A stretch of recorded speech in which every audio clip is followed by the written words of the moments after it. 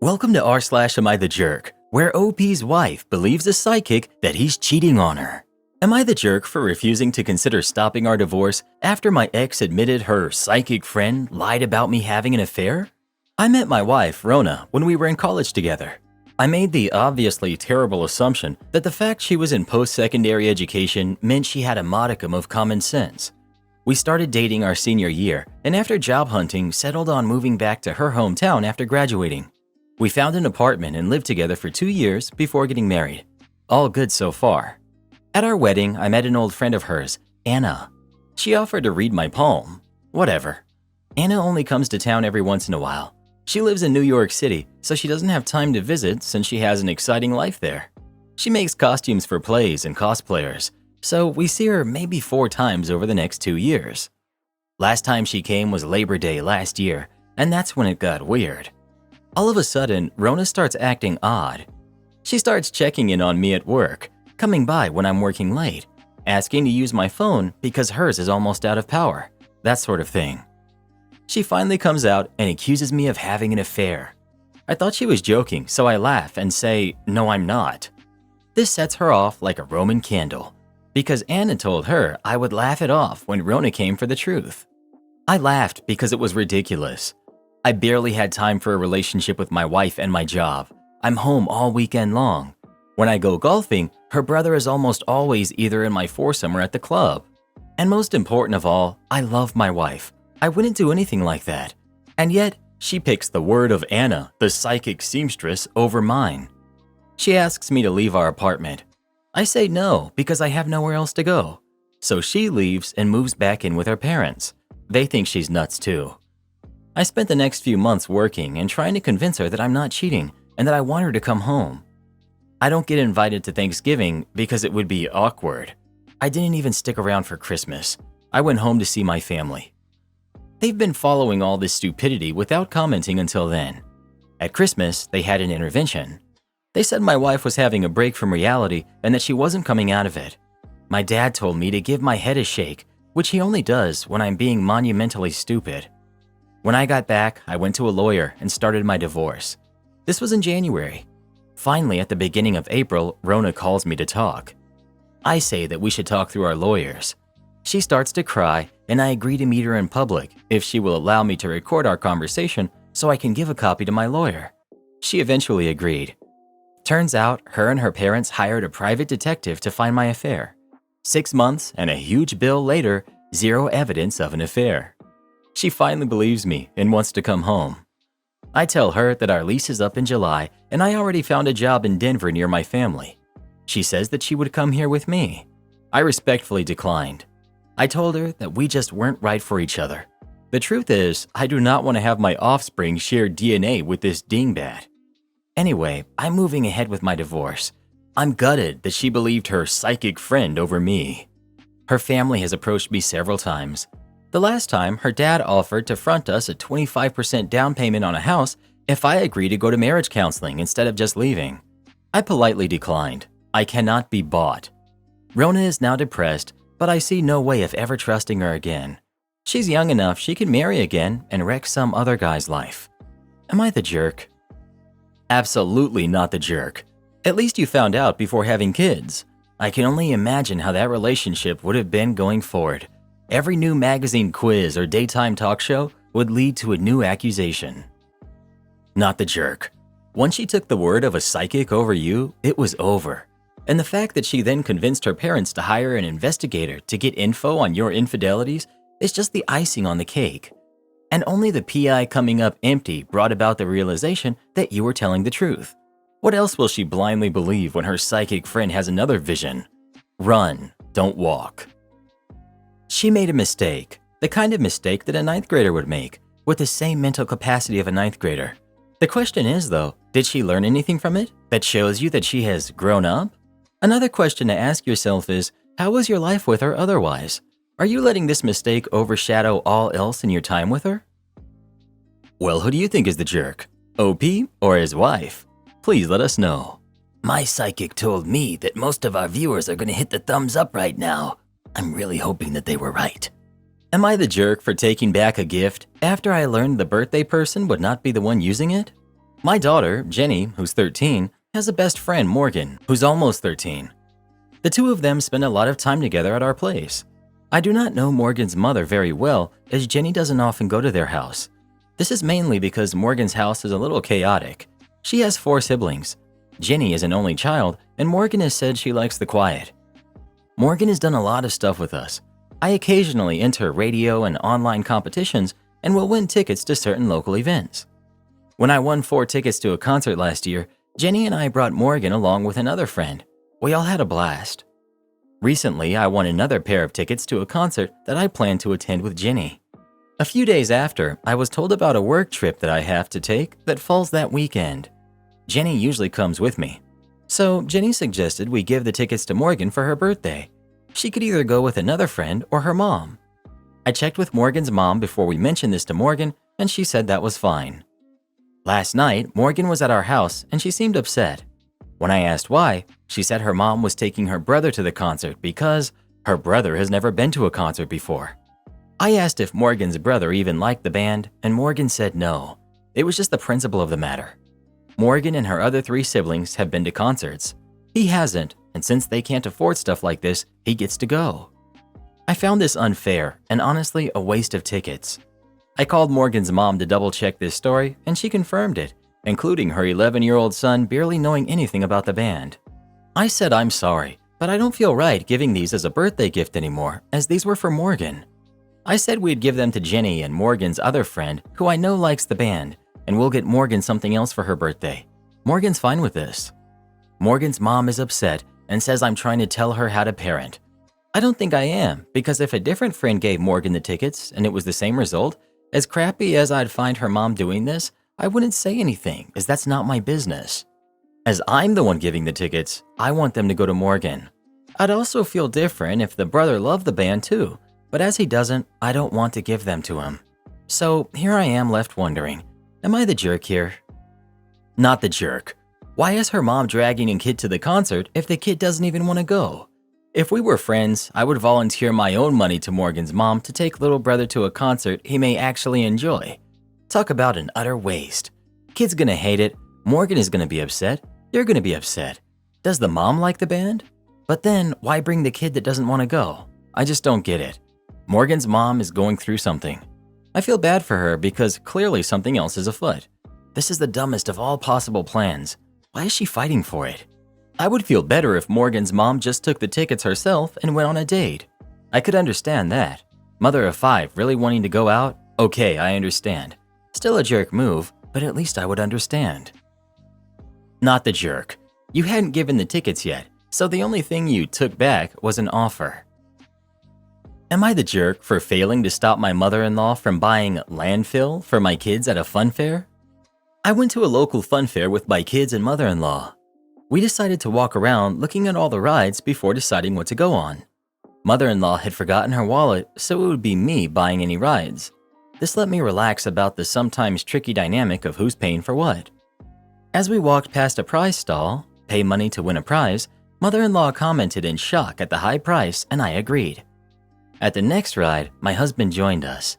He and I were chatting when we noticed that mother-in-law had gone back to the previous prize stall with the kids. He asked urgently what I had agreed with her about that stall, and I, slightly confused at his urgency, remembered that we had both thought it was overpriced. I knew she didn't have money on her, so I assumed they had just gone back to look.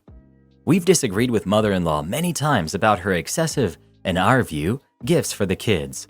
Each visit she buys toys, which soon get discarded, or more sweets and snacks than the kids can even eat.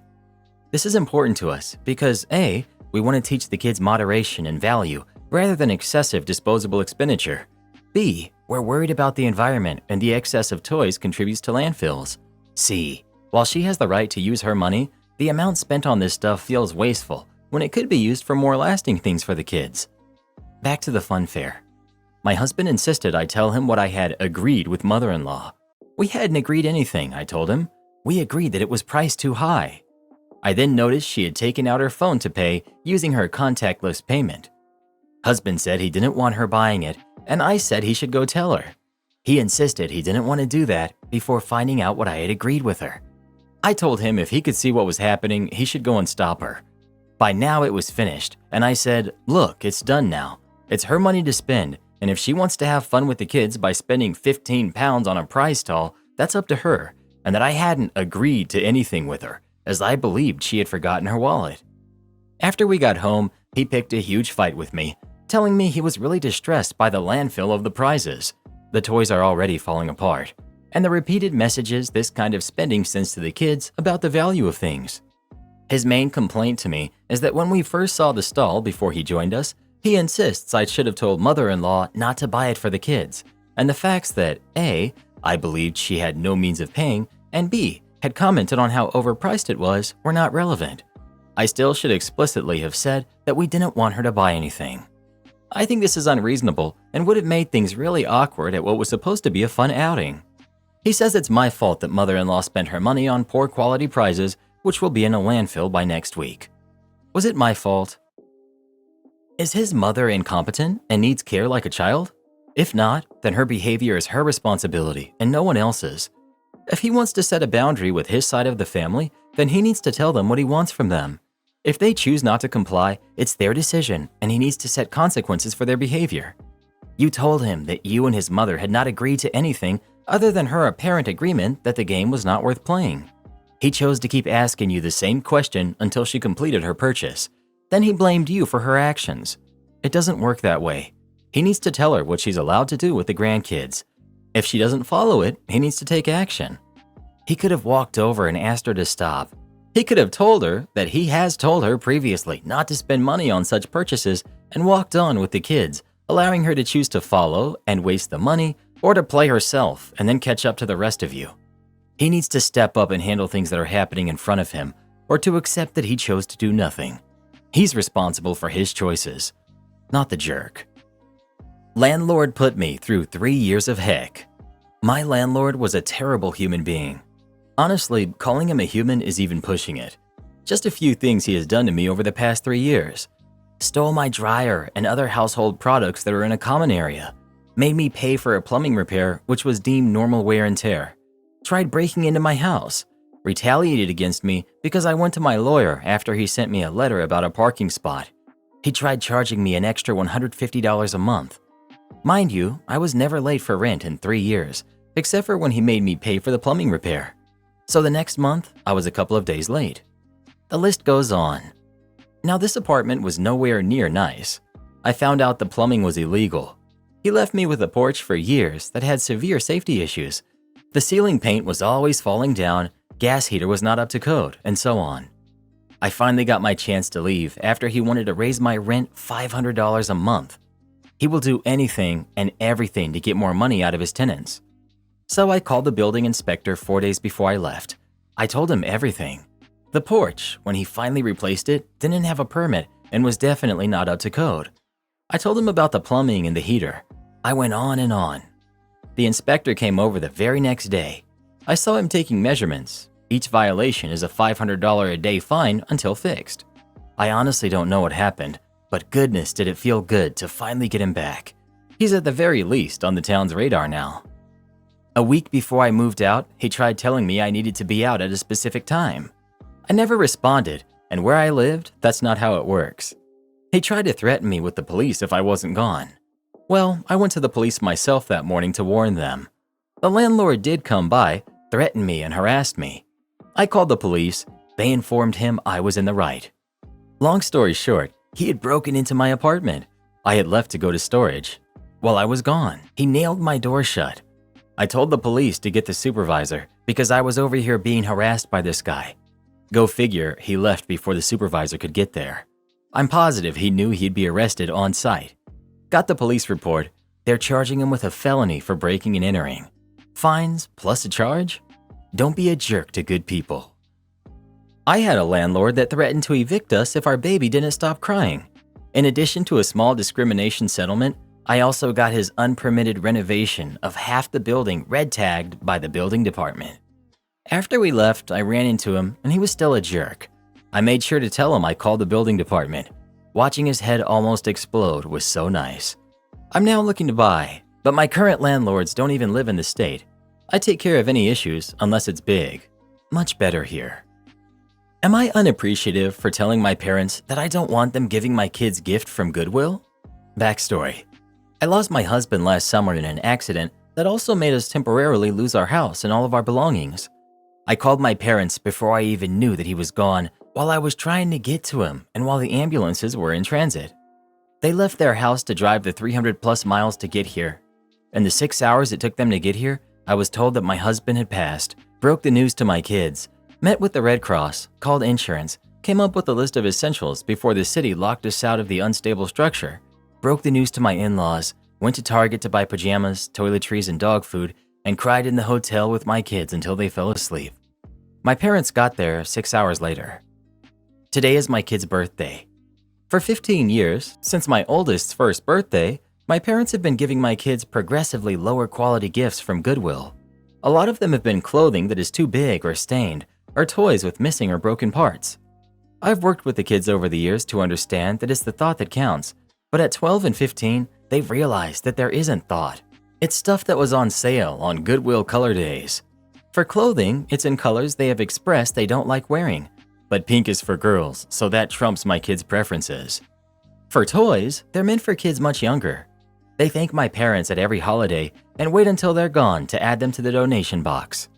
There have never been tantrums. Even when my daughter was given a chemistry set she was very excited about, until she tried to use it and all of the chemicals had expired 10 years prior. She consoled my father, saying that it was okay, she could do baking soda experiments instead. I decided to say something, again, in a very direct way that I knew would open the door for them to call me unappreciative. I just want them to not add any more disappointment to my kids' lives. I said that I'm very upset that they refuse to listen to me about anything. There were several examples that I brought up, and that I was disappointed that they continue to send things that can't be returned. It ends up being my kids opening presents, and if they don't like them, they're broken, they don't fit, they get nothing. They can't exchange them. That's the big point for me. They're punished for having different taste. It didn't go over well. I'm greedy. It doesn't matter what the gift is.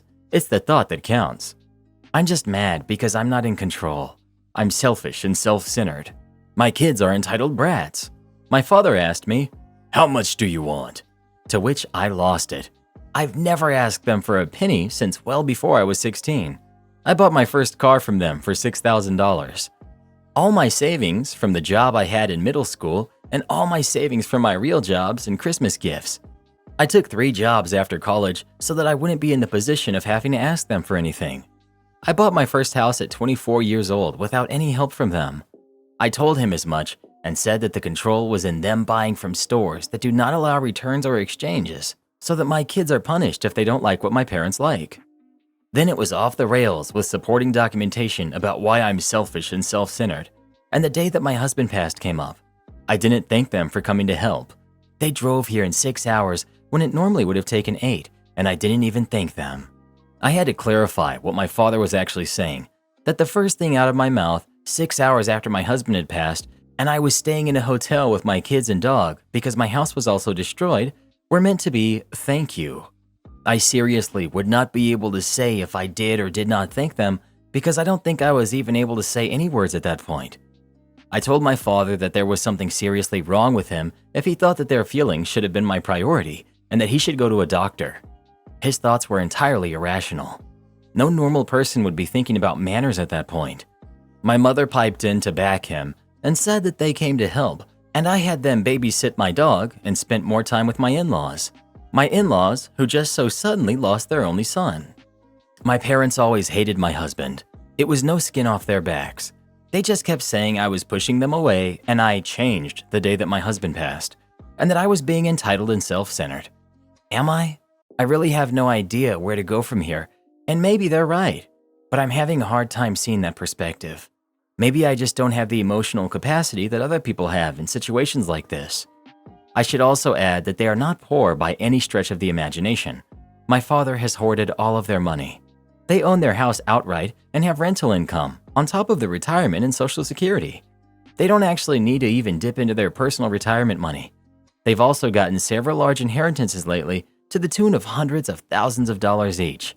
It's not a big ask for them to buy a single returnable item and would cost less in shipping fees alone.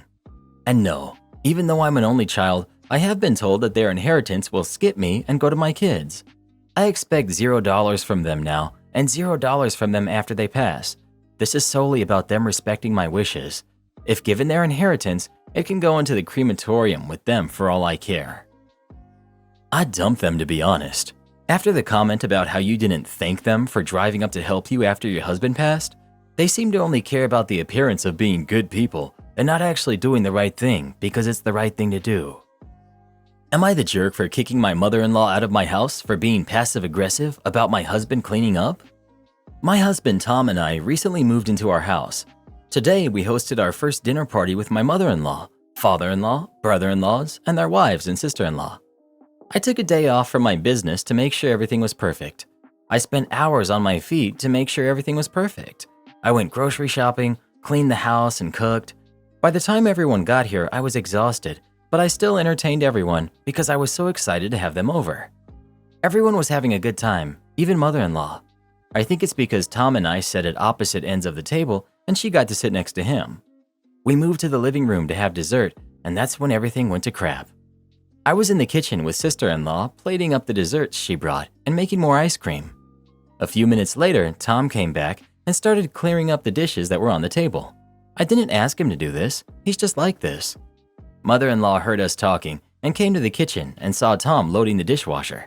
She asked if he knew what he was doing, and he told her that he did.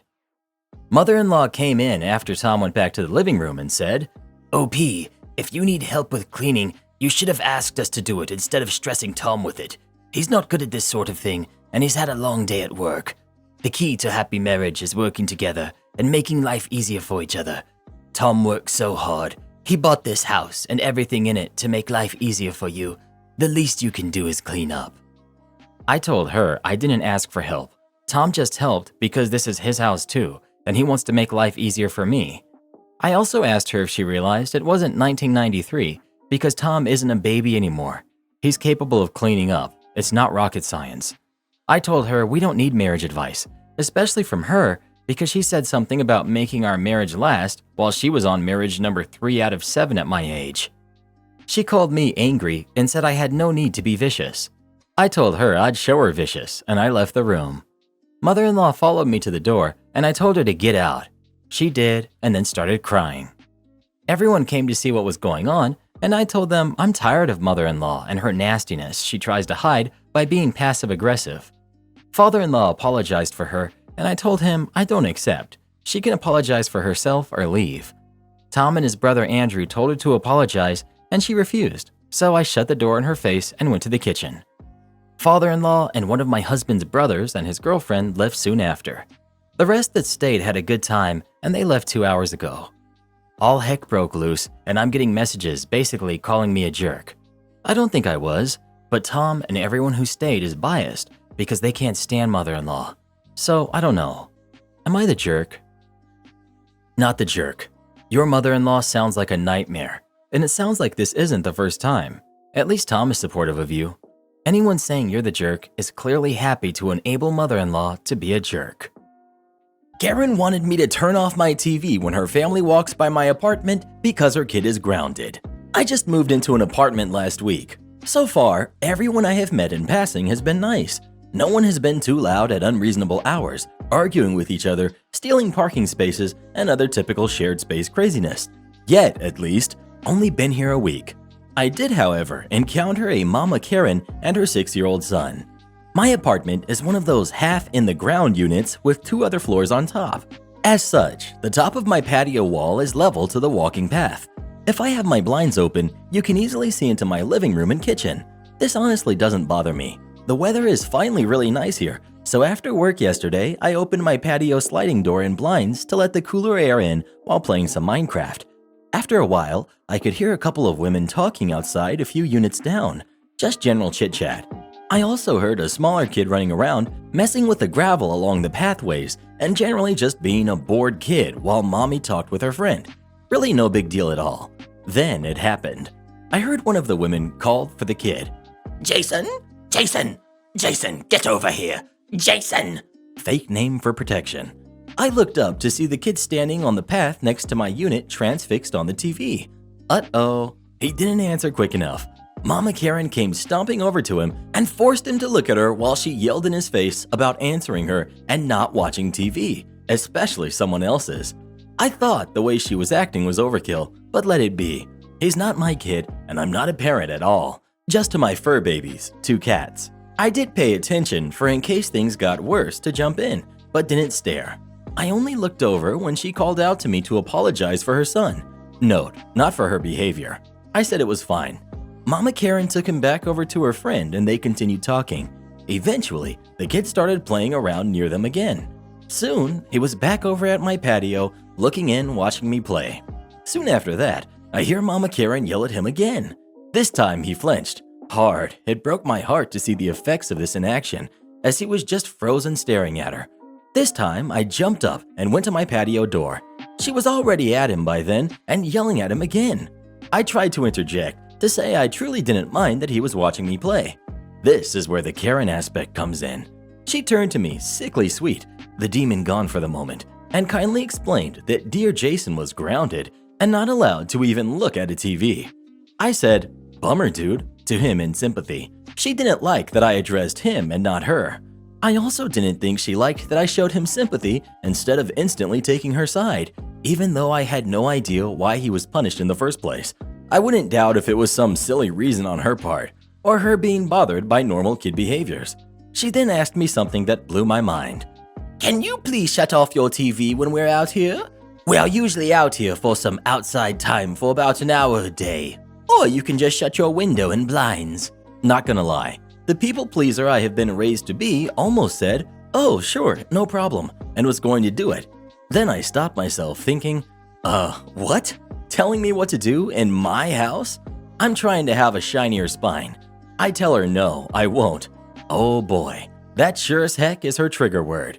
I thought she was going to reach in and jerk me around and yell at me like I was her kid. The look was so instantly upset. She again explained the situation, fully expecting me to cooperate this time. She laid out her case. She made the demand again. Not a faux question this time. I again told her no. I came home to relax, and this is how I do it. She asked me if I have kids. Uh-oh, I'm solidly kid-free, and according to the laws of parenting, my thoughts and opinions are completely and instantly invalid unless I pop out at least one entire, mostly full-term kid. I told her no, and she smirked. I thought so. I was ready for a lecture on how to handle kids properly or something, but she just jerked her son away back towards the other woman, who I assume was still there. She said something as she went, but I didn't really hear it, so I don't know if it was to me, her son, or her friend, maybe even grumbling to herself. I hadn't seen those two before yesterday, but apparently they're out there for at least 1 hour daily around that time. There's a pool, a few barbecue pits, and a grassy area outside my unit and between the surrounding units and buildings. I get to see all the good doggos walk by, and it makes my day. I really hope she doesn't cause issues for me. I just want to live there and not be bothered. I'm not going to help her parent her kid. No one else in the whole world should be expected to except her. I just don't get how she thinks she can ask a total stranger to turn off the TV in their home because she's punishing her kid in hers. Like, no, it doesn't work that way. I'm proud of myself for standing my ground, as brief as the encounter was. I worry for the kid though. What would you have done in this situation? Would you have closed the blinds or not? Please let us know. I would have opened them even more and turned it up louder, to be honest. Karen is furious at me because she rear-ended my car. So today I was stopped at a red light, totally stationary, not moving a bit, not even pumping my brakes to inch up, nothing to imply movement. Then enters Karen. Karen slams on the back of my car doing about 50. The initial shock wears off, but I'm still well into a panic attack because I do not like cars because of past experiences, and I find my phone and call 911. I step out of my car and go around the back to see what I'm working with. Then Karen gets out of her car. I'm expecting her to say she's sorry, ask if I'm alright, or even just an, "Oh my god," or "Oh crap." Nope, she greets me with, "You didn't call the police already, did you?" I tell her that's who I'm on the phone with. She says, "No, don't do that." I'm just like, yeah, okay, and go back to speaking to the dispatcher. They had asked the severity of the accident. I begin explaining to them what I'm seeing, which is basically a big jumble of plastics and hunks and chunks, but I honestly don't know what's from where and that the entire logo from her car is sitting on the ledge thingy of my bumper. Karen apparently was upset that I was not upset about how much trouble she had gotten herself into. She starts screaming at me, Look at my car. My car is worse. Look at how bad my car is. I simply said, "Ma'am, you hit me." She keeps on screaming, so I go back to sit in my car. By the time the cops get there, my nose is bleeding, my chest hurts, and my head is pounding. They call out an ambulance because they think I'm injured, but in actuality, I just have chronic migraines and chronic nosebleeds, and having a panic attack will cause one. So the EMTs are checking me out, and I'm trying to explain that all the blood happened after the accident due to me panicking, and I'm fine, I'm just sore and panicking, but they're concerned because my blood pressure is really high. As I'm speaking with the EMTs, I hear Karen complaining about how I don't need medical help. I'm fine, she didn't even hit me that hard, etc. And the cops trying to explain to her that they called an EMT because my nose was bleeding and that they weren't sure if I'd hit my head. She didn't say anything else, at least not that I could hear after that. Thankfully, my car is built like a brick, so it could probably be repaired with a plunger and a Sharpie. It's literally got like 3 dents. Her whole front bumper was destroyed. It was gone. After I got home, I got the petty idea that I should have just taken her whole bumper home, just shoved it in my trunk, since she wanted to be a jerk. Would you have called the police in this situation? Or would you have tried to just work things out with Karen? Please let us know. Always report accidents to the police. Never trust anyone who tells you otherwise. Karen decides that she and her son are more important than the rules of competitive chess. Back in the late summer of 2019, I was invited to work as an assistant tournament director at a small annual chess tournament which was held entirely for charity. I had played in the tournament in 2017 and 2018, but without many high-rated players intending to play, I decided to make my donation to the cause and help run the event instead given that option. This was a junior tournament, which meant every player was a kid or a teenager. I was 16 at the time, but the rest of the tournament staff were all adults. I also had some experience as an assistant tournament director at a local club, and the organizers did the exact thing which causes way too many problems in any competitive chess. They decided to allow spectators in the tournament hall. Anyone who knows anything about competitive chess would tell you that talking between 2 players is a big no-no, and that any chatting between players and spectators is a cardinal sin. I've seen spectators be thrown out for quietly murmuring among themselves, as they should be. Chess is a silent game, and spectators have no right to violate the rules which the players must abide by. The tournament was split into 2 sections, the advanced section and the beginner section based on rating. Every chess player has a rating based on their performances. The first time I took any notice of the Karen involved in this story is when she was registering her son to the tournament.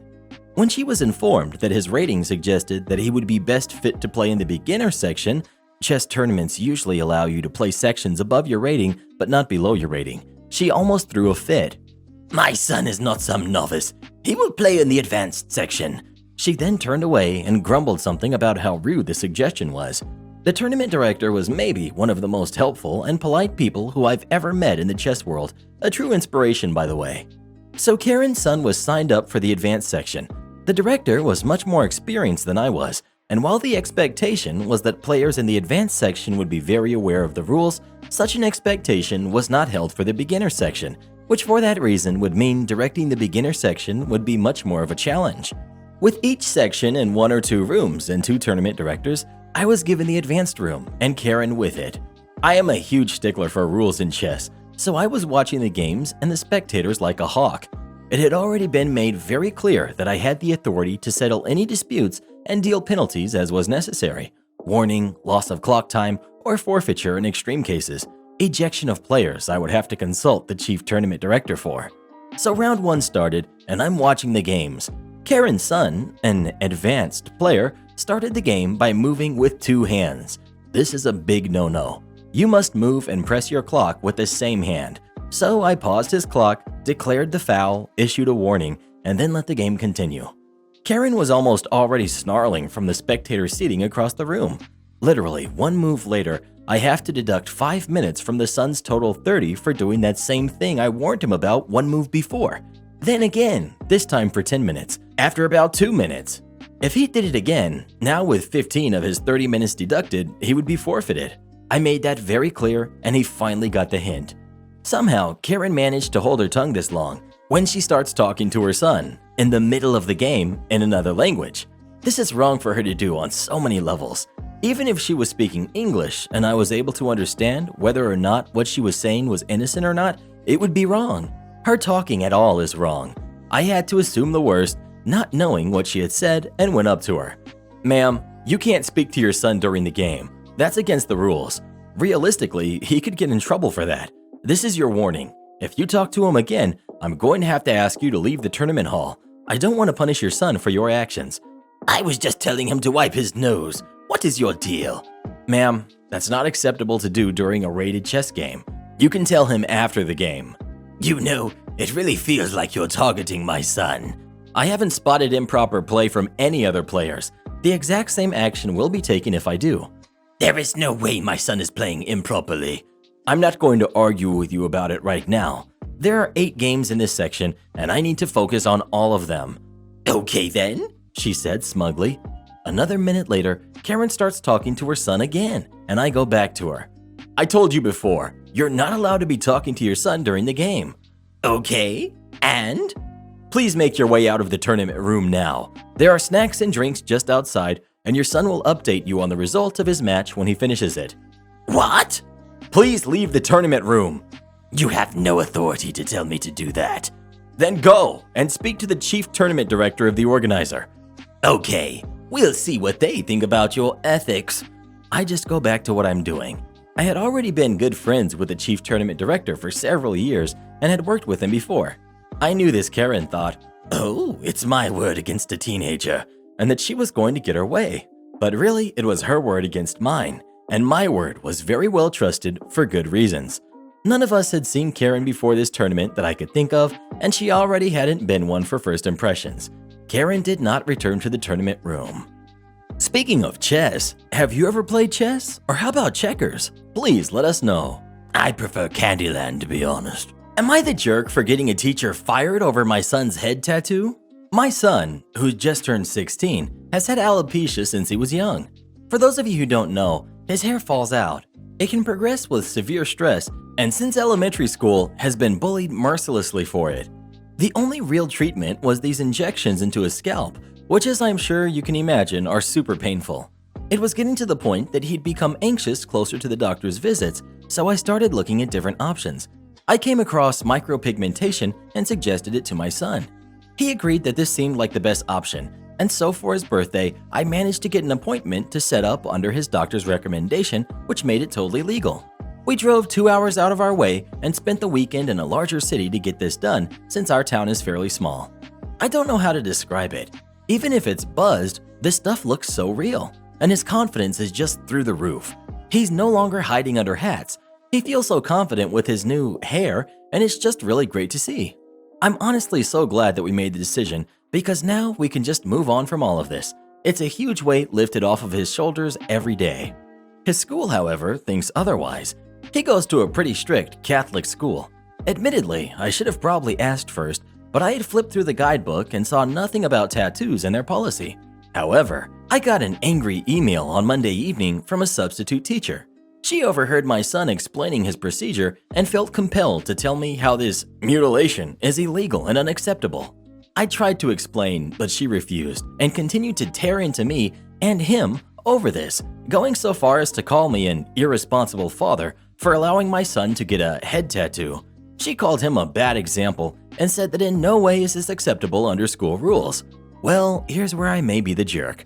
That admittedly upset me a lot. So I contacted not just the principal, but also a friend of mine who's on the board and the head of school, and forwarded them the conversation with highlights along with my own very strongly worded letter and other emails documenting the times that my son experienced bullying at that school, with minimum, if any, repercussion to those involved. I'll admit I was angry, but I threatened to sue them for discrimination. Needless to say, this prompted a lot. Apparently, the board is panicked about this, and the sub was fired. Word has gotten around due to the gravity of it all, and a few parents have called me the jerk, saying that I took the threats too far, as this substitute was not a normal part of the school and I shouldn't have taken such an aggressive approach. Am I the jerk for getting this lady fired over this, and also for causing such a stir? ETA for clarification. They did not tell me, "we fired her." It was a much wordier way of putting it, along the lines of, Well, I can't really say what sort of action the school will be taking on this matter, but I can assure you that you will not encounter her again.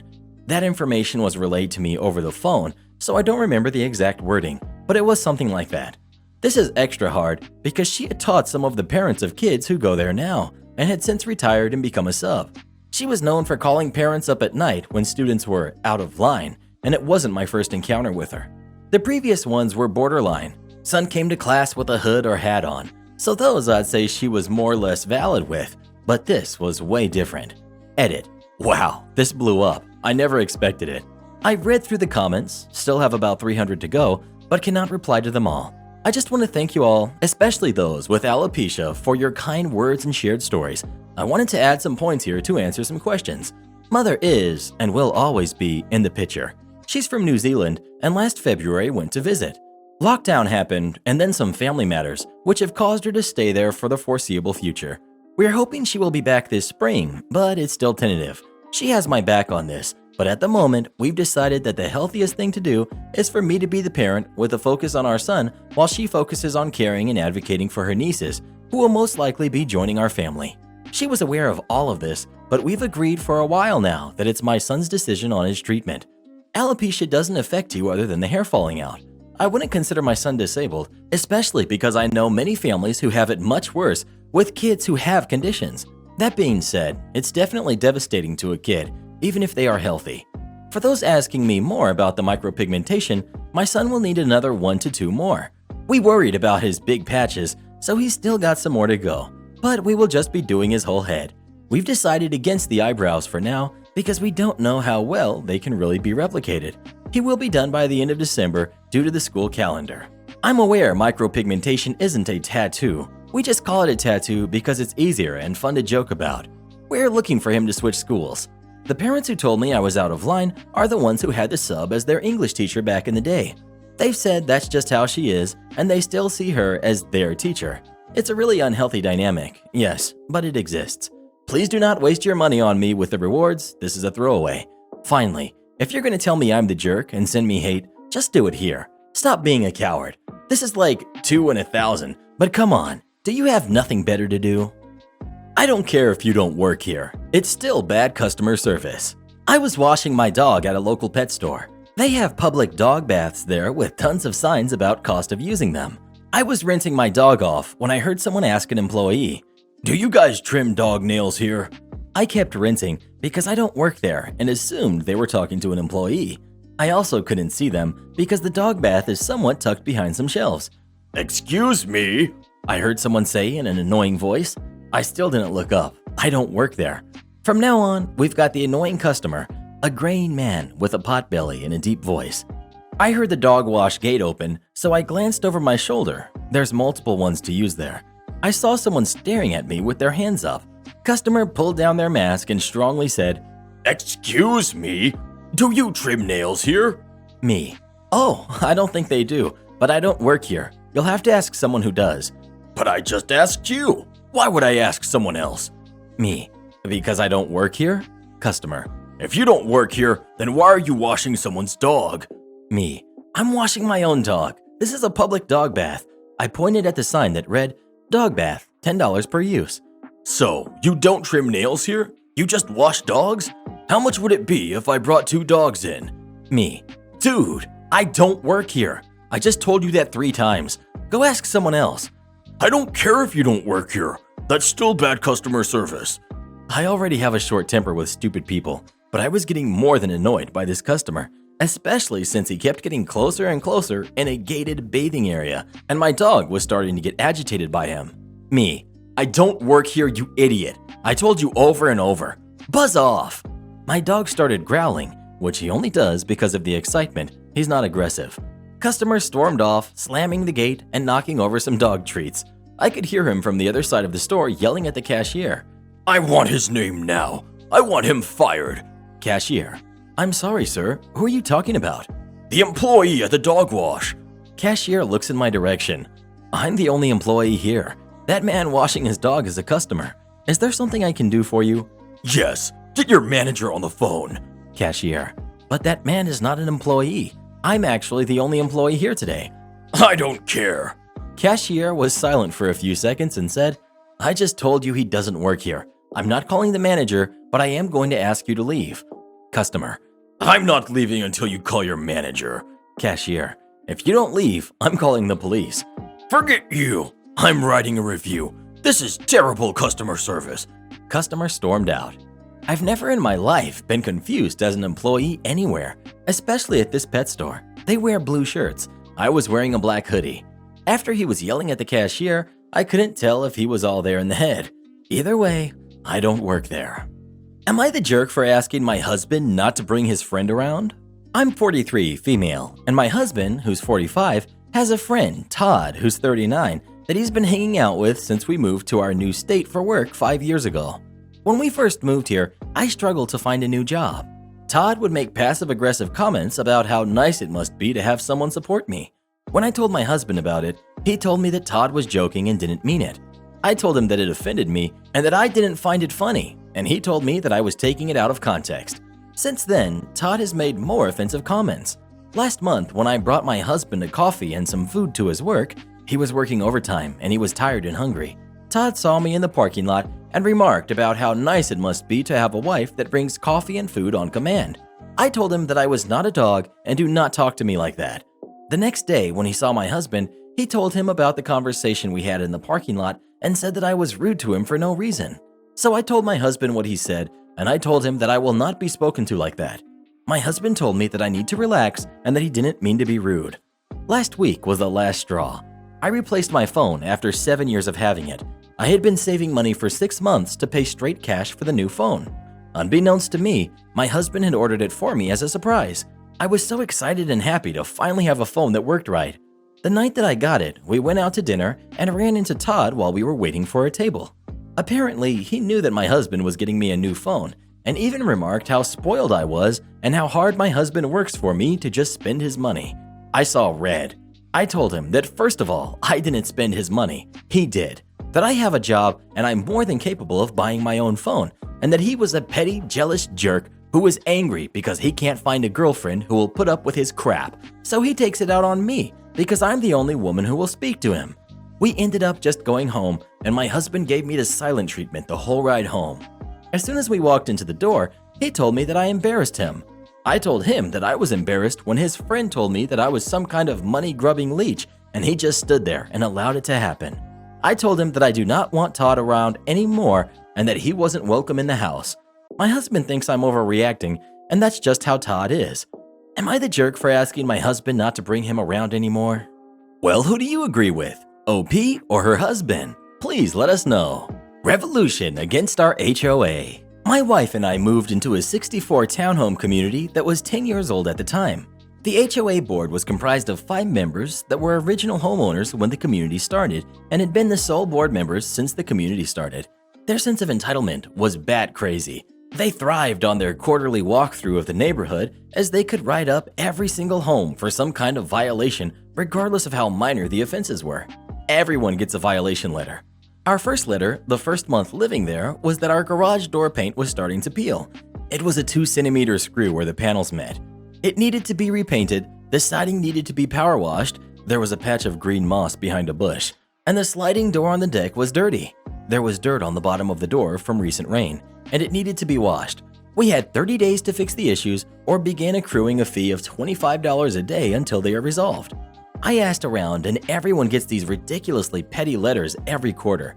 No matter what you did to maintain your townhome, you were going to get a letter about something. As this was going on, none of the major items the neighborhood needed fixed were addressed. After a decade since the construction, the ground had settled unevenly, and many homes had standing water issues where it wouldn't drain after a storm. The rainwater would sit around for 5 to 7 days in people's lawns, and more importantly, there had been a legal fight with the town since the community was started about our road being dedicated, meaning the town was responsible for snow removal. Our HOA dues included paying for our own snow removal, which we shouldn't have to, and we were paying an attorney for 10 years to fight this with no resolution in sight. Fast forward 2 years, and a few of us had enough and decided to band together to replace the board at the next annual meeting. The existing board got wind of this and hit us all with pages worth of issues of our properties, since if you have outstanding issues, you are not in good standing with the community, thus cannot run for a board position or even vote for those running. This petty move brought the community even closer, and we all spent the weekend before the meeting helping each other clean out their HOA honey-do lists. We took pictures, documented everything, then we had the US mail certified delivery of each packet with the completed list and photos to the HOA board who lived 75 feet away. Come board night, oddly enough, the lawyer was there to give an update that no progress had been made with the township on dedicating our road. He stuck around as we moved to the elections for the next board. We brought our signed petitions to add our names to the ballot. The board says we were not eligible as we all have outstanding issues with our property. We call BS with our receipts from the post office that they received our completed lists with documentation. They reply that they haven't reviewed them yet. We tell them that's not our problem and we are in good standing. The lawyer overhearing this states we are eligible to be on the ballot if we can confirm the issues with our homes were resolved prior to the meeting. The HOA president glares at the lawyer, but the lawyer just shrugs, saying, "The rules are the rules."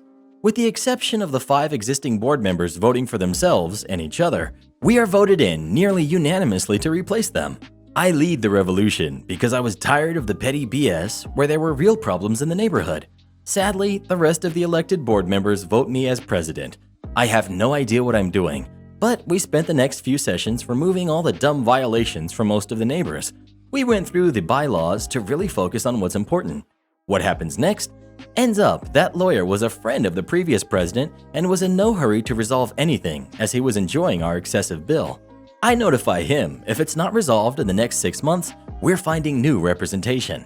He was actually good at his job when pressed to do it. He won the case, the town appealed and tried to drag it out. He fast-tracked the appeal as it had been going on for 10 years and we won the appeal too. The town dedicated our road, then the lawyer pressed that it should have been done years ago. It wasn't him slowing things down, but the town. He ends up getting us a settlement from the judge for back pay on us paying for snow removal that the town was responsible for. We ended up using that settlement to have French drains installed across much of the community to clear the standing water issues. With the money left over, we fixed a lot of the neighborhood issues that the HOA should have been doing the whole time. Fences and sidewalks in disrepair, replaced dead trees and shrubs, etc. It was great getting all that done without having to hit up our capital reserve fund. I remained president until we moved a few years ago. Our family began to outgrow the townhome. Now we live in a new, larger development with a new HOA. I was asked to run for a position on it. I replied, not a chance, but I will lead a coup d'etat if I need to. If you're going to walk out on your bill, make sure you won't have to come back. I've been in the service industry for about 4 years now. I've had my fair share of rude customers, complaints, and the occasional, but mostly rare, dine-in dashers. It's part of the job, nothing I take personally. Last night, I had a two-top arrive about 30 minutes to close. These two seemed like they were on their first date. I could tell off the bat that they hadn't known each other very long by the way they spoke and interacted with one another. They were extremely polite and didn't need much attentiveness, so I figured it would be an easy table. Those two got full-course meals. I'm talking multiple beverages, appetizers, baskets of fresh bread, combo entrees with add-ons and extras, salads, dessert, everything you can think of.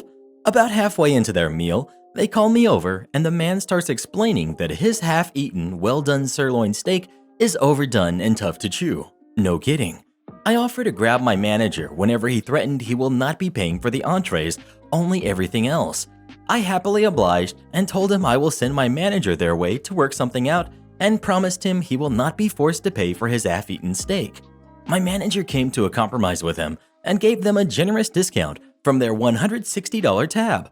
This brought their total down to $38. My manager ran their checkout for them and they seemed very pleased with the outcome. By the time I arrived back to the table, the two were gone. I didn't panic too much considering the lady had left her purse.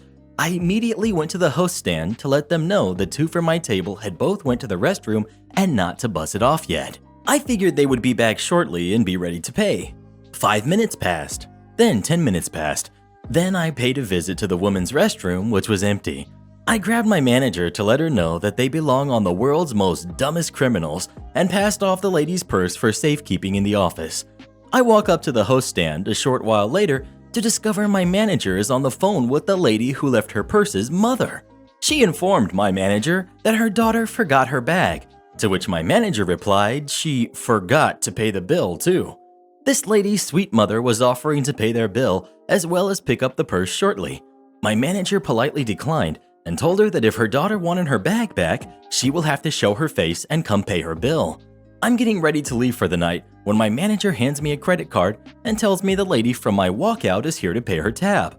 My manager told me to run the charge and then hand her back the card myself. At this point, I'm thrilled to see she was willing to come back in and face anybody. I swipe her card and hand her the receipt with the biggest smile on my face. I told her I hope she had a really great night and to be safe on her way home. She wouldn't even look me in the eyes. I stood and waited while she signed to amp up her nerves. Zero tip, but so satisfying. If you're going to commit a crime and walk out on your bill, make sure all your ducks are in a row.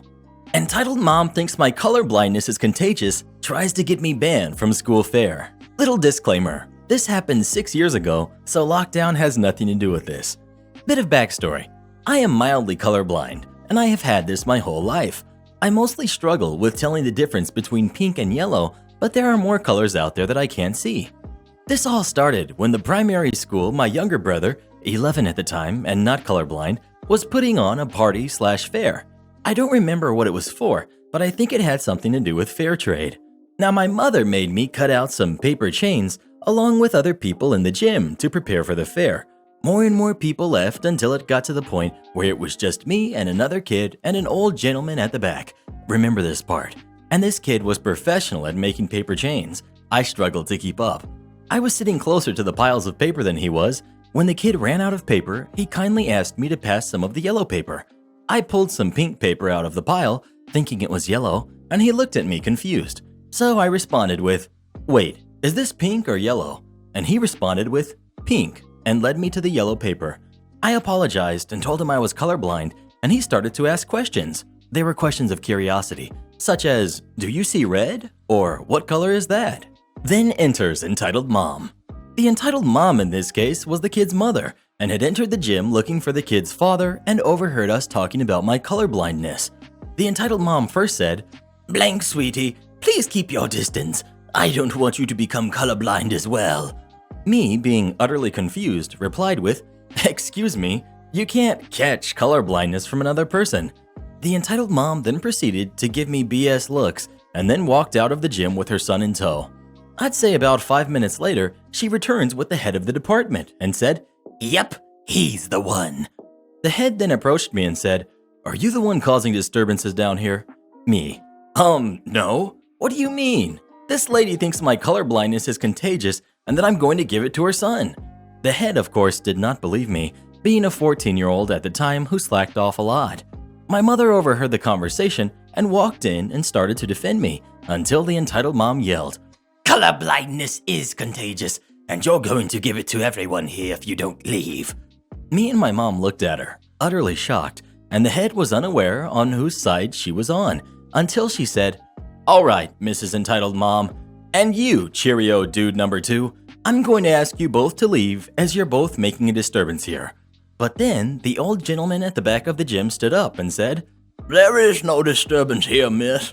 Mrs. Entitled Mom is the only one harassing anybody here," before sitting back down again. Having heard his side, the head banned the entitled mom from the school fair. Don't worry about the kid though, he got to go with his dad. I saw the entitled mom drive out of the school and I haven't seen her since. Also, as it turns out, the old gentleman was the school's former headmaster. Edit. I want to make it absolutely clear that the kid did nothing wrong. It was all the entitled mom. Edit 2. As a response to the concern in the comments section, I received a pair of colorblind glasses in 2016, which have been helping me out massively. Edit 3. This one post got me 5 new followers. Edit 4. The head was the head of the department, not the entire school. I thought I made that absolutely clear when I mentioned head of the department when I introduced her. Are there any colors that you have trouble seeing or confused with others? Please let us know. If it's not pink, then it doesn't matter. He punched me over a fender bender. I destroyed his life. I was working as a civilian with the US military overseas, and I lived off base in an apartment complex popular among the US military. One morning, I accidentally hit another soldier's vehicle. Upon exiting the vehicle, I noticed that both our vehicles were what you would call a hoopty. A hoopty is an old car that's pretty beat up and has been passed around from service member to service member, and they generally sell for $1,000 to $2,000. I also recognized that I was at fault for the accident. It was a very minor accident. His rear bumper was dented in slightly, but I could hear both our cars still running. I approached the driver, who had already gotten out, and he was in uniform, and I apologized and said if it was all right with him, I'd like to negotiate a payment that I will pay him in cash, and we don't involve the authorities. I wanted to keep this simple. I'll be honest, the accident was so minor, I honestly expected him to say, "Nah man, it's good." But even if he wanted some money, I would have paid him. I've always been in the opinion if you have a fender bender and can negotiate agreeable terms between both the parties, it's best to not involve insurance/police. He told me he wanted to call the police. I said we could call the police or we could go on base together and I could give him $300. He said that wasn't enough, so I upped my offer to $500. He proceeded to punch me in the face. It was a sucker punch. He got into his car and took off, and in the process nearly ran me over. Now, I had a black box in my car which recorded everything. I went to the provost marshal's office on base, the police station, and reported the accident and the assault and showed the MP my footage, which they used his license plate to track him down. I was also asked if I wanted to involve the local authorities/press criminal charges off base. Honestly, I felt like the soldier would learn his lesson if I let UMCJ, the military court basically, handle this. And I said, not at this time. I was told it was an option. The end result was the soldier in question got 60 days of extra duty, reduction in rank, and forfeited a portion of his paycheck. Essentially, if he dealt with that, this would have been the end of the whole ordeal. Honestly, at this point, I assumed our little ordeal was over. Well, a few days after his punishment was decided on, which was not long after the incident itself, I was in the commissary, grocery store on base, shopping, when the soldier who assaulted me saw me and began to insult me. I told him he needed to calm down, that he should have learned his lesson. He told me I was a jerk who didn't know how to take a punch. I reminded him that I held back on destroying his life. He told me he's already been punished and I can't touch him again. He left me be. A store employee witnessed the entire encounter, and I got the employee's details and reported this interaction to his command. His commander told me he had been ordered to not interact with me and would take action. His commander also recommended I involve the local authorities since this soldier obviously isn't learning his lesson. So I did. I contacted an attorney. The attorney was unsure if we could successfully sue the soldier and said he would need a cash payment to take the case. Honestly, I was mad and wanted to teach this guy a lesson. I agreed, and it was not cheap. To keep this story short, we ended up in a court off base. We presented our evidence. The soldier in question had decided to represent himself. Several times in the court, he had outbursts. The judge ended up granting me a judgment of approximately $50,000 US. When the judgment was given, the soldier called the judge a jerk and that the army would cover for him. So the judge changed his judgment to $80,000, and the judge then asked me if I wanted to press charges against this soldier in criminal court. Honestly, it was obvious this guy wasn't going to learn a lesson. I told the judge I wanted to pursue criminal charges in addition to the judgment. My lawyer later advised me that if I ever wanted to see the money, I should pursue an international hold.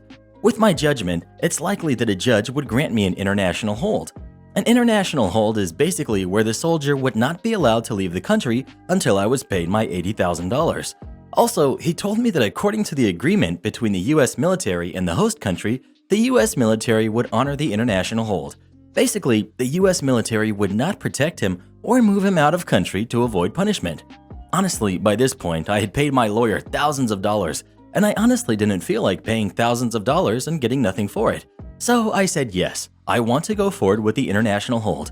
About a month later, the international hold was granted, and the US military was informed of this. 2 months after that, the criminal case was over, and the soldier was sentenced to 90 days in jail. By this point, the soldier had been moved onto the base into his barracks by his commander. I remember the day I was informed the MPs handed him over to local authorities to begin his 90-day jail sentence. Did I mention he still owed me $80,000? I heard nothing for a year, and then one day I get a call from his commander. His commander wants me to make a statement in regards to the case. I go in and make the statement. During this statement, I find out that the US military was in the process of chaptering the soldier out of the US military. The commander also informed me that he was close to coming up with the money to pay me so he could have the international hold lifted. The commander also asked me if my lawyer would be willing to make a statement. I contacted my lawyer, who also made a statement about the facts of the case. A few weeks later, his ex-wife contacted me. When this all started, I knew he was married. Guess his wife decided to divorce him. She informed me that her ex-husband had the money and needed the details on how to pay me. I provided her the details, and a few days later, I got the payment and contacted his ex-wife to inform her I had been paid. She then asked me to send a receipt so he could have the international hold lifted and return to the States. I asked her how he got the money, and she said he maxed out his credit and also had his family help out. Also, during this conversation, I had found out that the Army had chaptered him out of the military. I sent her the receipt, and that was the last I ever heard from his side. I took his $80,000 and bought myself a brand new car and used the rest of the money to put down on an investment property. FAQ. This post blew up. I turned off inbox replies because it was too much, and I felt like answering some common questions. Am I worried about the guy getting revenge on me? No, he's back in the States and I'm still overseas. He most likely has a criminal record, which means he wouldn't even be allowed past immigration. Plus, since then I've taken a new job, moved, etc. Not connected to his incident, just how things are. Plus, this happened many years ago. The amount seems high? The actual amount was in a foreign currency, and I rounded up and adjusted figures, but it was very high. I did suffer from a black eye, and his behavior after the fact didn't help. Also, this incident happened in an Asia country during a time period in which we had several other high-profile incidents with US service members messing up. My incident was not high-profile at all, but that all played a role. Honestly, I expected around 15 to 20,000. Also, in this country, settlements for damages are based upon your ability to pay and tend to be on the higher side. I think the court also thought he was an American and could afford it. However, the amount even shocked my lawyer. Why did his commander recommend I take this to civil authorities? I got the feeling his commander was tired of this soldier. I suspect I wasn't the first incident. What country did this happen in? I don't wish to disclose that. However, several people in the comment section have guessed correctly. Actually, someone who is familiar with the incident PM'd me, so this blew up more than I intended. I will say this, it happened in Asia, in a country with a large troop presence. Why did I go so far? Honestly, that was never my intention. In fact, I decided to report to the military instead of going straight to the local authorities because I figured doing so would allow us to deal with the issue in-house and his punishment would be limited. I was right, he didn't learn his lesson. However, once I got the local authorities / my lawyer involved, it turned into something I didn't expect. Also, by the time that dust had settled, I had paid my lawyer a significant sum of money, had to use up my vacation days. In total, this entire incident cost me thousands of dollars in lawyer costs, vacation time, etc. So I did want my money back at that point.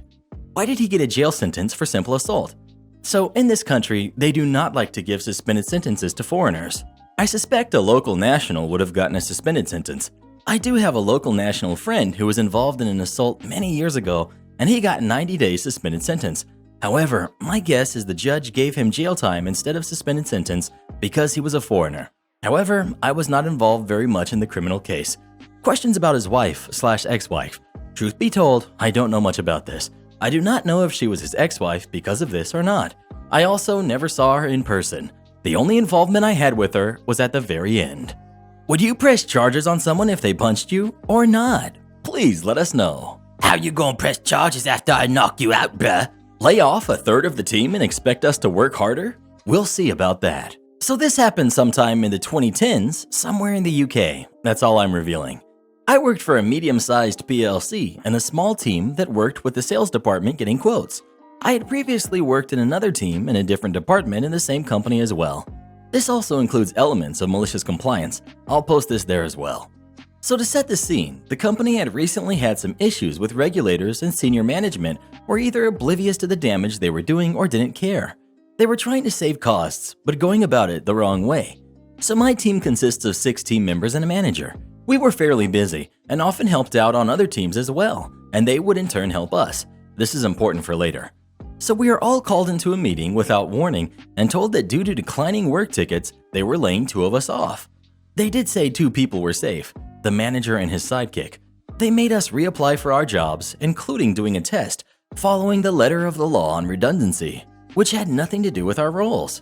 It also became apparent during the process that the company flat out lied. or at the very minimum manipulated the data used to come up with their conclusions of falling ticket numbers. They dropped by 13 from year 1 to year 3. Bear in mind, it was a total of several thousand tickets a year. In the end, the company carried on and 2 team members were removed and made redundant, one of whom took a golden handshake, the other sued the company for various things, not really worthy of mention here, and won. After the dust settled, it also became apparent manager secured his sidekick's position despite him being the worst member of the team in terms of work done and work quality. So in the weeks after, the entire team were too busy to help other teams who then stopped helping us, so a huge backlog of tickets also built up. We also got threatened with disciplinary proceedings if our backlog didn't come down, but were also refused any overtime. During the process, we had also been admonished for skipping steps and getting quotes, steps that often took a significant amount of time and served no purpose. So me and 2 others remaining, not including the sidekick, decided to do everything by the book down to every last bullet point. This made the backlog of work even worse, but they couldn't say anything. One week we had another meeting with HR, the sales director, and our manager to discuss the issues. We all calmly said, "We are sorry, but we have to follow the guidelines and rules laid down, and this is as fast as we can work." We were also asked to start helping out the other teams again, as we should be team players. Again, we said, "We are sorry, but we can't. Our workload is too high, and it's also not in our contracts that we have to do other teams' work." This went on for several months, and management still refused to believe we were overworked. When it was time for holidays, we realized that we hadn't changed the amount of people allowed off from 3. So we all booked holidays. They both went abroad, and I decided to visit family at the other end of the UK. Of course, when manager realized, a week before, he went nuts and another meeting with HR was called. We all calmly said, "Sorry, but we checked the rules for our team, and 3 people, out of 4, manager could do what he likes, can be off at any one time." And again stood our ground and all went on leave for 2 weeks each. This caused even more chaos at work, as you can imagine. The sales director, after this, hatched a plan to get the Indian teams, we had offices in India and other offshore places, to be trained up by us and to help us. However, they demanded we fly out to spend weeks there training them. Again, we all refused, as it's not in our contracts to be trainers or to have to work abroad. They ignored the fact I didn't have a passport at this time. So poor old manager and his sidekick traveled out and trained them for weeks. Eventually, both stayed for over 2 months and failed to train them. We would send low-effort tickets to them, and they would mess it up, and we simply said, "Sorry, to fix this, we need to do it again."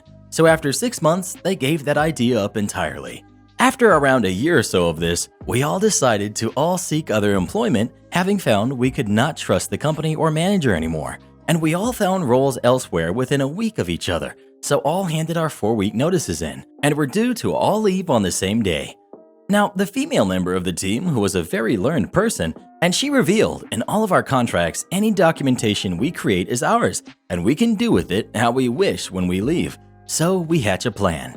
In the final week we are there, we move all our digital stuff to one location, including all my manuals and cheat sheets for my previous team. They both did the same with their previous positions within the company.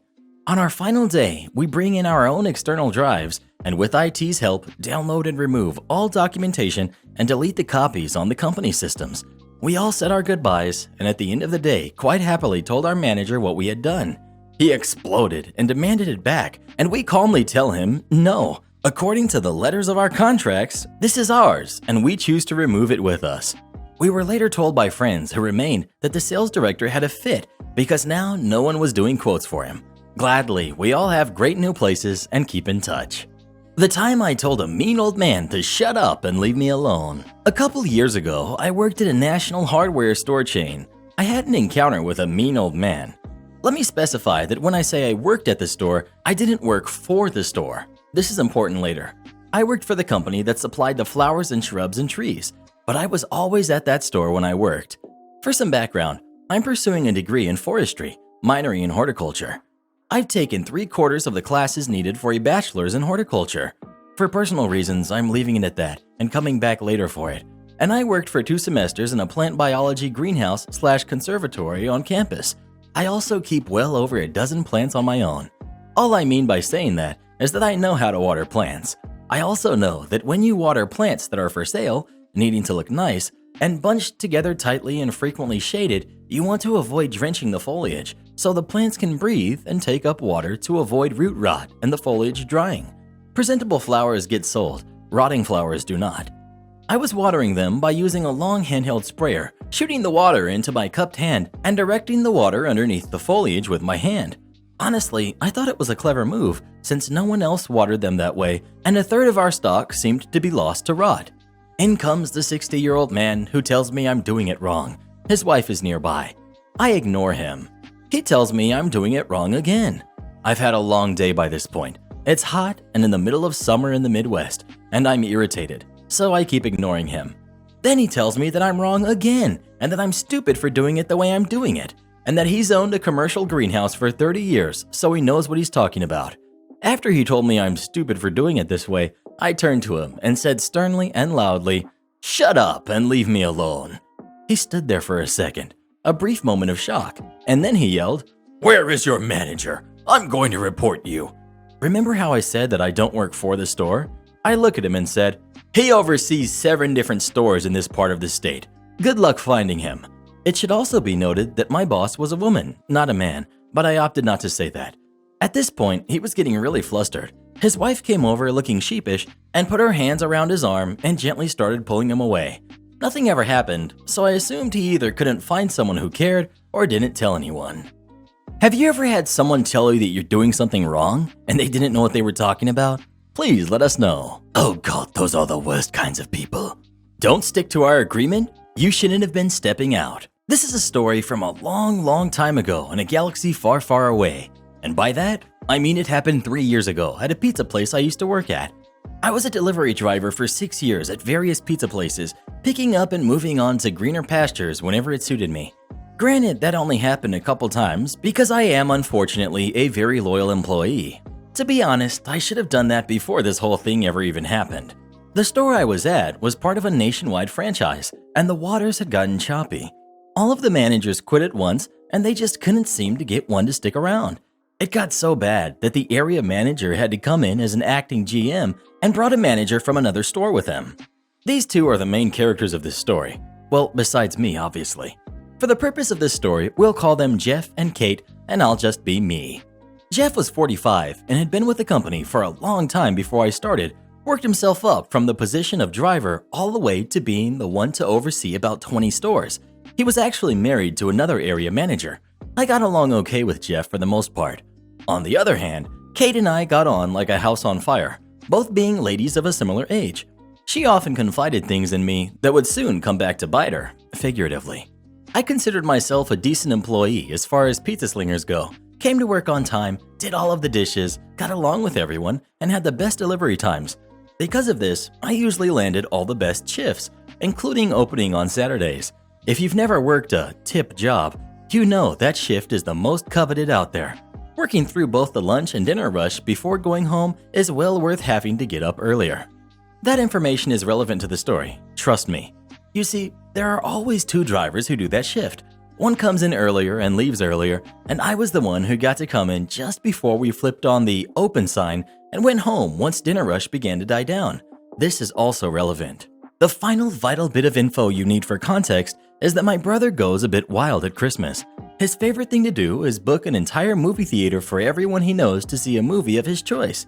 This particular year was when The Last Jedi came out, and he is a Star Wars fanatic, so that was what we were going to see. Unfortunately, it would be at 6 on a Saturday, at least 2 hours before I would get off. At this point, Jeff and Kate had been with us for 3 months without managing to find suitable replacements, and I made an arrangement with other opening driver to switch shifts because his ended right when I would need to leave to make the movie. I then cleared it with Jeff and he agreed to let me go at 5:30. I was all set, or so I thought.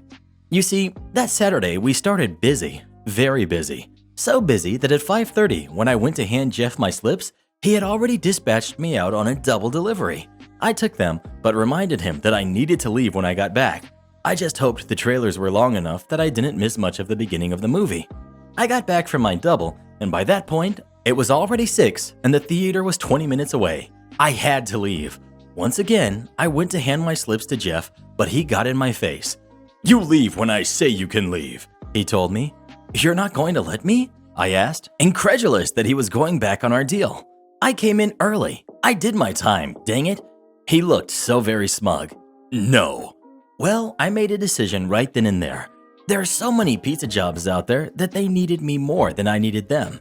I took my slip book, you know, the kind that you can see in restaurants. I found they're great for deliveries because not only can you store all of your slips in them, but they're hard enough for customers to bear down on to sign. Anyway, I slapped that in his hand and said, "Fine then, I quit." It was his turn to look incredulous. After making sure I meant it, he checked me out and I left the store fuming. I missed the entire opening of my movie. But the story doesn't end there. Oh no. You remember how I said Kate would confide in me? She loved to tell me all about how often she and Jeff would meet at a hotel after work. She even horrified me by telling me Jeff would turn off the cameras so they could go in the back office when the store was empty, in a chair I had sat in multiple times. Kate was even so obliging to give insignificant details like the date and time that this happened.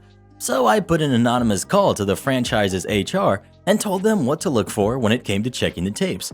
I told them everything Kate had told me, but I still wasn't content with leaving it there. So I went to my local pizza place that just happened to be in Jeff's wife's area. Remember when I said she was also an area manager? And I got to gossiping with the workers there while they made my pizza. I was well aware it would make it back to her. Food employees can't keep such juicy gossip to themselves. Jeff got demoted to store manager, then transferred to the same store in his wife's area I went to so she could keep an eye on him. I guess it didn't work out because last I heard, Jeff's wife divorced him and he no longer worked for that franchise.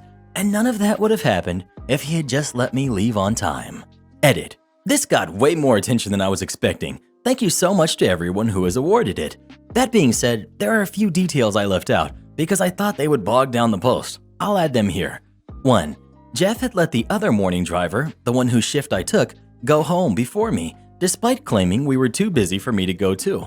2. I said Jeff and I got along okay, and that was not entirely the truth. Before he started seeing Kate, Jeff had hit on me pretty relentlessly. I turned him down, of course. I am the firm believer that you should not dip your pen in company ink, and he did not handle the rejection well. He would often do petty things to get back at me, but it wasn't until this situation that it really got on my nerves. He was the kind of person who acted friendly to your face and did crappy things behind your back, exemplified best by cheating on his wife. 3. His wife had been out of town for a few months, training area managers out of state, which is probably why he got away with the affair for even that long. 4. He would have been caught eventually anyway. His and Kate's relationship was pretty open in our store because neither of them seemed to grasp the concept of discretion. I just happened to be the one who blew the whistle. 5. Finally, Fred had a grudge against my brother because he sued the same company for having to work unpaid overtime. This was his attempt at doing both of us over at once. Lady upset because a stranger didn't comfort her in a public restroom. This story is of family friends who had the displeasure of working closely with this woman at their job. So for a little context, this person, who we will refer to as entitled parent, works with our family friend and is that kind of person who thinks they're friends with everyone they talk to. But in reality, no one really cares to have them around. Entitled parent also had a pair of pet rats whom she talked about and treated almost exactly like you would human kids. If family friend ever mentioned their kid to other coworkers, entitled parent would butt in and begin comparing the totally comparable struggle of raising a kid versus rats. It's also important to note that family friend loves animals and has many pets, so they understand both the struggles of raising people and pets and knows firsthand that it's a completely different realm. Family friend is also a fairly nice person, so anytime entitled parent would butt into these convos, flaunting her precious rats, they would never say anything to entitled parent. Now comes the story. Entitled parent had sadly lost both of her rats, and as you could imagine, this lady was completely distraught. Many of us know the pain of losing a beloved pet, and family friend was no stranger to it, as they've lost many in their lifetime, so they sympathized with entitled parent in this troubling time. Family friend personally reached out to entitled parent, sending their condolences, to which entitled parent replied with something along the lines of, "Thank you, it's just so hard, you know. I've gone to the bathroom like 10 times today to cry. I even left a meeting early because I just can't take this pain." Later that same day, family friend was on their lunch break and a sniffling entitled parent came to join them. Entitled parent, of course, began to voice her dismay unprovoked and went on to discuss what travesty had just befell her. Entitled parent told family friend she went to the bathroom for yet another cry break, and as she sat there, sobbing on a public toilet, she heard someone walk in. The random stranger went along their business and left the restroom. Normal thing to do, right? Well, not to entitled parent. I was told entitled parent said something along the lines of, "That stupid jerk didn't even ask if I was okay, or offer to console me. What kind of monster do you have to be to leave someone crying in the bathroom?" Family friend was absolutely shocked at such a comment. How is not confronting a random crying stranger who is in a random bathroom stall something worthy of being called a jerk? Even still, family friend is non-confrontational, so nothing was said to entitled parent. Entitled parent even relayed this story to other coworkers in hopes for some sympathy, to which none was received. This type of behavior still continued in the next following weeks. According to family friend, an entitled parent was getting on everyone's nerves, yet nothing was ever said.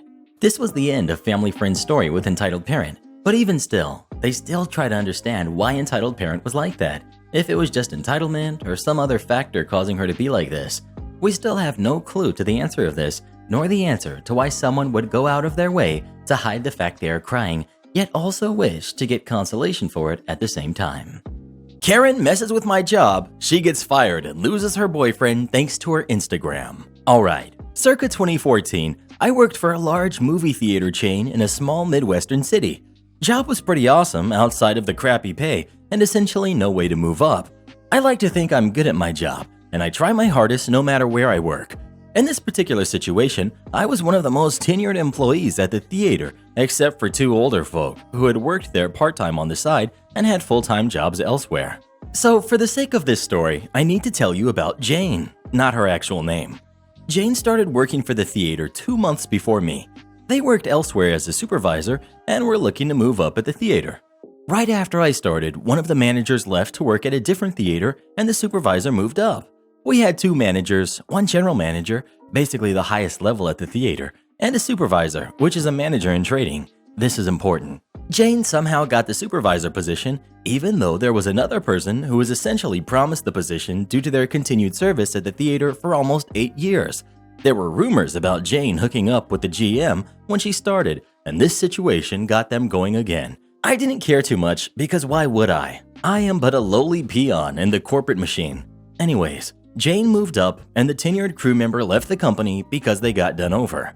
Once Jane moved up, we had a whole meeting about her moving up and how the theater focuses on professionalism and ensuring no favoritism was happening, specifically referencing how normal crew members shouldn't fraternize outside of work with management. Jane didn't really listen to that though.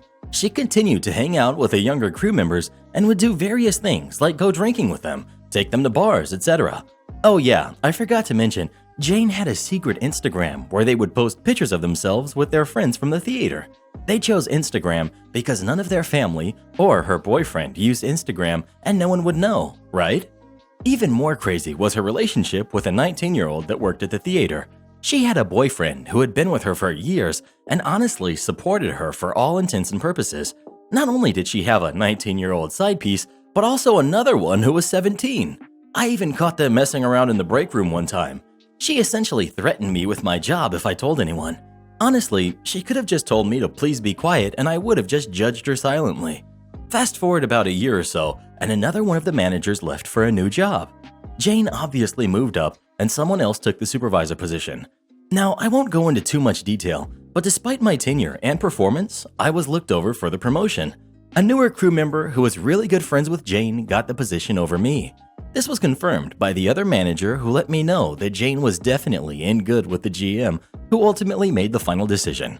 That being said, I was beginning to sour and making minimum wage for years at a job that couldn't give a crap about my efforts and continued performance. That being said, I was preparing for an exit. Before I get into my exit, it is important to note that Jane had, and most likely still has a problem with me. I've talked about some issues that I had with her, but I never escalated or even confronted her about anything she did to me up until this point. I honestly let it be. But I didn't like her, and the fact I didn't like her or play along with her BS infuriated her. So much to the point where she made my life heck at the theater. When she was a supervisor, she didn't have much power, but when she became my manager, she began giving me crappy shifts, convincing people that I was weird and to avoid me. I mean, I am weird, but not like avoid me weird. Threatening me, my job. Her and her gang of misfit jerks also slashed my tires. I have no solid proof, but my car was parked in the employee lot, and only employees can get in. Beyond that, she also made fun of my girlfriend, my now wife, for having an invisible illness, MS. She would make her life heck because she had a disability and had some minor limitations. Add together all of this, plus my girlfriend went off to college, plus getting looked over for the promotion. Suffice it to say, I found a new job. I had a few close friends at the theater, including my now wife, who I met while working there. Silver lining, right? I had let a few of them know about this new job, but told them to keep it on the DL since it was still 2 weeks away. I had put my 2 weeks in with the GM and asked that he also keep it on the DL, since Jane and her posse would mess with me. I told them that I wanted to tell everyone myself, so to please keep it quiet. Now, the important thing about my new job is that it essentially paid me double my wages from the theater. All of my friends were stoked for me. I was taking a job that would also have me making more than the managers at the theater, but also a job that puts me on a better track in life. That being said, with Jane and I butting heads on multiple occasions and her track record of messing with me, she decided to get one last attack on me. She started a rumor that I was just going to call out on all my shifts the 2 weeks before my new job started. With her last act of revenge in motion, the GM approached me and let me know that he wouldn't be scheduling me the last 2 weeks. I tried to explain to him that the rumors were BS, that I needed to work because it would be my only source of income. I told him that Jane started the rumor, and I started to tell him all of the other stuff as well. He, of course, didn't believe me and told me that Jane wouldn't do what I was saying she would do. So it was her word versus mine. I contacted my new job, who let me know that my start date was firm and that their budget wouldn't allow me to start until 2 weeks later as originally planned. Now here I am essentially jobless for 2 weeks.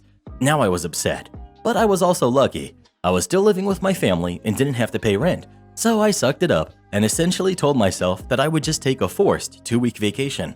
But Jane didn't stop there. She escalated again by having one of her cronies call my new job and tell them that I got fired. I was luckily able to talk down my new boss by letting him know that this wasn't the case, that I put my 2 weeks in and everything else, but that was the last straw. I left my last day at the theater, and while it was sad and I was upset that I wouldn't be able to work out the last 2 weeks of my job that I had for years, I was focused and determined on revenge. Rule number 1 of living a secret life and having a secret Instagram is not to add everybody and their mother to the page. I had a friend of a friend who also didn't care for Jane. Let's call them Joe. Joe and I had gone to high school together and briefly worked at the theater together. He and Jane were part of the same group at the theater until they had a small falling out. Nothing crazy, but he wasn't exactly happy with her. I talked to Joe and we discussed my issues with Jane over some lunch that I bought him. Food is the key to all revenge plots. Once we ate and we discussed my problems with Jane, I asked for his help. I needed access to her Instagram. You know, the secret one, showing her hanging out with the young employees, them drinking and smoking together, and also some mushy posts about her 19-year-old boyfriend, as well as some with her 17-year-old fling. With very little discussion, he gave me full access. I took screenshots of essentially everything. We're talking 2 to 3 years worth of illegal activity. More than enough to get her fired and to raise some questions in her relationship. I took the screenshots and I printed them on the most high-quality paper/material that CVS had to offer. I also copied them to a few flash drives for good measure. I purchased 2 yellow padded envelopes, can never be too safe, and I filled them both with copies of all of the posts as well as a flash drive with additional copies. As well, I included a note in each for the appropriate parties. One of the envelopes was taped to the back door of the theater. There was somewhat of a blind spot, so I pulled into the parking lot from the rear and snuck around the corner Mission Impossible style to tape the envelope to the back door. On it was the GM's name. As well, in the letter, I merely stated that one of their managers had a secret Instagram with a lot of evidence of not only favoritism, but also fraternizing with employees, among other wrongdoings. In the letter, I also requested her immediate termination or the information would be provided to the district manager as well as our corporate office. I made sure to put it somewhere the GM would see it on his morning sweep when he opened the theater. The second folder and letter was delivered to her home by Joe. Joe agreed to this as I knew Jane's schedule and had a good idea of when she would be gone, and he knew where she lived from previous hangouts. With both folders delivered, it was only a matter of time. Before I knew it, I was receiving threats from Jane's gang, all of them saying that they knew it was me and that Jane was going to come after me, that she never did anything to deserve this, It didn't matter to me, of course. I no longer worked there and would hopefully never have to deal with them again. From what I heard, she was taken into the main office of the theater and the GM let her have it. He ultimately had to fire her because there was clear proof that she was in direct violation of many of the rules and conditions of her employment. As well, her boyfriend, with proof in hand, kicked her out of his home. Last I heard, she moved farther north and hasn't held down a solid job since. Her family didn't want much to do with her once everything came out with her cheating on her boyfriend. In the end, I started my new job without fail and moved on from that place. Haven't seen much of anyone from there since. Have you ever had a boss that was doing things they shouldn't have been doing? If so, did you do anything about it? Please let us know. And give Jane my number. She sounds like my kind of gal. Cake lady accuses me of smashing her cake twice. At 16 years old, in 1994, I got a job as a bagger in a popular grocery chain that shall remain unnamed. It's irrelevant anyway. I quickly became everyone's favorite bagger around the store, mostly because I actually did my job properly, instead of messing around like most of my juvenile coworkers. I even had regulars who would deliberately get in line in whichever lane I was stationed at, despite the wait, because they knew I'd bagged their stuff properly. Honestly, it was a lot of fun, most of the time. But this wouldn't be much of a story if I were reminiscing about the good times, would it? One evening, here comes this cake lady with a gigantic sheet cake that barely fit into the cart and a 50-pound bag of dog food. That's it, nothing else. She was an older lady, probably in her 60s, tiny and seemingly frail. But she managed to get her cake, special order from the deli/bakery, custom decorated, and her dog food onto the bill with minimal difficulty. The cashier scanned her 2 items, cake lady paid, and I was just starting to get them back into her cart when an ear-splitting bellow shattered the relative peace of the entire front end. Cast. We've got cake lady, we've got cashier, we've got general manager, and me. Cake lady. No! I stopped, frozen in place, my hands reaching for the cake to place it gently back into her cart, unsure of how to proceed. Cashier. Ma'am? Cake lady. I don't want him, gesturing towards me in a somehow condescending way. Even touching my cake. The last time I was here, he completely ruined it. Keep in mind that although this was a big grocery store, it was a small town. I knew the regulars, some even by name. I had never even seen this woman before, and I certainly had never ruined anyone's cake. I'm overly conscientious, and if anything like that had ever happened, I would have reported it myself immediately. As I said, I also took my job very seriously. Cashier. Him? Are you sure? She knew me and my reputation in the store. Cake lady. Yes! She actually said it like that, hissing with exaggeration like a snake from a Floridian cartoon. He destroyed the last cake I bought, and I won't have him touching this one. She refused any other assistance and insisted on placing her items back into her cart personally. Mind you, she had already paid. So in goes the cake, flat on the bottom of her cart, not the lower rack, just the basket part, and she puts the gigantic bag of dog food standing straight up at the front end of the cart. Me. Ma'am? Still trying to help and avert what I see as an oncoming catastrophe. Cake lady. Shut up! I know what I'm doing. She took 2 steps, and of course, the bag of dog food came crashing down on her precious cake, completely destroying it. Crazy lady. Ah! And without another word, she shoved her cart into the wall, hard enough to chip off a chunk of the cinder block. That was one strong old lady, and walked right out of the store without even taking the dog food, let alone the smashed cake, never to be heard from again. Or so I thought. About a week later, I got called into the general manager's office. This was odd because normally any complaints about employees would be handled by supervisors or department managers. This was the big boss, so I naturally got scared. I was thinking that I was either about to get fired or promoted. It was that serious. I don't recall the conversation verbatim, but it went something like this. General manager. We've had a complaint so serious that I'm handling it myself. This is the complaint. He proceeded to lay out Cake Lady's complaint, which I immediately recognized from the aforementioned incident. Only, it's full of lies. She had told him that I had deliberately and maliciously destroyed her cake, not only once, but twice. She had threatened to sue, wanted me fired, etc. And unbeknownst to me, she'd been back in the store that week and had pointed me out to him. Me, utterly flabbergasted, but sure as heck not caving. Sir? You can ask anyone, either my coworkers or the customers, and they'll tell you I would never do anything like that. Matter of fact, please ask the cashier who checked out that lady. Better yet, check the security footage. 1994, as I said, but this was a brand new store with all the bells and whistles they could throw at it. GM. Alright, we'll do that. Get back to work. He was actually an awesome boss who supported his employees. It'll be a factor if I post about this job again. And with that, I was dismissed. Back to my menial duties. Footage reviewed, customer banned permanently, and I went on about my job.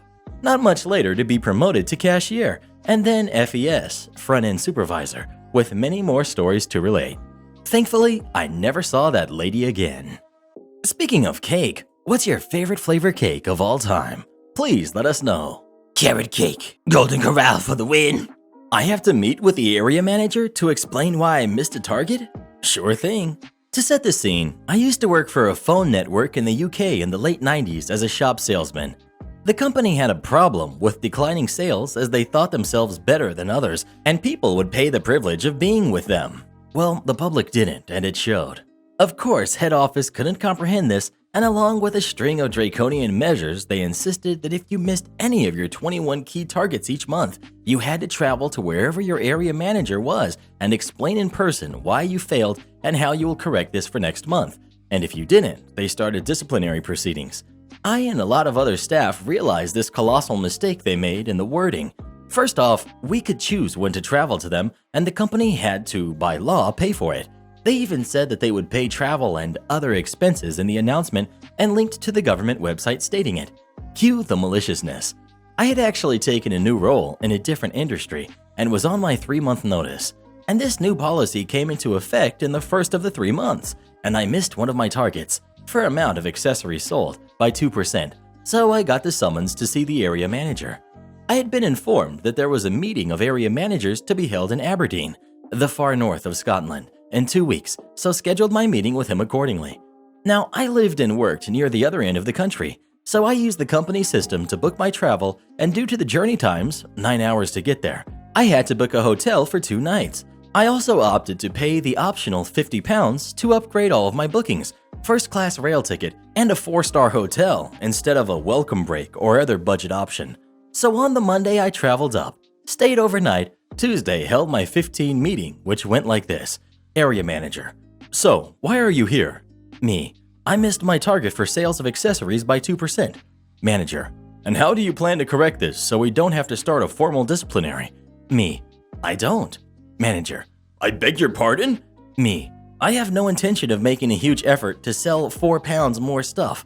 I officially leave the company in 3 weeks' time. Manager, turning red with anger. What the heck are you doing here then? Why have you even bothered? Me. Well, you see, I need a good reference, so I'm following all the rules. I'll end it here, but you get the image. I also showed him how much they paid to send me up there. Train tickets, first class both way, close to 800 pounds, and hotel was around 400 for 2 nights. Remember, I used the optional upgrade system and paid 50 pounds in total for the upgrades on the system, so they spent close to 1,150 pounds to send me most of the way up the country to tell the manager I was leaving. Oh, and they also paid me for 3 full days' work to attend this meeting. Again, as they said it was on company time, so we got paid. Due to the location, I would need to travel up Monday, attend the meeting on Tuesday afternoon, his only free slot, and then get the train Wednesday back home. I also know from speaking to other friends I worked with that they also did similar tricks, and it basically cost them tens of thousands of pounds to send staff here and there and everywhere to these meetings. It also caused a huge turnover in staff who had just had enough with all the garbage. I heard around 3 months after I left, they stopped doing this as the cost was astronomical, plus the amount of staff downtime was also astronomical. The company has slowly learned their lesson, mainly through replacing most of the top brass with people who have a clear idea of what they're doing. But yeah, that was the best trip I ever had to Scotland. Edit. To counter one person's comment of it being a jerk move, the area manager only the week before our meeting was interviewing for my replacement with my store manager. The area manager and store manager had to approve it. I was also not the only member of staff doing this. $127 dine-in dash. So I'm a server, and one of my tables walked out. This is going to be long, but please read. I need advice. Background. The servers are supposed to pay for walkouts when they happen where I work. I've had to pay for things in the past because I messed up, and I admit they were my fault. I've worked there for 2 years now, so I'm well aware of the rule. Story time. It's getting close to the end of the night, and I had to use the bathroom. Had to go number 2, which means I was gonna be gone for a little. I say to 2 of my fellow servers, I have to use the bathroom. Can you guys please watch table F1? And they say okay. So I go to the bathroom and come back a little bit later. The assistant manager let me know I had a table. Another server got the table's drink order for me, so I'm just waiting as the assistant manager makes the drinks, and my general manager comes up to me and says F1 haven't been paid for. I notice the 2 people from the table are gone. Before I went to the bathroom, the table asked for their check, so I go to see if they left the money, but it was empty. Me. There's no money. GM. Well, you have to pay for it. Me. I don't think I should have to pay for this because I asked 2 other servers to watch my table. GM. You signed the paper, so you have to pay. You know the rules. Me. I'm sorry, but I'm not paying for it. This wasn't my fault. I walk away so I can continue to take care of my other table. Then maybe 15 minutes later, I pull my assistant manager to the side. Me. Look, I follow the rules. You guys, my managers, have always said if you step out, let someone know so they can watch your table, and that's exactly what I did. So I'm not paying for it. Assistant manager. Well, that's not fair to everyone else, and you signed the paper. Me. GM said that too, and I don't know what paper you're talking about. Assistant manager. The paper that says you have to pay for walkouts regardless of the reason. It was passed out a while ago. Me. I never signed that because I was never given one. Well, it has to be paid for. It was your table at the end of the day. It's your responsibility. Me. I was having a human bodily function. How can I be held responsible when I let others know? Well, you didn't tell me. But we can't put you on the schedule until it's paid for. Me. Well, this might be the last time we work together because I'm not paying for it. In the end, my GM gave me a speech about how I've been working there for 2 years and that I'm a good employee and I should get more trustworthy people to watch my tables. Secretly, he took some of the money off the order and told me not to tell the other servers, but I still have to pay $100 overtime like a payment plan.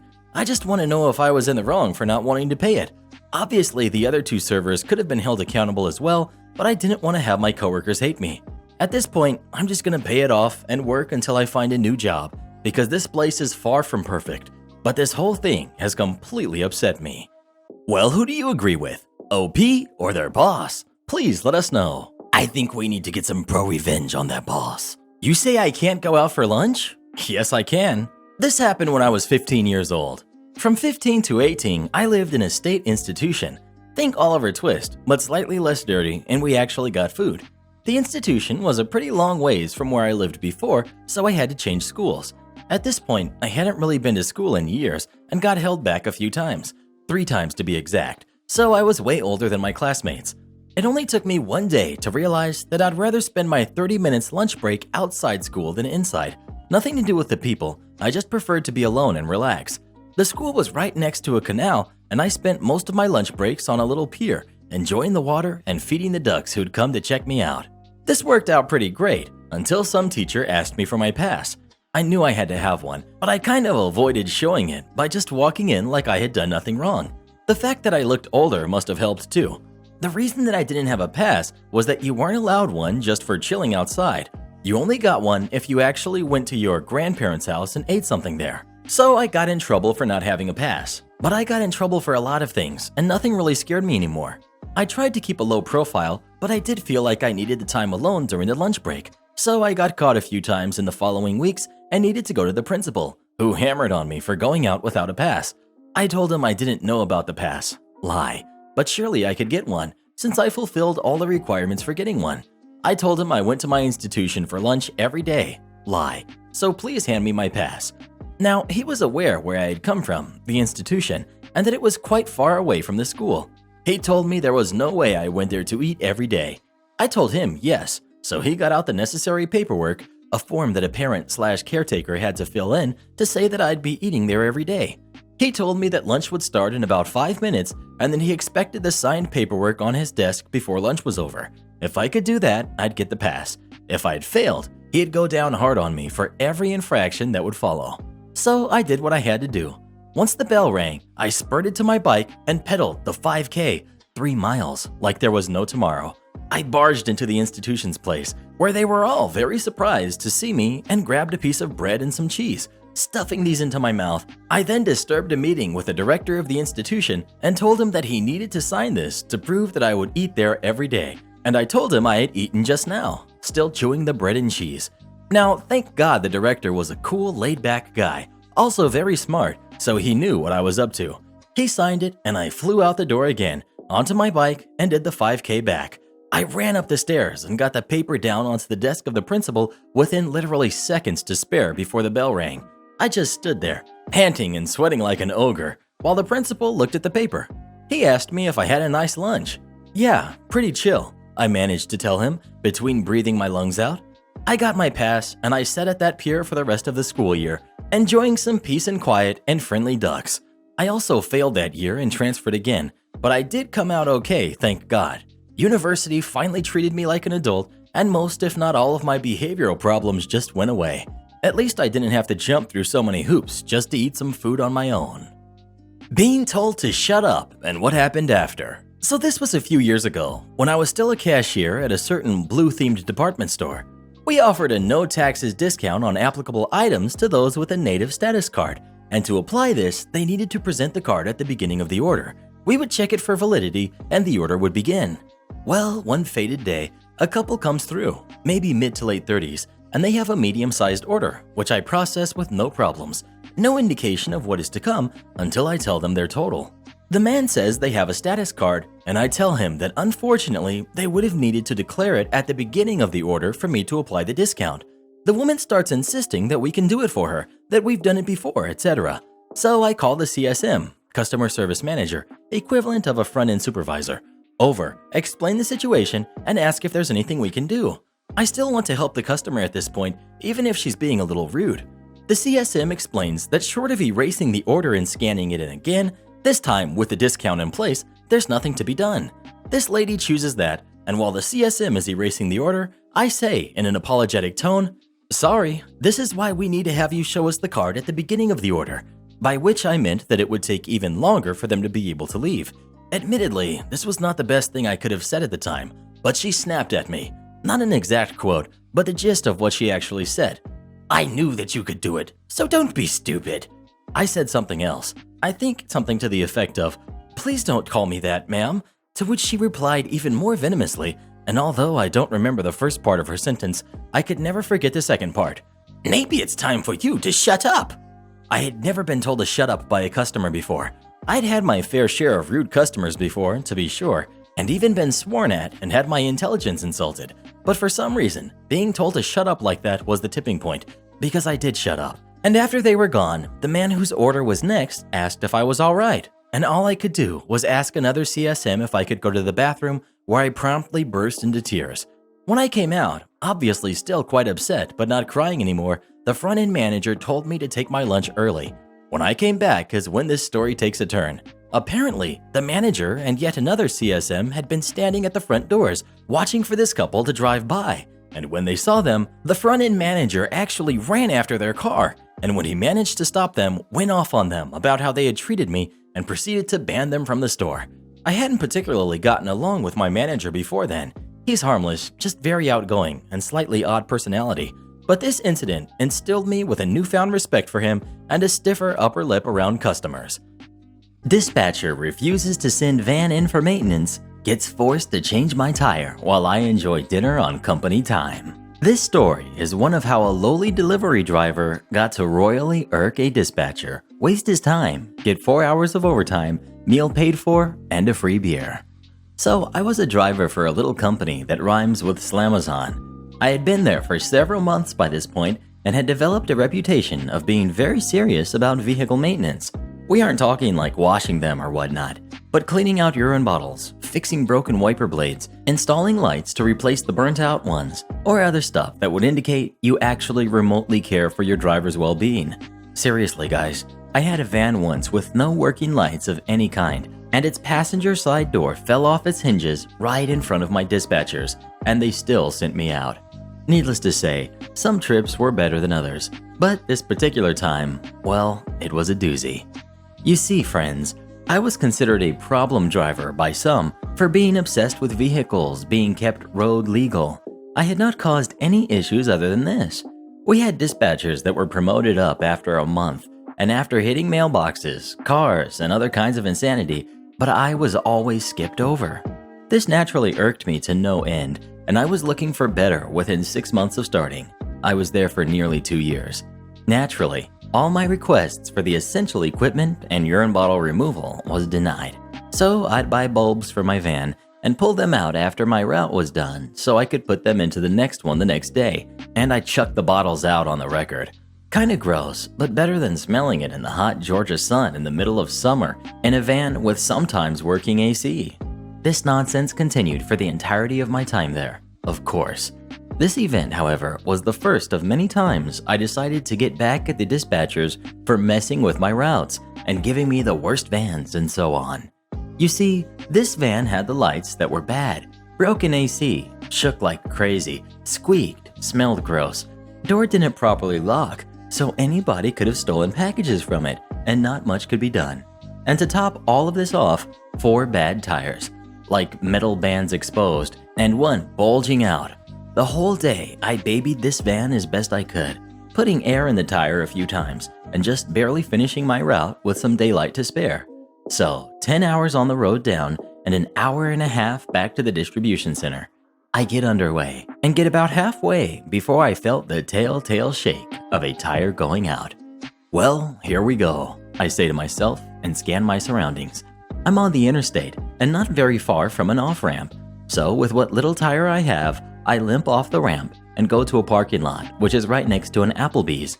Perfect luck, all things considered. I call dispatch and give my exact location and tell them what happened. The conversation goes as thus. We've got me, Chucket Bucket 007, and we've got the dispatcher, the jerk. Me. Hey, I got a flat over here at my location. Dispatcher. What? How? Me. Because you sent me out in a van that needed tires. Dispatcher. Fine, whatever. Everyone has gone home, so you're gonna have to wait till I get there. Me. Sure, that's fine. I'll stay clocked in then. Dispatcher. You finished your route, so I don't see why you would be on the clock. Me. Because I am still in command of this vehicle, I have the keys, and if you want me to give it back, you are going to keep me on the clock. I had called the company HR and explained everything before I called dispatcher, and they ensured me that my time would be recorded. Dispatcher. Fine. I have things to do tonight, so we gotta hurry up. Perfect. Time to mess with this guy. After giving him extremely vague directions while I enjoy a steak meal and a large beer on the clock and no hoots given anymore, he finally finds it. I go out there and see that he has brought the smallest, saddest, most not usable for the task jack in the center. Me. Well, get to it. You made me leave with this van and you can change the tire. Dispatcher. Nuh-uh. You were driving it, and I interject. Me. Drivers are not allowed by company policy to perform repairs to the van. He had yelled at me previously for doing this with the bulbs. Only dispatch, management, maintenance, and the repair shop can repair the van. So I walk away to finish my meal while he tries to fix this flat with a jack barely able to lift the front of the vehicle and needed bricks and other items to even go high enough. In total, I wasted 4 hours of his time, cost him time to smoke up, and he missed the game that he apparently had money on. I got my meal effectively for free with the hefty overtime I got that week. As an extra smackdown, corporate came in and fired the manager, assistant manager, and this particular dispatcher for failure to maintain the vehicles to DOT standards and for mismanaging the DSP, delivery service provider, after my lovely chat with HR during the incident. I showed them the text messages and some of the recorded audio I had taken of dispatcher being a general jerk. A week later, and we had a temp management comprised of corporate operations that would oversee the vans getting replaced with less crappy ones, training new management, and of course, giving training on what to do if you have a vehicle fail like that, and granting drivers some maintenance permissions. Karen tries to bully me into giving her brat candy. I accidentally shatter her marriage. Okay, so I'm a frequent cruiser of this subreddit, but I never thought I'd actually have my own story to tell on it. I'm still not completely convinced if this wasn't a fever dream. If not for a neighbor dropping by to ask me what the heck happened last night, I probably would have dismissed it as a fever dream. But enough preface, let's get into it. So I was hoping, thanks to everything going on this year, that this wouldn't be a problem, but the kids in my neighborhood keep coming to my door on Halloween for candy. Every year, I tell them that no, I'm not giving it out and to go somewhere else. I've gone so far as to put out signs telling them to buzz off and leave me alone every October. But the little jerks just seem to take it as a challenge. They'll repeatedly ring the doorbell until I come out or get bored. Once they went 5 whole minutes before they went away, or keep coming back to my place after I tell them no, hoping I'll change my mind. I never do. This year, one particularly persistent little brat from the next cul-de-sac over, who's made it her mission to wear me down for candy every year, rings the doorbell, and I tell her nicely, or as nicely as you can tell someone who repeatedly ignores the big red sign saying that my house is not for trick-or-treating, that I don't have any candy. She looks at me with what she probably thought were adorable puppy dog eyes and asks me if I would mind checking. I tell her no, there's absolutely no candy in my house, nor will there ever be. That was a lie, but she didn't know that. Then the little monster gets it into her head that I'm lying and keeps asking me if I'm sure. I tell her that I'm diabetic. I'm not, but she apparently doesn't know what that means. One Google search on my phone later, and she accuses me of lying about having it. I am, but that's not the point. I suppose I could have just given her a Hershey bar, but I really didn't want her spreading the triumphant news to all the other little monsters of how she finally got the mean lady to succumb to her will at the risk of any of them following in her example. So I just tell her that I don't have to give candy to anybody who's going to be so rude as to deny my very serious medical condition and close the door. About an hour later, I'm hate watching the Francis Ford Coppola Dracula movie. It's a train wreck, but I can't help watching it. When I get another ring on the doorbell, I come down to find this little abomination peeking out from behind the legs of a very angry-looking entitled mom. The following exchange goes down. Me: how can I help you, ma'am? Entitled mom: My daughter says you repeatedly refuse to give her candy. Me: I'm sorry, I don't have any. Entitled mom: This callous attitude towards the festivities is unacceptable. It's Halloween. You should have prepared for it. Me: I didn't think any kids would be trick-or-treating this year, thanks to everything going on. Entitled mom: Well, after everything they've been through, we as a community owe it to them to make up for all the fun they've missed out on this year. Me: look, I get where you're coming from, but it's 10 p.m. I'm not going to get up to go get a bag of Tootsie Rolls at this ungodly hour just so that your kid can have the full Halloween experience. It's here that Mommy Dearest takes it upon herself to give me a lecture on the importance of participating in the community. I told her that maybe if she wasn't such an entitled Karen, her husband would be more eager to hook up with her instead of me. This is where I may have been kind of the jerk. What I said was nothing more than a heat-of-the-moment remark, but the woman went absolutely ballistic upon hearing it. She freaked out and started screaming about whether or not her husband had been with me. Apparently, the guy actually did go on some kind of a business trip recently, and my little quip set off all the red flags in her head. She starts demanding to know if her hubby was in my house, trying to crane her neck around me to see inside and shrieking at him to come out. At this point, I'm tired. I'm on the verge of a food coma from all the grocery store goodies I've binged on, and I'm 100% done with all of this. So I tell her to come back with a warrant and shut the door on her in spite of her attempts to wedge her way in. I can still hear her meltdown on my way up the stairs, now joined in disharmony with her daughter demanding to know what's going on. I look out the window of my bedroom to see her angrily punching in a number on her phone and dialing up who I think was her husband. The poor man got an earful. I didn't catch everything she said, but at one point she mentioned something about how he has no business cheating when she could have taken advantage of his absence with her brother-in-law after he came on to her at their anniversary party, but she spared his feelings by not doing anything about it. She's being so loud that she draws the attention of other trick-or-treating families in the neighborhood. Anybody unfortunate enough to ask what's going on gets treated to a first-hand spun bite of her marital problems. One neighbor goes so far as to come out of his house and ask her to take this someplace where she isn't disrupting the ambience. This prompts her to turn her wrath on him and shrieks at him to mind his own beeswax. The poor man barely gets away with his life. It was like watching an episode of Maury unfolding, if Maury was an elderly Asian man. At this point, I was seriously scared that she was going to try and break into my house, looking for proof that her hubby was there. I considered just coming out and admitting to her that I was yanking her chain, but the ball was already in motion and I doubted whether my confession would save her marriage at this point. Fortunately, after she ended the call, she stormed off with her now hysterical goblin in tears. I felt a little bad for turning what should have been a fun night for the kid into such a horrible experience, but maybe now she'll know not to knock on my door next year. Speaking of Halloween, did you eat any candy this year for Halloween? And if so, what kind? Please let us know.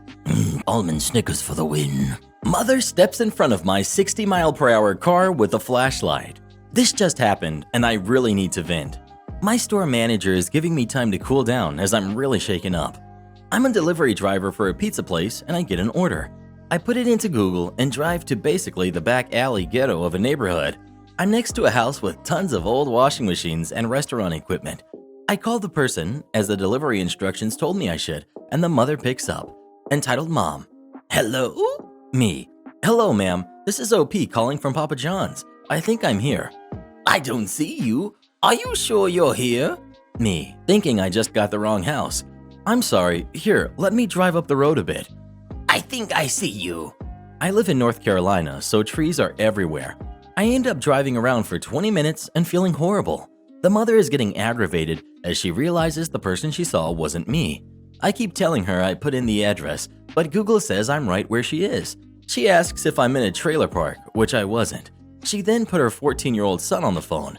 Entitled Son.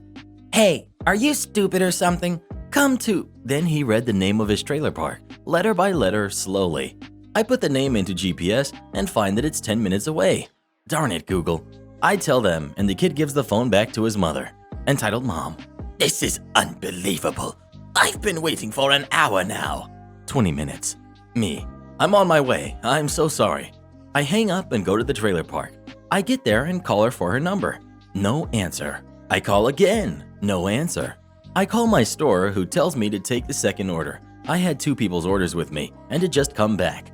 I take the second order, and on my way back to the store, Entitled Mom is standing in the middle of the road and shines a flashlight into my eyes. I slam on my brakes and nearly hit her. She calls me names several times and screams at me saying, "You never called," which I did. I ended up crying, and the whole situation triggered a panic/anxiety attack. The entitled son takes the food and snorts, saying, "I worked in delivery. It isn't that hard." Entitled Mom. I think giving stickers at Walmart is more your speed, jerk. Now get the heck off my property. I drove back to the store in tears. I'm about to go back to work. Venting this out here has made me feel better. Edit. Wow, I wasn't expecting so many comments. Thank you to everyone for your support. I'm fine now. It just shook me up. Speaking of pizza, what's your favorite place to get pizza from? Please let us know. I could go for some Pizza Hut right now. Homeowners Association doesn't care about my health, but how dare my flat look nonconformist. This happened 5 years ago. First, a bit about me. For the story's sake, you can call me Alex. I was a 29-year-old male at the time. I'm generally very friendly and accommodating and try to avoid confrontation where possible and always try to do things in a peaceful and patient manner. Now, onto the backstory. I lived in a gated community comprised entirely of multiple blocks of small apartments. Every block of apartments looked exactly the same as the other blocks of apartments around it. They were a few floors high, and I lived on the first floor. Clarification, I believe in America the first floor is the ground floor. Where I live, the ground floor is the ground floor, and the first floor is the one above the ground floor, or as an American would call it, the second floor. So I lived one floor above the ground floor. The Homeowners Association/estate management were extremely strict about any infringements regarding things we weren't allowed to do and would issue fines very quickly if you were in breach of the rules and didn't rectify it. For example, you were allowed to have furniture on your patio, but you weren't allowed to have any decor on your patio. I imagine it was because they wanted uniformity in the appearance of the blocks of flats. Also, no loud noise or music was allowed after 10 p.m. I personally agreed with the no loud noise thing. It was a quiet and peaceful community that frankly was well managed, which is something I enjoyed about it. I didn't agree so much with the no decor thing. As a photographer and artist, personal expression is important to me, but I figured as long as I kept it tasteful and stylish and mostly out of visible sight, they hopefully wouldn't have an issue with it. I'm a big fan of vintage motorbikes and had a few tasteful, or at least I thought they were tasteful, metal posters with classic bikes like Triumph Bonnevilles, Indian Scouts, BSAs, Nortons, etc. up on one of the walls of my patio. They were at such an angle that meant they weren't easily visible from the rest of the complex, so I didn't think it would be an issue. Somehow, it was still spotted by the estate manager, but more on this later. I also had a few plants on the ledge of my balcony. Again, we'll get to that later. You need to know about it for the rest of the story. My downstairs neighbor also used to smoke in her back garden. The ground floors had small gardens, and my balcony was directly above her garden. Her smoke would rise up and go through my open bedroom window, or at the large sliding door on my patio, which was usually open in summer, and enter my flat. Since I don't smoke, this bothered me. The smell seeped into my furniture and bedding. Even my sleeping pillow smelled of smoke. I politely spoke to her in person about it, and she apologized for the inconvenience, but never stopped doing it. She was actually a very friendly lady. She was never horrible. I suppose she was nice enough to be friendly, but not nice enough to stop doing it. So I decided to take it a step further, and I emailed the manager of the gated community to ask if there was something that could be done. The following is the email transaction between myself and the manager, who I'll call Nicole. Good day. I stay in Unit 117 on the first floor, and my downstairs neighbor, who lives on the ground floor, although being a very friendly old lady, has a nasty habit of smoking in her patio. My issue is that in summer with the heat, I leave my bedroom window and sliding door open to keep my flat cool, and the fumes from her cigarettes are constantly rising up and entering my apartment. I'm not a smoker, so this bothers me. My flat smells as if a smoker lives here. Now, my question is, are there any rules or laws that say she can't smoke in her patio due to her smoke entering my flat? She knows her smoke bothers me and has apologized to me for it, but hasn't done anything about it. If she were to only smoke inside her flat or outside her front door, I'm sure the smoke wouldn't come into my flat nearly as much since I never have my front door open. Thanks in advance. Regards, Alex. She responded with, Good morning, Alex. This is a very contentious issue, as this is her home and there is no law at the moment stating you cannot smoke in your home. Regards, Nicole. I wasn't happy with that response, but I figured there was nothing more I could do about it and didn't want to bother making a bigger issue of it, so I just forgot about it and moved on. Until about a year later, when estate management picked up on 2 infringements by me. At this point, Nicole had resigned and Stuart had replaced her. This is the email I got from Stuart. Good day. I trust that you are well. Please, could you remove the pots from the wall as per the attached photo, as this is dangerous should they be knocked off and fall onto someone downstairs and in breach of the conduct rules. Furthermore, no items can be attached to the walls in the patio, and you are requested to remove the pictures as per the photo, as this is aesthetically displeasing. Your assistance is appreciated. Kind regards, Stuart, Estate Manager. After that email, I was now a bit upset and determined to get my way in terms of my smoking downstairs neighbor. Cue my malicious compliance. Good day, Stuart. I'm very well, thanks for asking. Absolutely, I will take the pictures down, not a problem. We wouldn't want someone's vision to be irreparably damaged from the unsightly trauma that is my vintage bike picture collection. Though I must comment that I appreciate the very polite way my decor is described as aesthetically displeasing, as opposed to what that actually means. Dang, that's ugly, is probably a more colloquial translation. My feelings might have been hurt otherwise.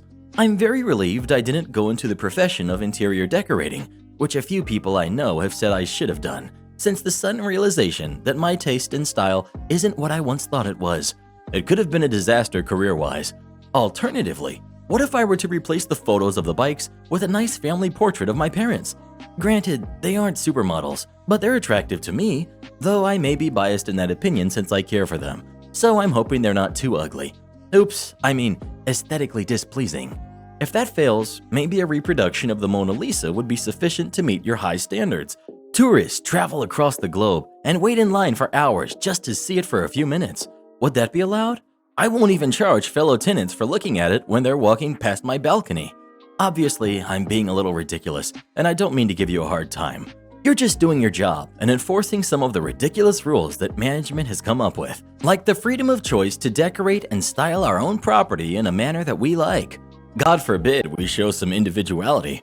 Now that I think about it, the endless rows of identical-looking Soviet-era housing structures do have a nice seizure-inducing repetitive nature about them. While we're on the subject of decor, how is it that plastic patio furniture is still allowed? Yes, it is patio furniture, which complex rules say are allowed on patios, but dang, that is painful to look at. You know what I mean, right? That cheap white plastic stuff one buys at the furniture section at those large bulk buying stores. I find it very aesthetically displeased. Oh, forget it. It's ugly. I don't like looking at it. It comes across as tacky. Can't they be scrapped as well? I'm going off topic again. The whole point of me bringing up all this stuff is that a few months ago I emailed asking about a complaint I had. The complaint was that the lady who lives directly downstairs from me regularly smokes in her garden, and me, being the lover of oxygen that I am, keep my windows and patio door open for fresh air. And her smoke is constantly wafting into my apartment. Me, being a non-smoker, I get quite annoyed. I asked if anything could be done about this. I was told it's her property and her patio. She can smoke on it if she wants to. I know that health legislation stipulates that smoking within a certain distance from a designated non-smoking area is illegal. If it's good enough for public spaces, shouldn't I have that same right in my own house? Granted, I don't have designated non-smoking area signs in my flat, but I'm the only one who lives there, so I already know there's no smoking allowed. I made the rule. It would be silly to put them up inside. Should I put them up outside on my patio instead so others can see? Maybe they don't know I don't like cigarette smoke. Actually, wait, I already know the answer to that. They're aesthetically displeasing. Forget I mentioned it. So to recap, what really gripes me is that when my neighbor smokes so close to my flat that I can practically smell what brand of cigarettes she smokes, I'm told I can't do anything about it, even though it might affect my health because it's her property and she can do what she likes on it. By that logic, she could do crazy things on her lawn, and I couldn't do anything about it as long as she kept the volume down after 10 p.m. But I can't put up pictures on my patio because some people might not like the way they look, even though it is also my property, and it would be nice if I could do with it as I wanted, provided it wasn't an eyesore. Since I take a lot of pride in my flat, I wouldn't call it an eyesore as I maintain it quite well, or at least I think so.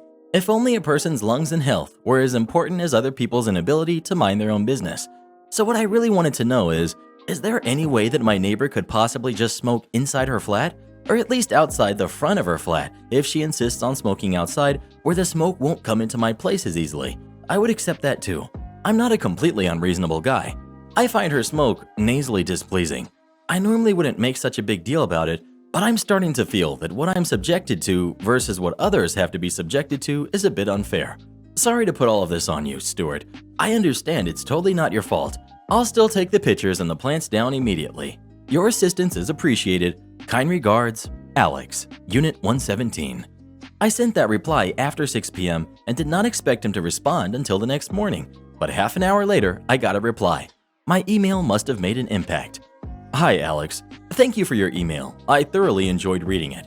I do understand your frustration, and unfortunately, this is the reality of staying in such built-up complexes. I will address the issue of the smoking with your neighbor and will revert to you. Thank you for your assistance and understanding. Kind regards, Stuart. To me, that sounded positive, so Stuart deserved a pat on the back. I sent a short reply. Thanks, Stuart. Much appreciated. You're a top-notch guy. By now, it was after 8 p.m., and I'm sure with a 9-to-5 desk job, Stuart should have been at home and clocked out, but he was still replying to me. Hi, Alex. I have confirmed that smoking is only allowed inside the unit or at least 5 meters from a public place such as your balcony. I will confirm the neighbor's unit number in the morning unless you can advise offhand, and will address her on the smoking issue. Kind regards, Stuart. I was over the moon. I ran downstairs to see what her unit number was and ran back upstairs to reply. Stuart, you've gone from being a top-notch guy to being a legend. Thanks so much. Her unit is 107. I was worried the outcome wouldn't be great and would have to accidentally bump into my plants while taking my pictures down while she was conveniently smoking in just the right position. It would be a bad accident, of course. Sorry, some smoke got into my lungs, though that would be a lot of effort since I've already taken the plants and pictures down, and I would have had to put them all up again to make the story sound believable to the police because they would no doubt interrogate me. And that's frankly too much effort. Luckily, I don't have to resort to that. Thanks again, Stuart. Your hard work has kept me out of prison. It's late. You can email her in the morning. Go home and have a beer. You've earned it. P.S. In all seriousness though, I'm totally kidding about the plant thing, and if the lady downstairs were to peg it in the near future, it would be completely coincidental and nothing to do with me, and I'd appreciate if you forgot you ever spoke to me. This would be terrible evidence against me in court. I mean, I dislike smokers, but I wouldn't do this to them. I'm not crazy. Regards, Alex. Sadly, that was the last I would hear from Stuart. Our correspondence stopped after that. I felt we had developed a bond, and it ended as quickly as it had begun. I only lived in that estate for another 2 years and had no more issues with the downstairs neighbor or her cigarette smoke. I now live in the suburbs in a lovely house with my wife and have no downstairs neighbors to complain about and no stewards to tell me what I can and can't do. I will treasure our time together. I hope wherever he is, he has our email thread printed out and pinned on his office board above his desk and thinks of me fondly whenever he looks at it. Am I the jerk for not giving my food to my aunt? I'm 17, male. I really like cooking and I'm very good at it. I wish to become a professional chef when I grow up and have already written a cookbook. Everybody in my family knows this about me, and on several occasions I have made, with help from my sister, meals for family gatherings. That said, I do not like sharing my food. Once I take food onto my plate, I don't like anybody else eating from my plate. I love food and always make enough so that I will feel full. If other people are going to eat, I do make extra. However, I enjoy taking a full plate serving of my favorite dishes and like to finish it all. My parents know this, and so does my sister. Usually, nobody else asks me to share my food with them. Yesterday, my mother and aunt went out for dinner and I was home alone. I made some crock-pot spaghetti and meatballs and sat down to eat in front of the television. After 5 minutes, my mom and aunt came back home. I asked them how dinner was and they said it was fine. My aunt saw me eating spaghetti and told me how mouth-watering my food is. I thanked her and continued to eat. She kept eyeing my plate as I was eating and I felt a little uncomfortable. My mom saw this and said, "Hey, why don't you give some to Aunt Meg?" I chuckled and said, "Oh, sorry, there's none left. If I'd have known you wanted it, I could have made more." My aunt said, "That's okay. You can just give me half of yours." I was a little taken aback and looked at my mom, but she nodded at me, urging me to give her my food. I said, "Didn't you guys have dinner already?" She said, "Yes, but you know I can't control myself around your food." She even went to the kitchen and got a plate and a fork for herself and was coming over to where I was sitting to take food from me. I stood up and said, "Hey, I think I'm gonna go finish this in my room." Went to my room and locked the door and finished my food. By the time I came out, my aunt was gone and my mother was very mad at me for disrespecting her like that. Was I in the wrong here? Edit. Wow, thanks for the upvotes. I just want to say that I'm not overweight. I'm 6 feet tall and weigh 63 kilograms, so I'm definitely not overweight. And I cooked in a 1.5 quart and made just enough to feed myself. And also, I'm still in school, so I live with my parents and they buy the groceries. You guys need to stop sending me messages about how I'm fat and greedy. I'm not fat, and even if I was, it doesn't matter. Stop shaming me. Also, my aunt was acting greedy, but that does not mean you get to shame her. Please stop. Well, what would you do in this situation? Would you give your aunt some of your spaghetti or not? Please let us know. If she asked nicely, I would, but she kind of came off entitled. Want to talk to the boss? Cast. We've got me. We've got my son, who is 2. We've got the crazy tenant and the building owner. Back in 2012 to 2015, I worked as a building supervisor with 7 buildings I took care of. I also had a side job as a contractor to paint any apartment that needed it. I only did this part-time because of other duties from my buildings.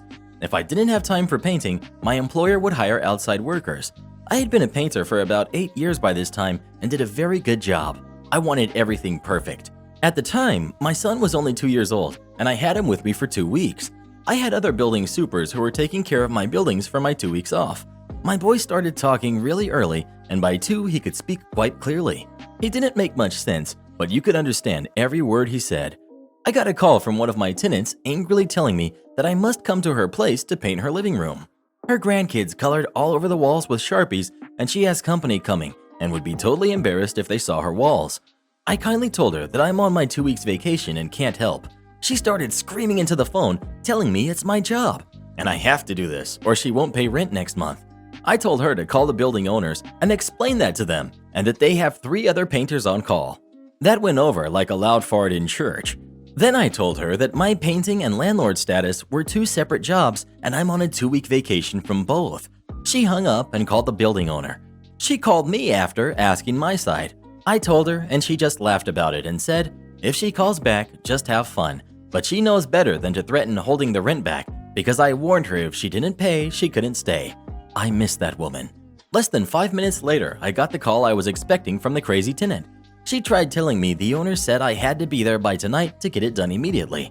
I laughed and told her I already talked to Tina, not real name, and I am still on vacation.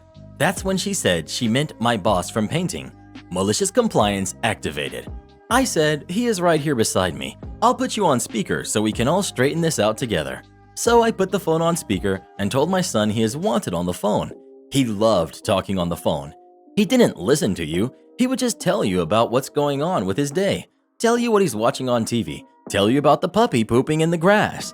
She couldn't be rude to a toddler, so after a few minutes of him chattering away, I picked up the phone and took it off speaker. This set my little man into a freakout. I said into the phone, "That's my boss. By the sounds of him right now, it doesn't sound like I can make it tonight." She just hung up, and I didn't get a call from her after. I had to call my mom to settle him down again. My mother loves all the kids and would sit on the phone with any of her 10 grandkids for hours and loved every second. Am I the jerk for kicking out my sister, brother-in-law, and their kids after months of living in chaos? During the middle of everything going on, my brother-in-law got laid off, and because they could no longer afford rent, my sister, her husband, and their 3 kids, aged 5 to a newborn, moved in with me. I, 22, male, live in a small flat, but since I work nights and sleep most of the day, it's sort of like they live in the flat and I'm just some random guy. I understand that kids are very hard to take care of, but I expected my sister to at least try and keep the flat clean. That would be a hard no, since every time I come home, there's dirty dishes all over the place and toys on the floor, and it just smells awful. I don't know what it is, and neither does my sister, evidently, but it's terrible. The eldest colored all over the wall and spilt juice all over my rug. She also broke several fragile glass figurines that I inherited from my mother, who has passed away. My sister, we don't share the same mother, disregarded all of these things, and when I got upset, just told me to get over it because her kid didn't mean it. I've had to get rid of a chair because the second eldest vomited all over it, and nothing would save it. The youngest cried a lot, and it understandably irritated my neighbors, who never said anything to the landlady but did come over multiple times to complain. I have sat my sister down and explained my frustrations to her multiple times, but she just doesn't care. I've tried to explain everything to my brother-in-law, but he's rarely home, despite not having a job yet, even though it's been months. The kids were up at the same time that I was asleep, and they constantly ran in and out of my room, screaming their little heads off. I love them, really, but I couldn't deal with that, especially since you have to be alert and present in my line of work, security guard. The final straw for me was that somebody, more than likely the eldest, let loose my leopard geckos. It took hours, and although I finally managed to find all of them, it was the straw that broke the camel's back, and I told my sister that she had to leave and that I couldn't take it anymore. It's been a week since then. I've gotten no word from my sister, but the rest of our family has been calling nonstop, demanding to know how I could just kick my niece and nephews onto the street. Am I the jerk? Well, what would you do in this situation? Would you let them keep living with you or not? Please let us know. The time I ended my high school teacher's career. This story is widely known amongst my family and is constantly brought up and joked upon in my group of friends, even years later. A buddy of mine suggested that this is the perfect place to make it public, so let's get into this crap storm. Backstory. I was a senior in high school at the time, and I had never been the brightest student. I was a solid C student, and I had never received a detention or had any kind of bad student record. This is important because to this day, I still have no idea why the teacher treated me this way. The teacher, whom we will name Mrs. Frank, had been a teacher there for more than a decade and was widely known for being a petty, heartless jerk, who the administrator saw as the golden child. Mrs. Frank taught algebra, which is my worst subject, so naturally I had issues understanding the lessons and would ask questions frequently. To some, these questions are easily answered, but to me, it was rocket science. Usually when someone asks a dumb question, no one should address it. However, in Mrs. Frank's case, she would belittle me in front of everyone by saying things such as, "And here comes the slow boy again. Wow, surprise, surprise, you don't understand it again? Really?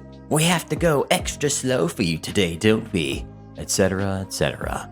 I tried going to the administration about it before, but again, she was considered the golden child.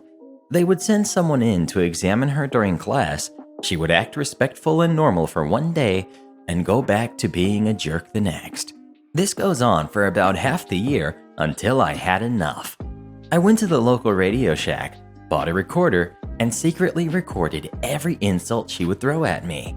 I would sometimes instigate to make up for the lost time. Go ahead, feed the fire. Fast forward to the end of the year, and I'm sitting in Mrs. Frank's class when I ask a question. Her response, and I quote, because it's burned into my brain, was, I've been teaching here for over 10 years, and that was the single dumbest question I've ever heard come from anyone's mouth. She continued the lesson without answering. I calmly stood up, packed up my stuff, and headed to the nurse's office to dismiss myself from school. We were allowed to dismiss ourselves if we were 18. I went home, compiled all of the brutal tapes into one glorious masterpiece, and headed back the next day to show the administrators. I sat down with the principal, and we listened to a couple of the insults before he stopped me. He wanted more witnesses present, as well as Mrs. Frank. He told me we would meet the next day where I could show him and the rest of the administrators the full tape. I walk into school the next morning being the most nervous I've ever been for anything. I was called down to the office where I met with some board directors, the local school police officer, the principal, the vice principal, and Mrs. Franks. What follows was some of the greatest minutes of my life. I watched as the administrators went from fed up with being in another useless meeting to furious and speechless, with some of them keeping their mouths open for the duration of the tape. I also watched Mrs. Frank go from confident and stuck up to her realizing that she had messed up beyond repair. She was publicly roasting herself in front of the most important people from the district. The tape ended, and without hesitation, the administrators looked around in astonishment, and the principal turned to me and says, "I think we have heard everything we need to. Thank you." And I was quietly dismissed from the room. The final time I saw Mrs. Frank was leaving the room. I looked back and we made eye contact through her tear-filled eyes as I gave the biggest, most evil smile. I returned to class the next week, and Mrs. Frank was nowhere to be found. The story spread quickly throughout the school, and I was seen as a saint. I had successfully gotten her fired and made it almost impossible for Mrs. Frank to return to her teaching career, as well as cut off most of her connections she had with other teachers in the school. I had ruined her financially because no school district in the area would hire this walking piece of garbage. If you're reading this, Mrs. Frank, I'd like to take this moment to tell you to go forget yourself. Karen insults others for not being religious, gets puked on by a crafty kid.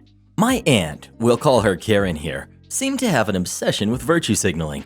Growing up, she loved telling others how better she was than everyone else. Her go-to points for this were being vegan and being Christian. This story is about the latter.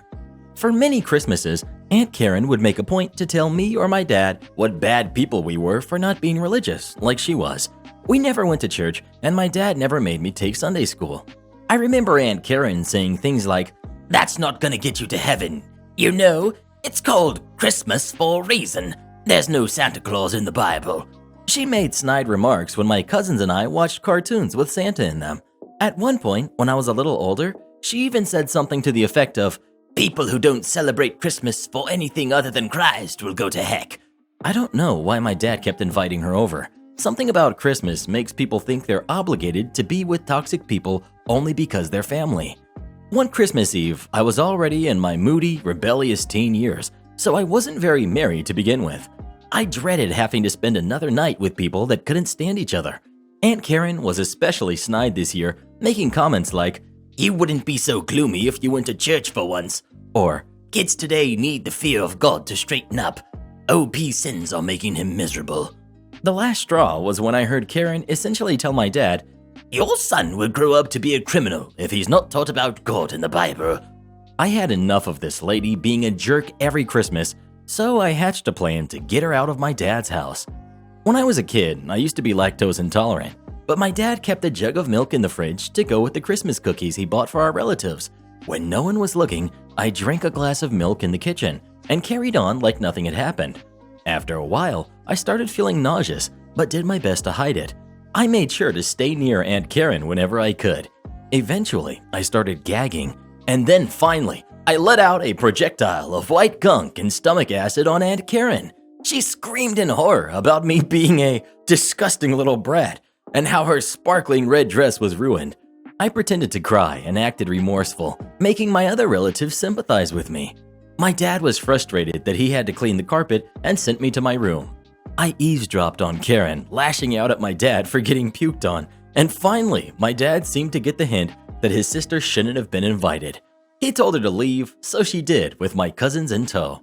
I got in trouble for not using the bathroom when I threw up, but I didn't care. Karen made Christmas miserable for me, my dad, and most likely my cousins, her kids. So I decided to return the favor. I thought I'd take this small victory to my grave until I discovered Reddit. Merry Christmas, you filthy animal. Have you ever had an aunt that you just couldn't stand? If so, what did she do? Please let us know. I've got a co-host I can't stand, I'll tell you that much. Fine, I won't wear those boots anymore. You win. Another tale of me and the dress code. Background. If you read my recess story, then you already know I'm not a fan of dress codes for the sake of dress codes. So when I left for boarding school, I was utterly thrilled to go to a school that didn't have any uniform at all. Okay, so it's not really that I have a problem with dress codes. I have a problem with conforming. So if you say socks have to be black or blue, 99.99% of people will assume that you mean navy blue. I'm the person who would show up with sky blue, just to silently stand out for a day, just to give a smirk to the other 5 people who will think, well, they did just say blue, just to highlight to the bureaucrat who wrote the rules that they're not as airtight as they thought they were. In short, I am, as my hubby would say, a brat. It's just fun, to me, to show people that either/or doesn't always have to be your only choices. We'll just say I was an adventurous dresser. I liked unusual combinations, and had I been encouraged instead of discouraged and taught how to sew, I very probably would have ended up a low-level fashion designer. Clothes were like paint to me after an entire childhood in the same plaid. I wanted to mix colors and textures and brushes. Boarding school is not really a colorful, choose-your-own-adventure kind of place. Though I was a precocious child, I was never a rule breaker, save for very calculated rule breaking in my previous story. My mother always said, "Voodoo daughter's obedient and well-behaved. She will bend a rule into a pretzel, but she'll never intentionally break one." She was the kind of parent who had to carefully word rules and restrictions when leaving me to my own devices, but also be careful not to put ideas into my head at the same time. Basically, if you give me the impression that you believe something is ironclad, I'll pick it apart just because I enjoy the mental exercise of seeing if it really is ironclad. But if you're a jerk, I'm going to find the worst way to show you that it's not ironclad. My mother firmly believed that critical thinking is the key to success in life. If you can assess a problem and find a path to a solution, then you don't need to know everything. You just need to know how to find answers. Mind you, this was about a decade before Google and smartphones, so I don't blame parents today for different mentalities. But I do still think I would raise my kids this way if I were going to have any.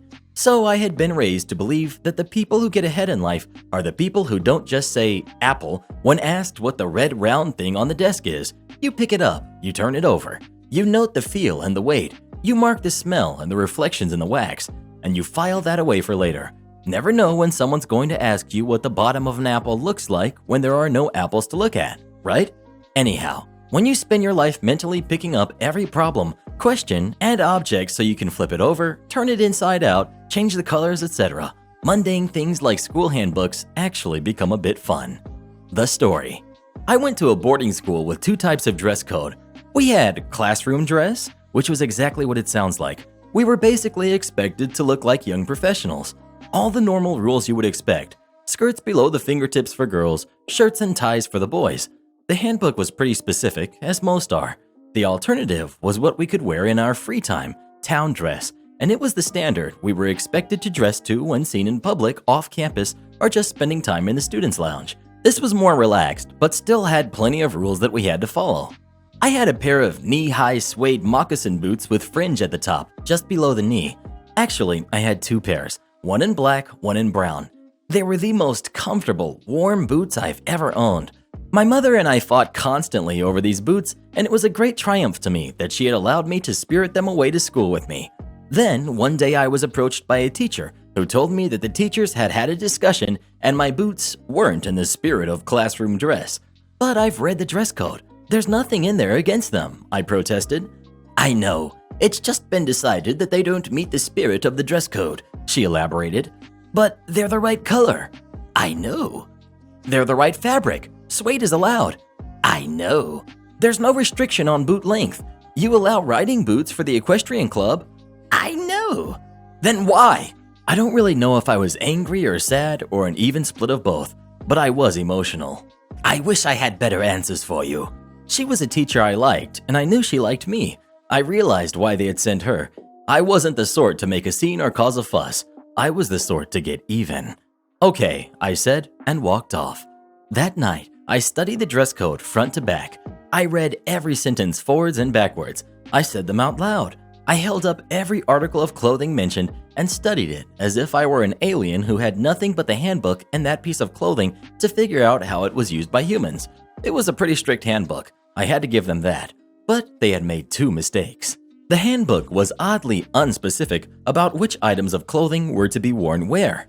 And nowhere did the handbook say we had to make an effort to actually look good. They discussed what articles of clothing needed to be what colors and how far they needed to extend in certain directions. Shoes had to be reasonable colors like black or brown, like my boots were, or other earth tones, but it never said they couldn't be elf shoes, for example. Granted, elf shoes wouldn't be in the spirit of classroom dress, but I digress. I went to bed furious and with vicious ideas circling in my mind, debating whether or not I wanted to pull this particular trigger. Eventually, I decided I'd wait until morning, and if I still felt that way, I would begin phase 1. The next morning, I woke up, still angry, and began a mental list of the worst boys in my grade as I walked to breakfast. When I got there, I found a few of them and pointed out that the handbook specified that ties were to be tied in a single or double Windsor knot at all times unless it was a bow tie, and then it was to be tied in the traditional manner. Don't know what that's called. What it didn't specify is what part of the body it was to be affixed to. Nowhere did it specify that ties had to be tied around the neck, just how they needed to be tied. I told them that they didn't have to believe me. Just read their handbooks that night and do what they will with the information. The next day, there were ties on wrists, around eyeglasses, foreheads, ankles, knees, thighs. Anywhere you could attach a Windsor knot to the human body, there was a boy in my school with a tie there. I was feeling pretty darn proud of myself. Phase 1 was a total success. The teachers were annoyed, but most found it amusing. Until we got to math class. There was a kid in class without his tie on, the one who always wore a bow tie. The teacher walked up to his desk and looked down her nose at him. I understand you boys are having some fun with your ties today, and I think we've been pretty good sports. But if you know the handbook this well, then you know you at least have to be wearing a tie. He raised his head, smirked, and said, "Oh, I'm wearing one. You just can't see it." The class erupted. Now, maybe he had it under his pants on his ankle or tied around his elbow under his blazer. I'll never know. By the end of the day, I was a legend for finding the loophole, and he was a legend for what he had put the loophole around. By morning announcements, the dress code had been updated. We were all handed a printed page, so we couldn't claim we didn't know, to include specifications about ties around necks, and the fun was over for the boys. Phase 2 was a little more in-depth. I studied the handbook, and I took mental notes. I had been eyeing the most ridiculous pair of boots I'd ever seen at the mall. They were silver with holographic rainbow interlocking circles on them. They sported a 2-inch platform with a chunky 4-inch heel and laced up just above the ankles. They looked like something Rami and Michelle would have worn on their final prom scene, or Fran Drescher and the Nanny. Ungodly. I knew I couldn't wear them to class, but I wanted them for town days so bad. Like I said, after 9 years in uniform, I was having fun with fashion. I saved for months and visited them at the mall every chance I got. I had been slowly talking myself out of such a frivolous pair of boots. They were so expensive, but the loss of my favorite classroom boots had reinvigorated my lust for them. And right after my moccasins were revoked, I had managed to save up just enough to afford them. Lucky me. I practically skipped to the store to get my holographic rainbow platform boots that weekend. They were out of my size. I nearly cried. Until I noticed right next to them was the black patent leather version. Until now, they had seemed so tame by comparison, but the dress code had a special section about patent leather footwear. It was specifically permitted, but only when wearing pants, so I could not wear the rainbow boots to class. But their sister boots in black patent leather with silver details were totally permitted. Silver also being specifically permitted on shoes, as some might have grommets for laces. Still sporting the 2-inch platform and 4-inch heel, mind you. The school didn't have any limits on heel size, assuming high schoolers wouldn't want to be in heels all day, I guess. Something about losing the whimsy of the silver holographic rainbows also had the bonus effect of taking them from a club kid mood to a darker realm. And to think, I would never have even considered the black pair if it weren't for my recent fascination with our dress code. The black boots also happened to be on discount, whereas my silver ones would have been full price. So I walked away with enough money to buy a pair of pants to wear with my new boots. A plan began to formulate in my devious brain. I invited my friends to join me at one of the local thrift stores, and we spent the afternoon hunting for the ugliest pants we could find that were still within the guidelines of the school dress code. And we did. They were bright orange polyester pants with little gray-green amorphous dots on them. Something akin to an incredibly tiny giraffe print. You almost couldn't make out the green, just that there was a pattern to the orange. Something about the two colors clashed enough that they almost vibrated in front of your eyes, making you half dizzy / half nauseated if you stared too long. And as luck would have it, I scored a deal on an orange shag weather that was the exact same shade. I looked like a half-finished Sesame Street character on top and a lost disco reject on bottom. Oh, did I mention that they were slightly belled, straight-legged orange polyester pants? I strolled into class on a Monday looking like a rejected extra from Saturday Night Fever. My new platform boots had heavy wooden heels that clunked loudly everywhere I walked. I now stood 4 inches taller, making me stand out even more in the halls and rivaling some of my teachers for presence in the classroom. I watched some of them glare at my new boots and began to figure out which ones had taken issue with my knee-high moccasins. I could tell the teachers who were getting a laugh out of it too, but I didn't stop there. It became my life's mission to seek out the most horrendous clothing and outfits I could concoct. I didn't care how I looked anymore. I had been so careful when I packed to make sure my clothes had all been suitable, and by their own admission, my boots were within the code. They just hadn't liked them. I had done my utmost to dress within their rules, and they had arbitrarily decided something wasn't good enough because they didn't like it. So now I wore something hideous every single day, so they had to see me in something nobody liked. Every single day. After all, what could they do? Just tell me every single day that I wasn't dressed appropriately, but never in violation? At some point, I would cry it was personal. By their own admission, it didn't violate the rules, and I was certain to never violate the rules. That just wasn't my style. Plus, at this point in a battle of wills, you can't afford to get sloppy and give the other side any advantage. Mom always said I was stubborn. The nice thing about boarding school is the girls are happy to share clothes around with anyone who will share back. So instead of just one closet, I had like 30 to pick from just in my dorm. Sure, most of my clothes matched each other by intent and planning, but they looked absurd with clothes picked by / for other people. Someone might have a loud shirt they only wear with a black skirt, but I'd pair it with a printed skirt from 3 rooms down in clashing colors just because I could, still within code. I wore those crazy boots anytime I didn't have on a skirt. I invested in more polyester than a school should legally be allowed to have on campus for fire safety reasons. I sought out every consignment, vintage, secondhand shop in town, and there were a lot. It was a largely hippie town, so the pickings were fantastic. I put together 3-piece suits with ties. I braided my bangs into a single braid and would put heavy earrings at the end to weigh it down, then swing it around like a pendulum over my desk or book during class by swirling my head. At the parent-teacher meeting, they asked my mom if they could speak to me about my clothing, and she asked, surprised, if I was breaking any rules. They explained about the boots. Mom told me she laughed and said there was nothing she could do. If there's one thing my daughter hates, it's being punished for a rule she didn't know existed or a rule that never existed in the first place. If you want to make a rule today to stop her, she won't do it tomorrow. I bet you never saw those boots again, but you took away something she loved for seemingly no good reason. She sees that as a punishment, even if you only saw it as a request, and now she's punishing you back. Simple as that. I suggest you just let it go and fix your handbook over the summer. Otherwise, you'll run out of paper trying to print daily changes to keep up with the loopholes she'll find. My daughter loves finding loopholes. I should never have given her so many riddles as a kid. Upon hearing this, they admitted that the only reason my new boots had been ignored thus far is that, this having been my reaction to the banning of the first pair, some were fearful what I might find to wear in retaliation if a second pair was banned. And, obedient student that I was, I never did wear my knee-high suede moccasins again. Random conclusion stuffs. They never did come after me for a single other dress code issue, except once when my skirt was too short. Honestly, not intentional. Each teacher measured slightly differently, and I didn't return the next year for entirely unrelated reasons, so I didn't know what changes they may have made. So remember to take your problems, turn them on their side, flip them inside out, look at life from a funny angle, and you never know what cracks you might find. And it's another great story of my awesome mom totally having my back. Though looking back as an adult, I'll bet she was a little upset they banned her boots too. I mean, after all, if they had been more specific in the handbook, she could have kept them at home the entire time instead of in my closet at school gathering dust. Miss you, Mom. Edit for comments. No, I'm not a lawyer in my adult life. It just wasn't my path.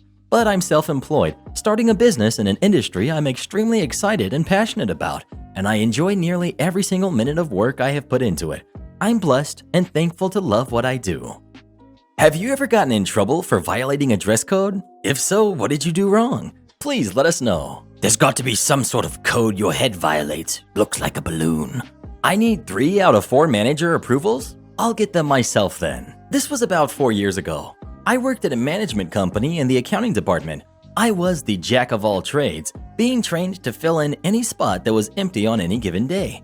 A spot that was routinely empty was water meter reader once a month. Reading the meters was nice because you got to leave the office, but we had horrible accommodations to help us, and the job took all week just to finish reading the meters, not including entering all of the data when we got back. After 2 months, I realized we could speed up the process if we used iPads instead of paper. It allows us to carry more information with us while losing less during the process. It would eliminate second trips to double-check numbers in the field instead of waiting 3 days until we could get back to the office and log on to the computer. This company had 4 owners, and each managed a different department. Karen ran the accounting department. Karen was, as the name suggests, a manager Karen. The other 3 departments were run by Mary, Susan, and Amy. I brought up my idea to Karen, and she shoots it down. She tells me, "It won't work. We've never done it like that. And besides, you need 3 managers to approve your request anyway." Now, typically requests went to your department head, and then she would take them to the other managers for further approval. But Karen decided to shut me down from the get, all because she didn't think of it herself. Whatever. I went to Susan first because Susan loved me. I laid out my plan to get approval for the iPad. Susan thought it was a fantastic idea, but didn't want to come against Karen. Still, she said if I got the other 2 on board, she'd 100% have my back. Mary was next. Mary was the one I had to sign out the iPad from anyway. I explained how I had already made sure no one else had requested the iPad for those days, and how this would save the company time and therefore money. Mary was hooked. Amy was last. I wasn't sure how to approach Amy with the plan. I was careful, only giving away the information I absolutely needed to in order to find out how to get her approval. Amy asked if Karen approved. When I said no, Amy immediately said yes. I hadn't realized Amy was sick of Karen and would pretty much say anything to upset her. Now that I had 3 out of 4 approvals, I took the iPad with me on the next meter reading, conveniently forgetting to mention to Karen what I had done. When we cut down our week of work to 3 days, Karen asked how we finished so quickly. That's when I showed her and the other 3 managers how well the iPad idea worked. Karen still tried to veto me, but the other 3 managers essentially told her that my idea was being implemented on a permanent basis and she was just going to have to deal with it. The next month, I realized the largest property we had to do readings for had a golf cart for general workers' use.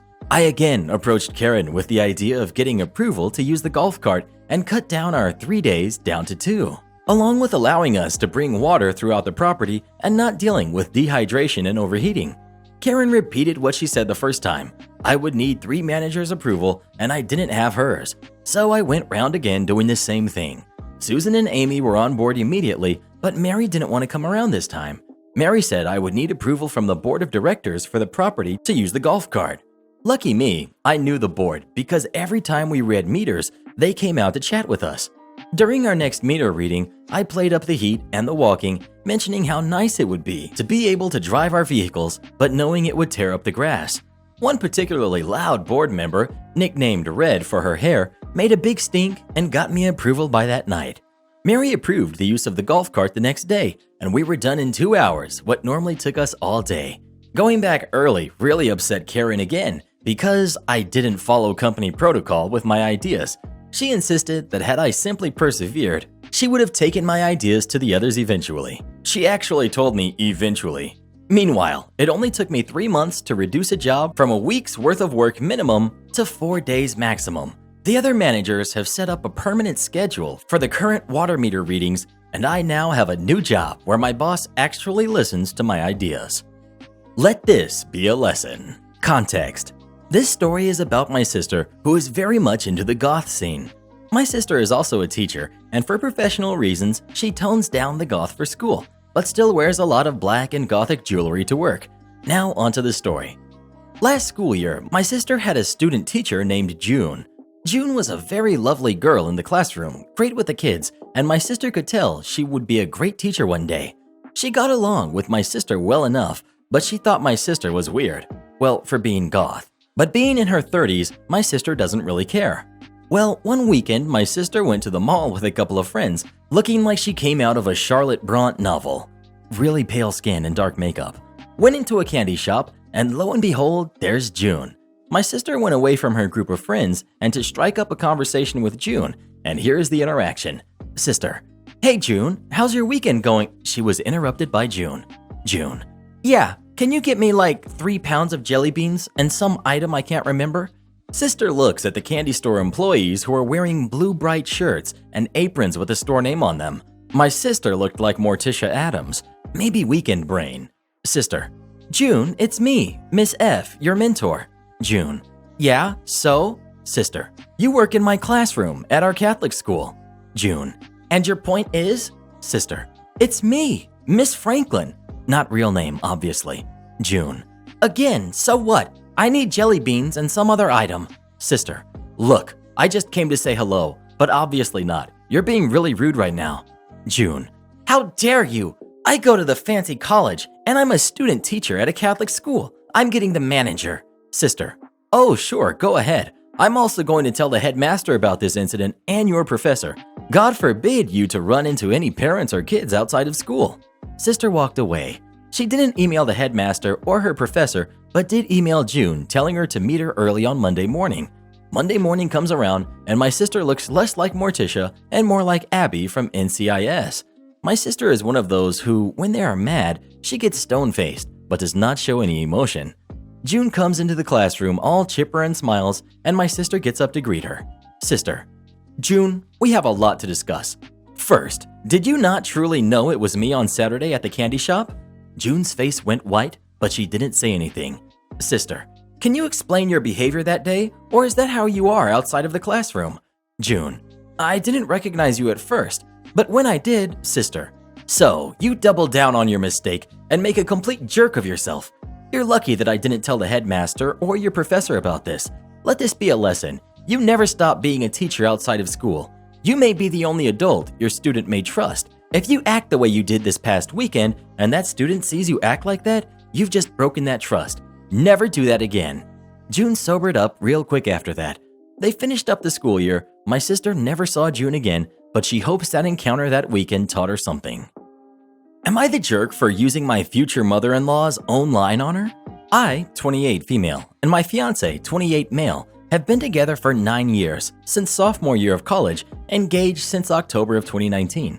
My future mother-in-law, 54, has 3 sons, of which my fiance is the oldest. She is very much into being matriarch and hates the idea of her little babies growing up and moving on with their lives. She cried for days when me and fiance, then boyfriend, moved into an apartment together after graduating college and asked fiance if I forced him to do it. I was never invited to my future in-laws' home for Thanksgiving or Christmas because that was for family only. My fiance threw down to have me invited in 2019 after we got engaged. I was excluded from photos because those were for family only, and I was only a fiance, not a wife. My future brother-in-law's girlfriend still gets the same treatment. Mother-in-law recently caught wind from fiance of my plans to go wedding dress shopping with my mom, sister, and cousin.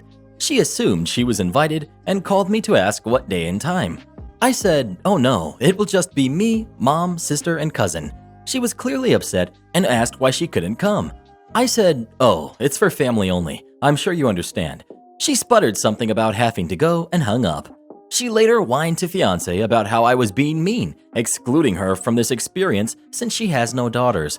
Fiance and his brother with a girlfriend thought it was hilarious, as did the girlfriend, and loved that I turned the tables on her in a way she can't protest against without being marked as a hypocrite. Fiance's youngest brother thinks I'm being mean to her for no reason and I should be considerate of the fact she has no daughters and let her share this experience. I don't want her there because I want to enjoy the loved ones and I frankly don't want to include someone in an experience like that who has made a point of excluding me. So Reddit, am I the jerk? Wow. Thanks so much for the support, everyone.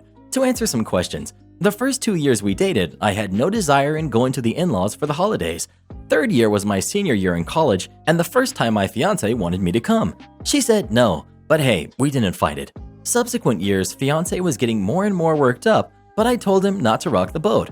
I am very level-headed and calm, and I know better than to enter into open conflict with a crazy person. He's going to shut her down if she keeps whining. Edit 2. Well, she called my mom and asked if she could come. My mom said that was not her decision and to ask me. She seemed to think my mother could command me to invite her, probably because she operates that way. She then told fiance to give me a list of rules for my dress, which include no strapless, no halter, no sweetheart neckline, not too tight. She wants me to look classy. I am an accountant at a global accounting firm, yet she somehow thinks I'm going to embarrass her by not looking classy. Fiance sent her a text. Mom, you're smothering us. This is none of your business, so stop it. She's called him 9 times in the last hour since he got that text. Am I the jerk for cutting my sister off financially when I found out that I was the only sibling paying for her? I have 3 siblings. I am the eldest. My youngest sister is the only one of us who didn't attend college. She got pregnant and dropped out a few months into college. I live in another state and see them only a couple of times a year. I'm not really close to any of them. My sister fell into deep financial crap after the guy took off and the baby, B, had a ton of medical issues that she couldn't afford. In the end, she moved in with my parents. Me and the other siblings decided to pitch in some money each month to help the youngest sister. At first, they told me that since I earn the most, I should contribute more. I firmly said that I will contribute what everyone else is going to contribute, and they agreed. It's been a year, and recently my youngest sister reached out to me and said that she needed money urgently because B needed a surgery the next month. I was a little perplexed. B hasn't been to the hospital for the past 2 months, and the money from those 2 months from all of us should have been more than enough to cover the surgery. I kept pointing this out and asked her what happened to the money. She kept saying that money got used up. At this point, I told her that she was going to have to show me some bills, and she broke down, saying that I'm the only one who is giving her money, and my parents and other siblings asked her to keep that a secret from me. They decided that I'm the one who should pay for everything because I earn more, and I am child-free while the others are not. None of my siblings have kids, but they want to prepare for the future, while I don't have to because I'm not going to have any kids. So for the past year, I'm the only one who has been helping.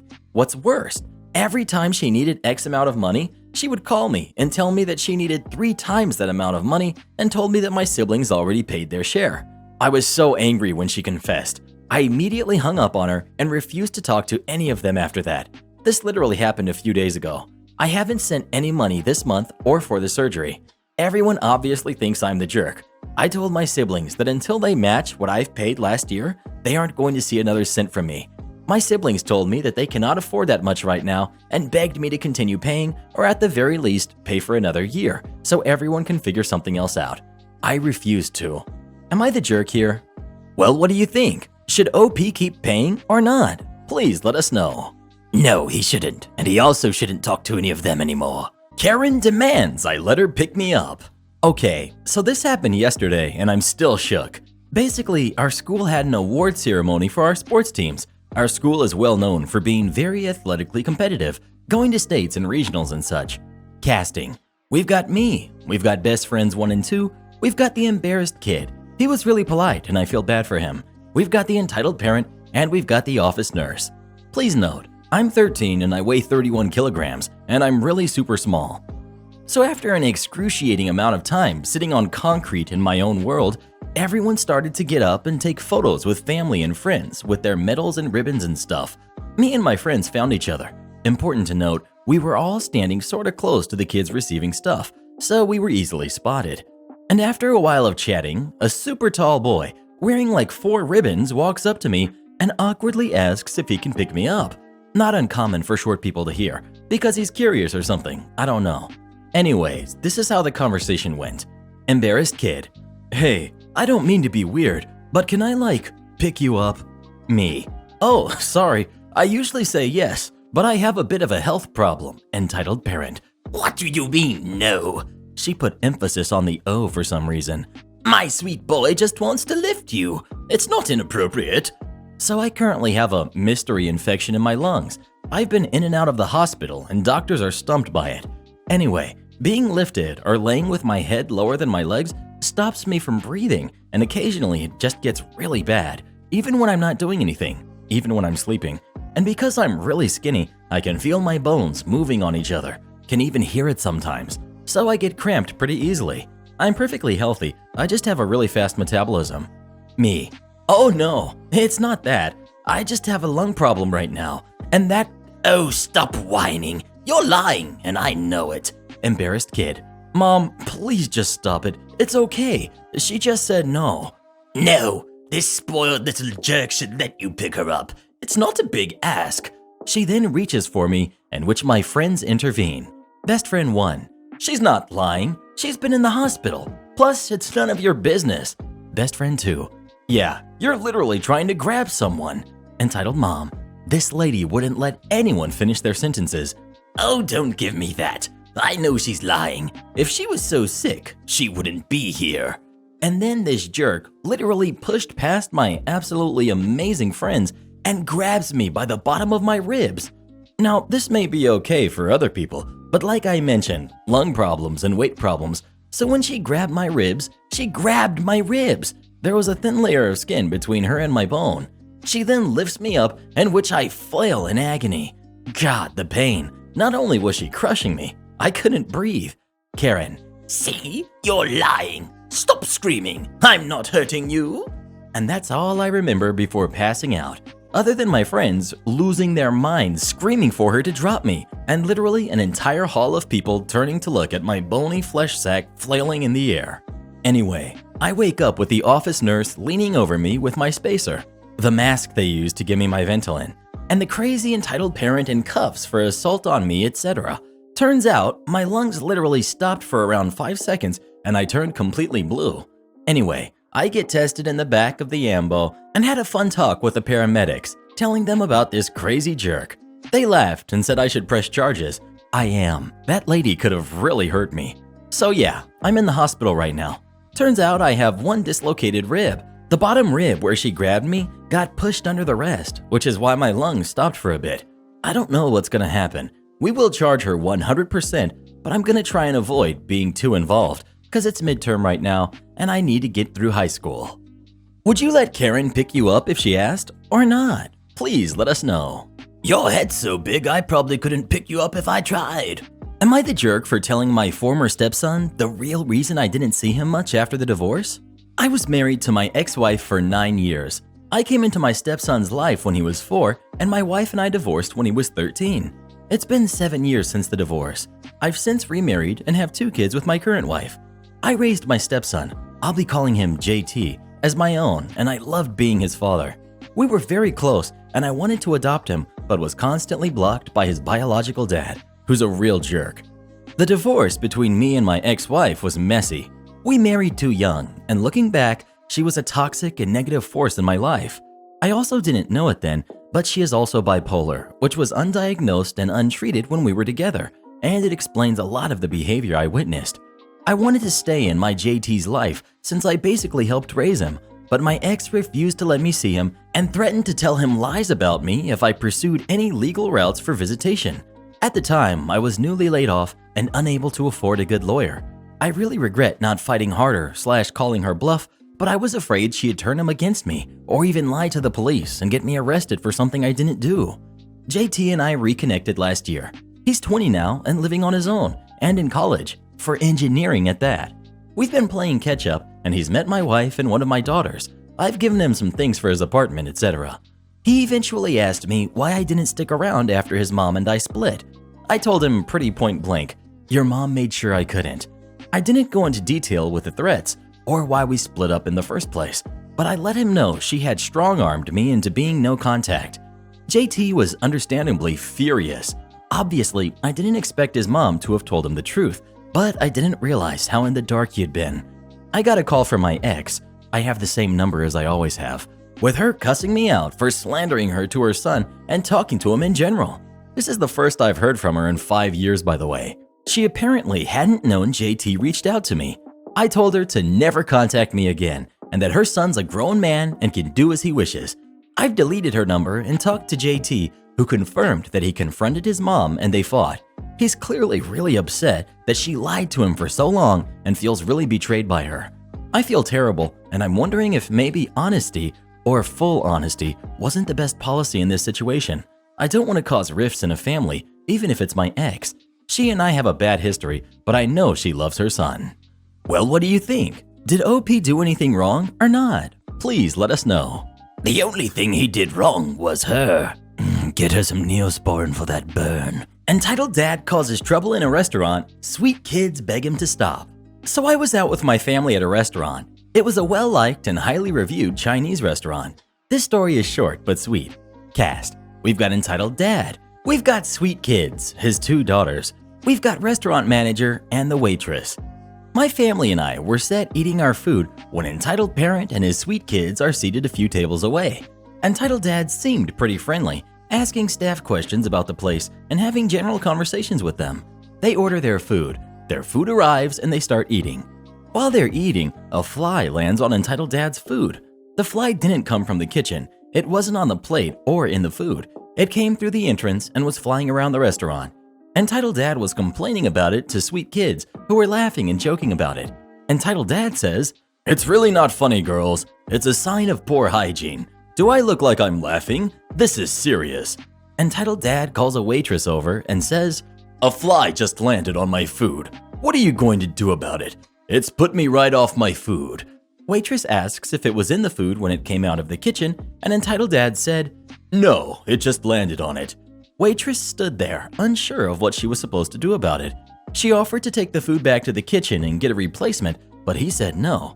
Entitled dad continued to complain to her. Side note, I work in hospitality, and there's literally nothing you can do about a fly that comes in through the entrance to the building when a customer comes in. I genuinely don't know what he was expecting of her. Eventually, waitress goes to get the restaurant manager, and even he didn't know what to do. He apologized, but there wasn't really anything he could do about it besides offer him more food. Sweet kids were still laughing at this point, and entitled dad was telling them off because of how serious it was.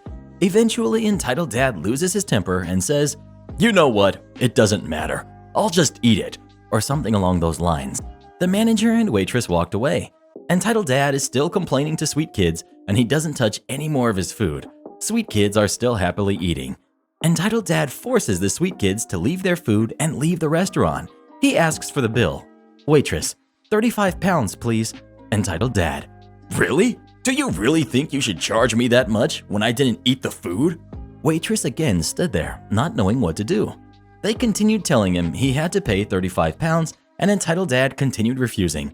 Entitled dad was close to shouting, and restaurant manager and waitress were trying to resolve it. Sweet kids were literally almost crying by this point, shouting, "Dad, stop! Just pay the bill so we can leave," and things like that. Entitled dad says, "Go wait outside, girls. I'm not paying 35 pounds for food I didn't even eat." This went on for literally about an hour. Entitled dad then goes, "I'm not paying 35 pounds. I'll pay 10 pounds and nothing more." Then slams his money on the counter and leaves. Both restaurant manager and waitress are in complete shock, and I'm ranting to my family by this point because I worked as a waitress and felt terrible for the staff.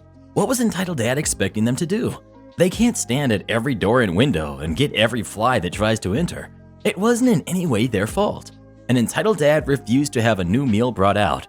Manager came over to us and apologized, and all my mom said was, "What a jerk." And this made manager and waitress smile a bit. They were comforted by the fact that we agreed with them and thinking entitled dad was out of order. It was a lot more dramatic than it sounds here, I promise. Am I the jerk for saying no to my nephew using my late son's college fund instead? My wife and I, 36 female, 37 male, lost our son Ryan 3 years ago when he was 11. Before he was born, my wife's parents gave us a large sum to start up on his college fund, and we've been putting money on the side for years so that he can use it once he went to college. Unfortunately, he never got the chance, and we haven't touched that money since. It's taken time, but with a lot of therapy, we made peace with our loss. We've even started talking about trying to have another baby next year. My sister and her family came to our house Sunday morning, and we were talking about my nephew Steven now being in his last year of high school. It brought up questions about what his plans were after graduating, and he said college, though he's not sure what he wants to study. When my nephew wasn't around, my sister mentioned that they've been worrying about how they'll afford college for him. His GPA is average, and he doesn't do any activities outside of his studies, so they say they don't think he'll have much of a chance with scholarships. He'll have to rely on student loans and financial aid. My sister mentioned Ryan's college fund and how it would be a huge help if Steven got that for himself. We were caught off guard and didn't know what to say. With talks about having a baby, we decided we wouldn't touch that money for now and had to tell her no. We explained we weren't sure if we want to use that money for future baby expenses or if maybe that will be our child's college fund to use in the future. My sister became upset and felt it wasn't fair we were keeping this money all for a hypothetical child when my nephew is an actual living person who will benefit from it. She said we won't struggle financially with a new kid since we both earn a good income and we can always save more money, which is true, but there's no guarantee we'll always be making the same income with the state of the world, and at least that money is there now. She kept pushing this to the point where it was becoming an argument. What struck a nerve was when my sister said, "It's not like anyone else is using that money right now." I don't know why it bothered me. I suppose it's the way she casually mentioned my son no longer being with us. My wife was growing uncomfortable with the whole thing, so I firmly said no, and that's the end of it. There was tension after, and my sister was in a sour mood until they left. I later received a message from her later on, stating how selfish she thinks we are being, and she thought we would help Steven since we claim to love him so much, yet won't help him provide for his future. I didn't want to get into it with her and decided not to respond, but I still keep reading her text. Are we in any way being jerks here? We do love Steven and want him to succeed, but we had already agreed that money would be used for our future kid. It's all very conflicting and hard not to feel guilty over our choices. Well, what would you do in this situation? Would you give your sister the money or not? Please let us know. No, but I'd give her a punch in the face, I'll tell you that much. I don't work here at the moment. Important to the story. I took some time off to work on a novel I've been writing. Seemed like the time to do it with everything going on right now and me having no immune system. I worked for a towing company. Everything is appointment-based where I worked because of what's going on. That makes sense, right? Apparently not. I've been off work for about 4 months now. I help with paperwork here and there, but that's sent to me via email so I don't have to leave my house. It's a good system. I finally had to leave my house. I realized that I forgot one of my flash drives at the office. It's the one I would add random notes to for the book that I'm writing. I stopped at the office today to pick up my flash drive. It's hidden. I wasn't about to call and be like, "Hey, can you go into the storage room, move the first aid kit, pull out the box of envelopes, reach in and grab my flash drive?" So I did it myself. I walked in, put in my codes to get to the back, and went about my business. My boss knew I was coming in to get something, saw me and said, "Hey, hope you're doing well," and went back to work. Just as I stepped out of the storage room with my flash drive in hand, I hear it. The screech of an entitled jerk. She was losing her mind because both the people who could help her were taking calls and couldn't just step off the phone to help this person. She also hadn't booked an appointment because the appointment sheet is on the door as you head into the back part of the office. I proceeded to take the side exit and disappear. So I thought. I made it through the shop where all the trucks are parked and left through a different door. This lady saw me leave through the side door, bolted outside, and literally ran to the door I left through, screaming that I need to help her. I just looked at her crazy self and said no. I continued walking to my car with her following me, screaming and screaming. I should also mention that there are some puddles in the yard because winter came and left in the span of a few days and it hasn't all dried up yet.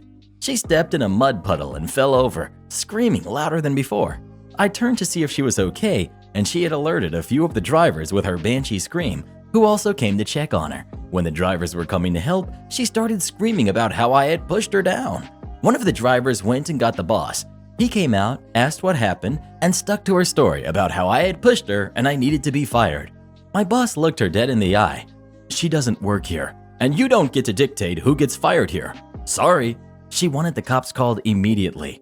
My boss asked if she was sure. She screamed, repeating the word, "Yes." He asked again if she was sure while gesturing to the 4 cameras in the yard. She legit turned white, got up, went to her car, and left. My boss busted out laughing the second she peeled out of the yard. He also told me to have a good rest of my day and to call if I needed anything.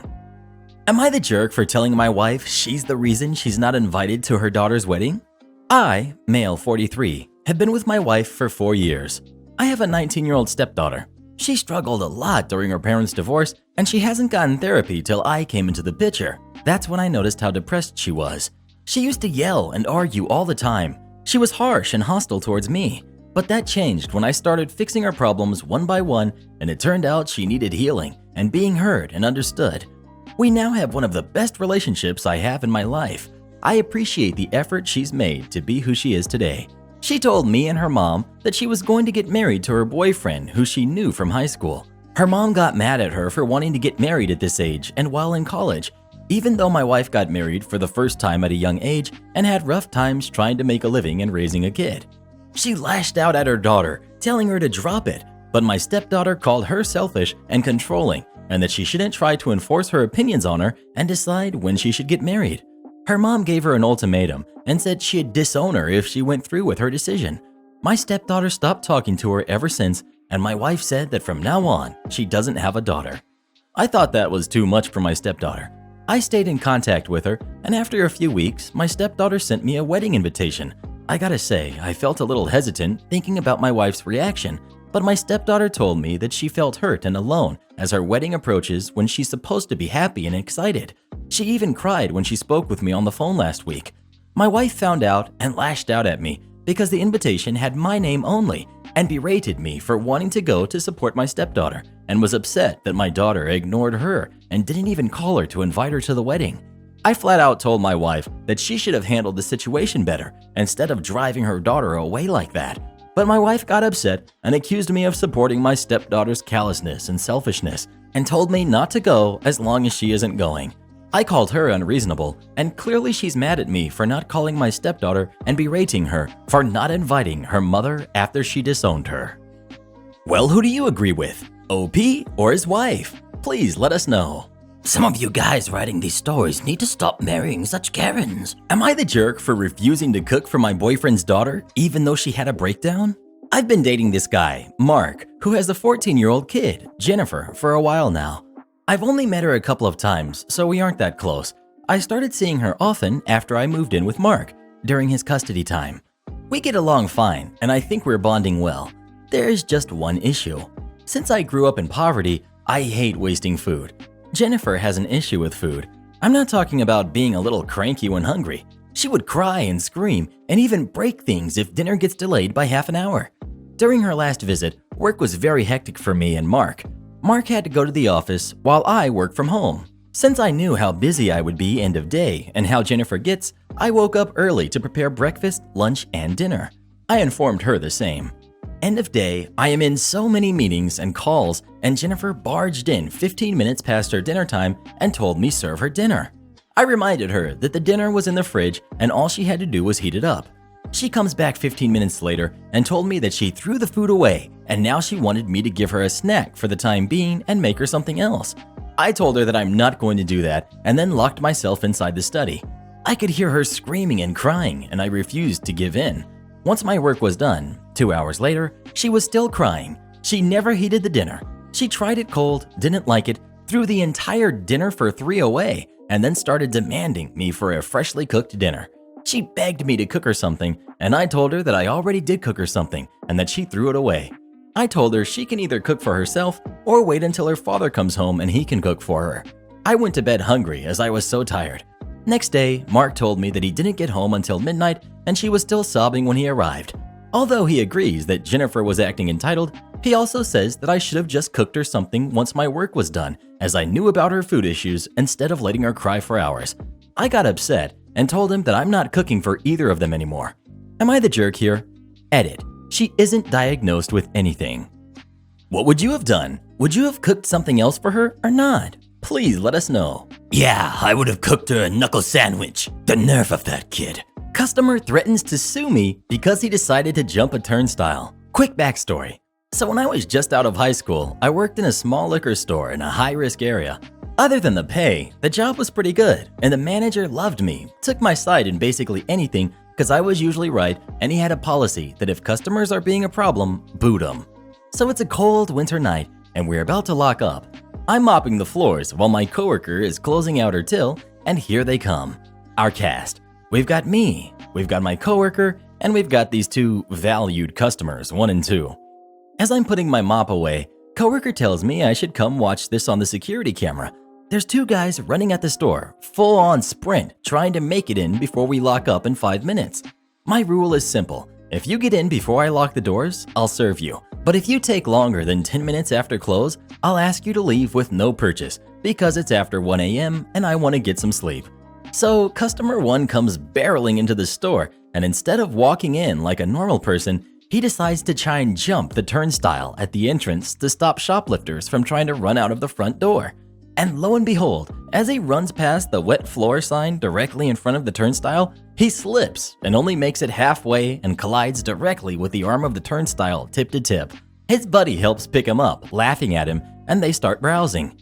Coworker goes outside and locks the doors and finishes up closing until my till is the only thing left to do. Lo and behold, their 10 minutes are up and they haven't made a single choice yet. I pipe up. Hey, you guys, the store closed 10 minutes ago. I need you to pick whatever you want now or leave. Well, customer 1 takes offense to me telling him that he has to leave the store and replies, "You know I got hurt on your property, so I can take however long I'd like, and you should be giving me everything I want for at least half off, if not free, unless you want me to sue you." Him and customer 2 started laughing and walking around joking about what they should help themselves do. Coworker looks at them like they are idiots and tells them that they can get the heck out of the store right now or she will call the police and have them removed. Well, once again, customers 1 and 2 don't like being told what to do and walk up to the counter snickering and ask how we would like going to court. I look at them, tired, and tell them that right now they have 2 choices. 1, they buy something and leave now or we call the police. Coworker already has the phone all ready to go and that we don't care if they sue us because we don't own the store and that his injury was self-inflicted. He ignored the wet floor sign and tried to jump the turnstile when he could have just walked through. Customer 1. Well, can I at least get a discount? Customer 2 at this point realizes that we are serious as he grabs the closest 12-pack and says, "Okay, we'll get this and leave." So here we are, 20 to 30 minutes after closing and finally get to go home. Those 2 never did bother to come back or sue us, but I still made sure my manager got all the footage ready just in case.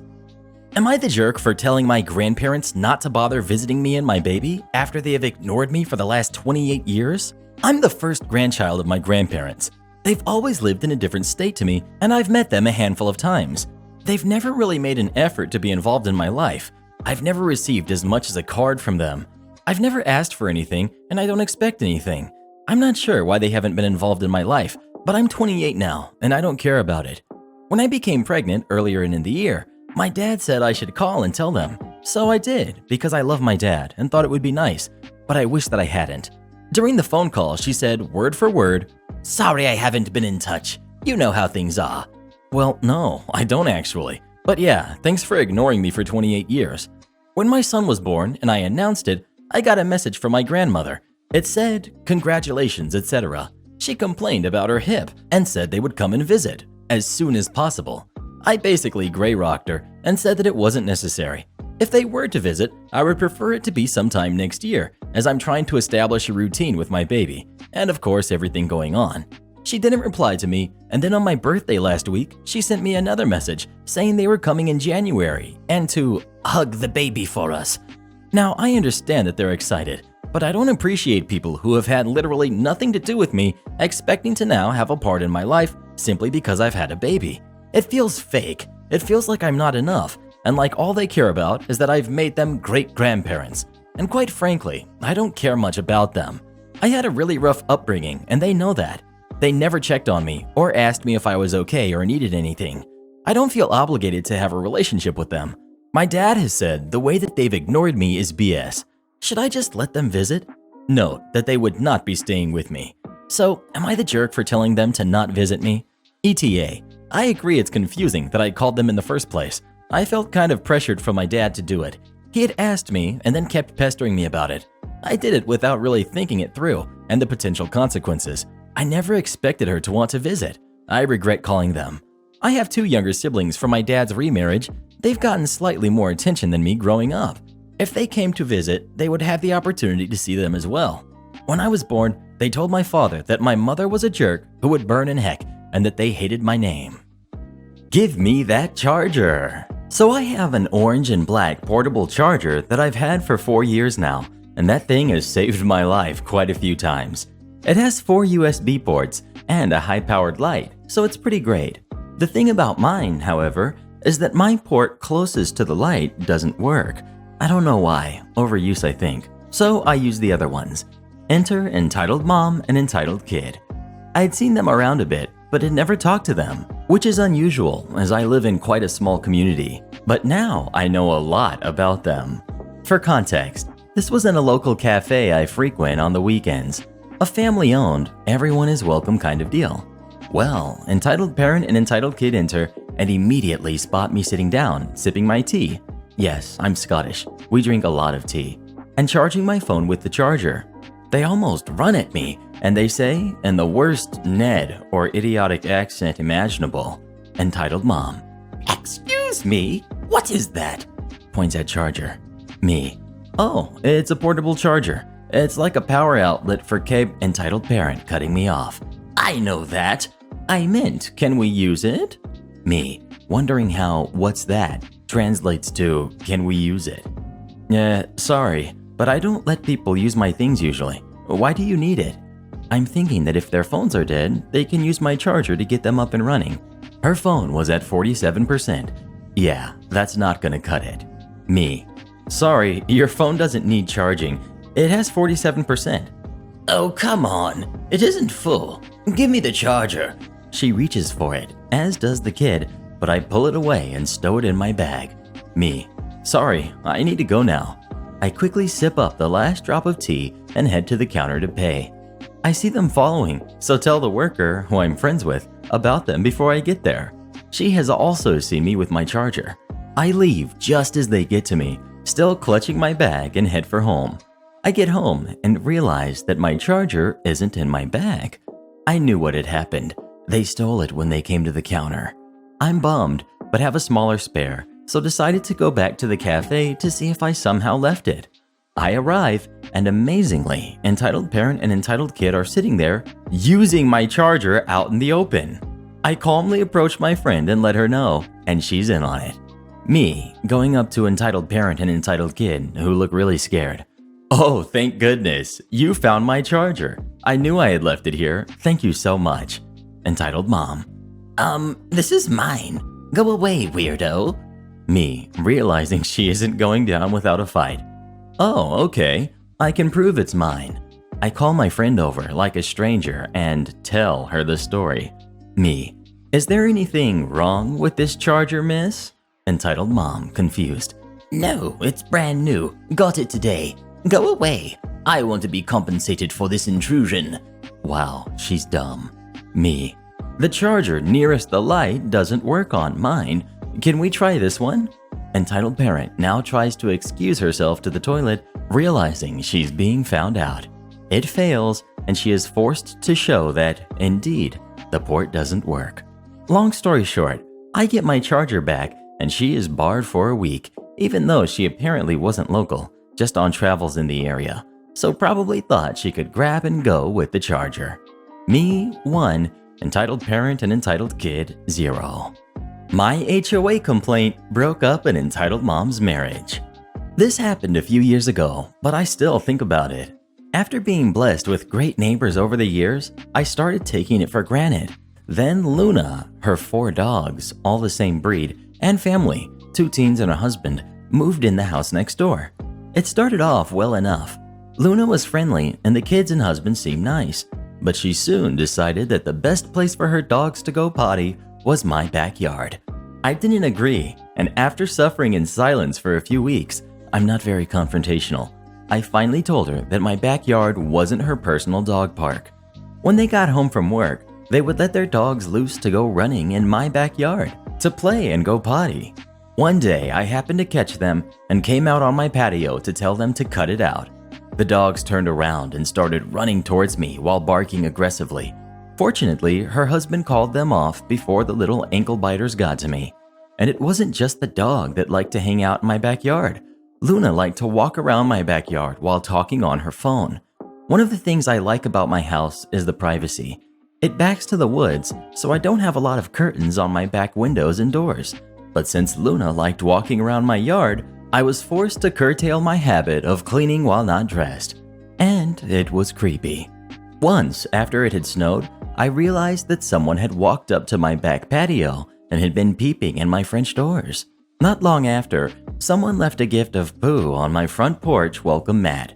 Geez, I wonder who did that. But then, Luna seemed to want to repair our rather rocky relationship and asked me what time I got off work. We could do drinks and hang out.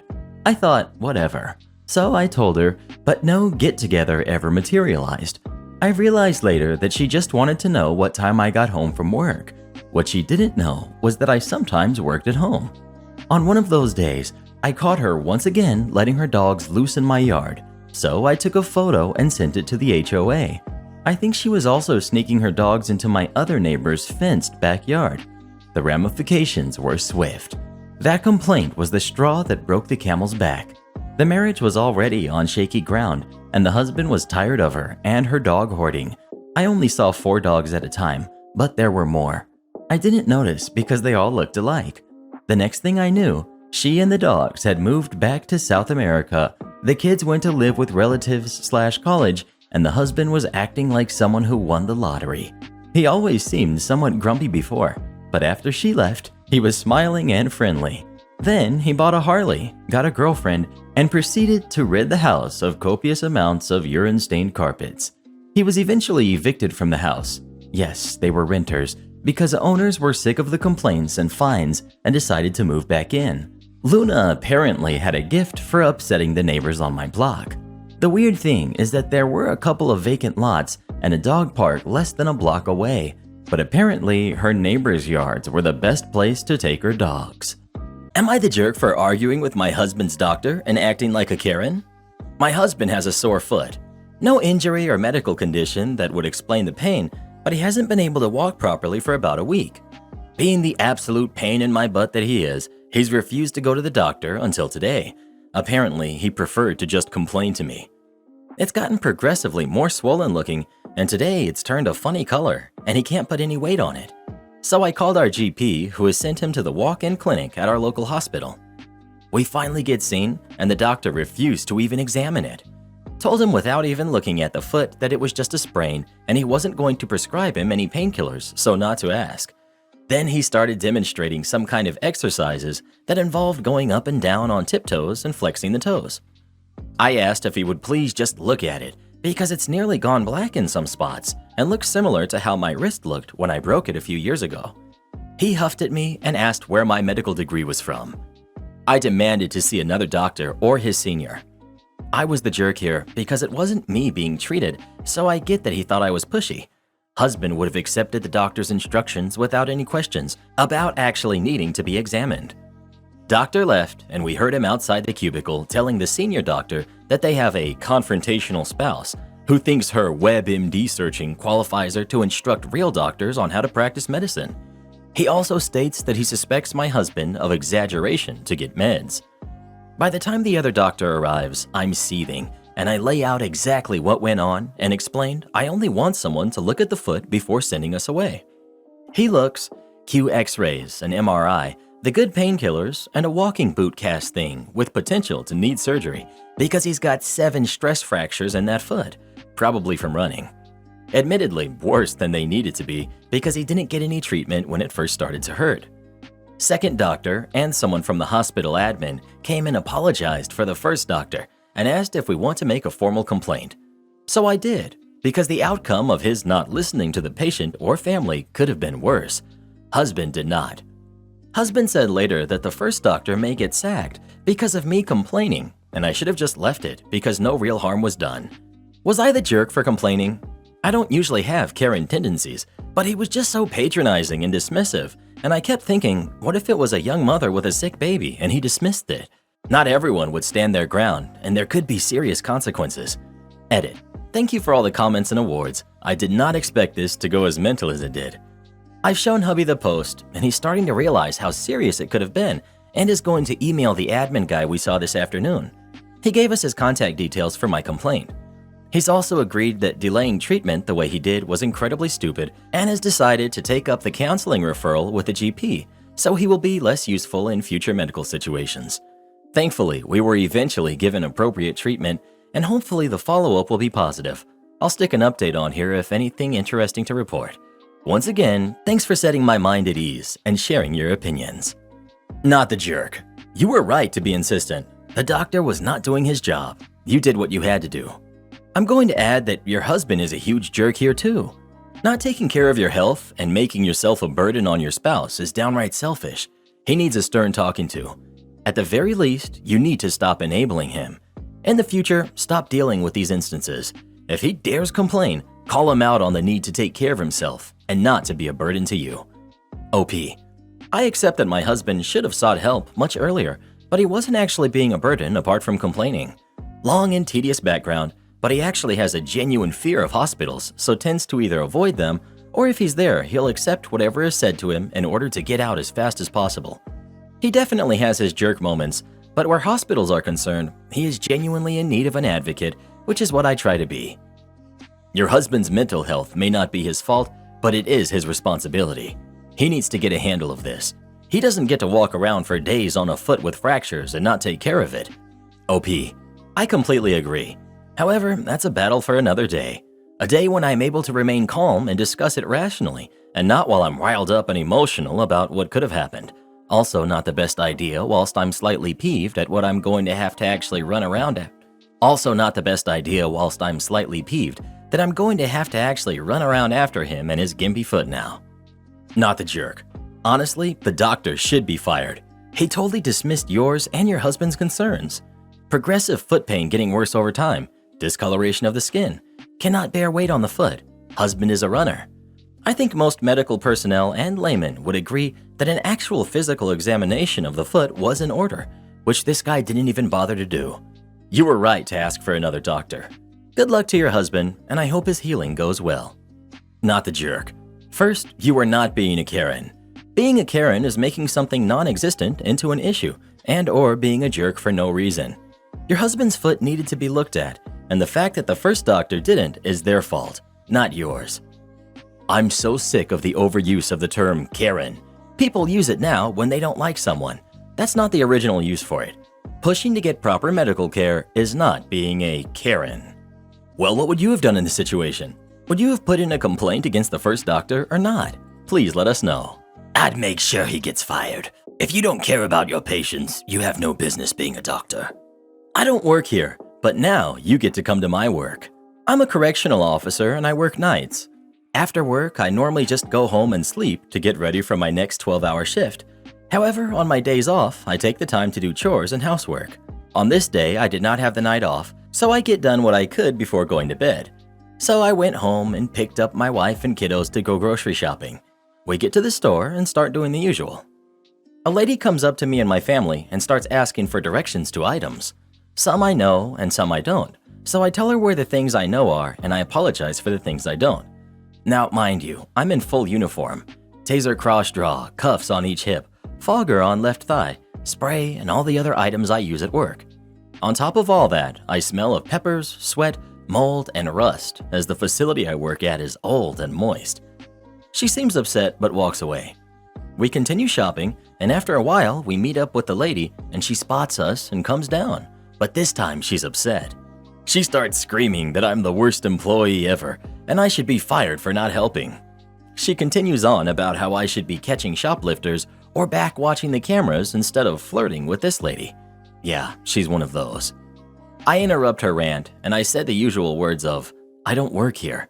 She of course fails to hear them as this is the usual on this sub and she continues her rant, yelling and screaming that she picked me to help her because I'm the asset protection and I should know where everything is.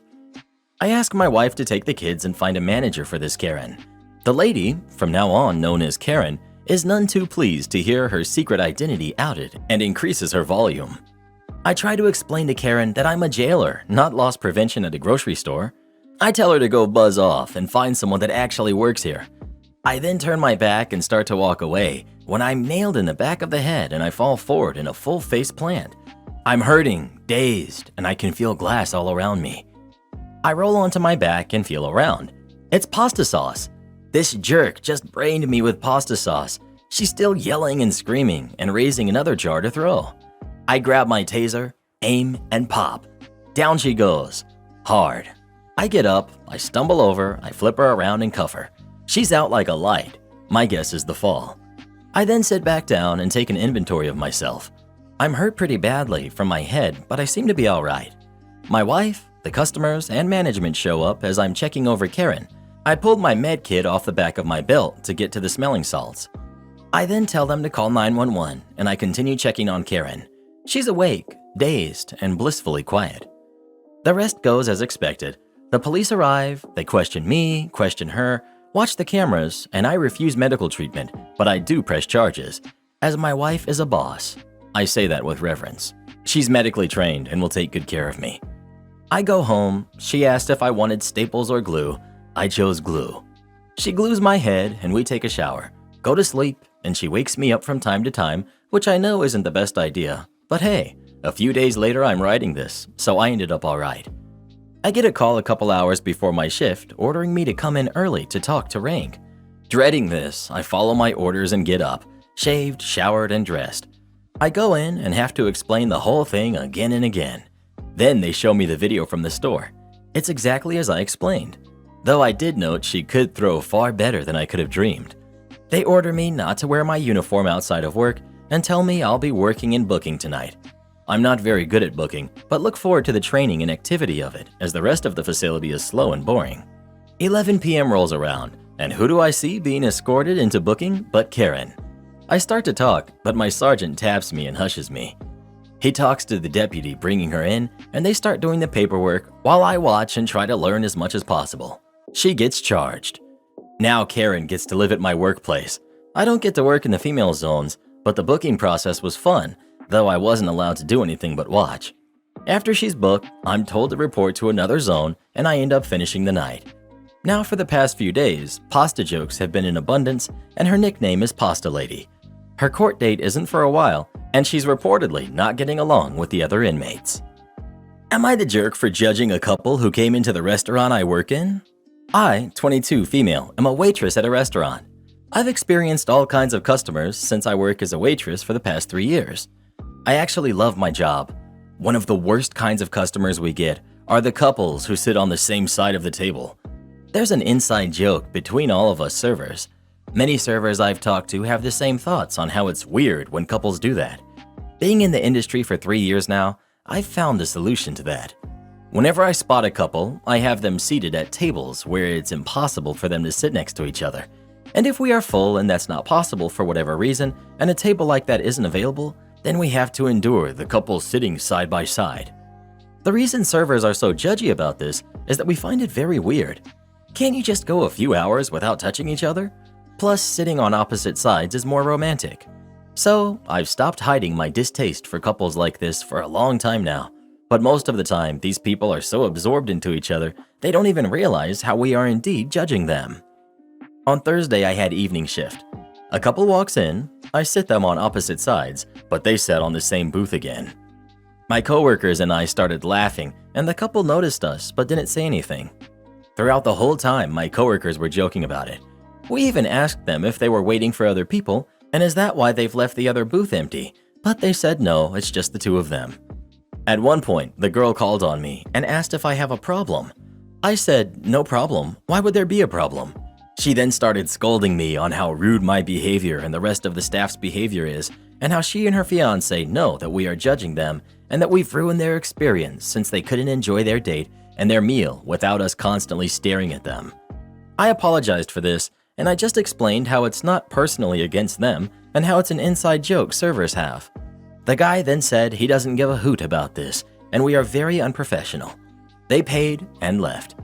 Later that night, we saw that they had left a negative review and described their experience. Our manager called us in and scolded us. Never in my 3 years have I gotten in trouble over this. Am I the jerk? You're 22 years old. Don't you think it's time you acted like it?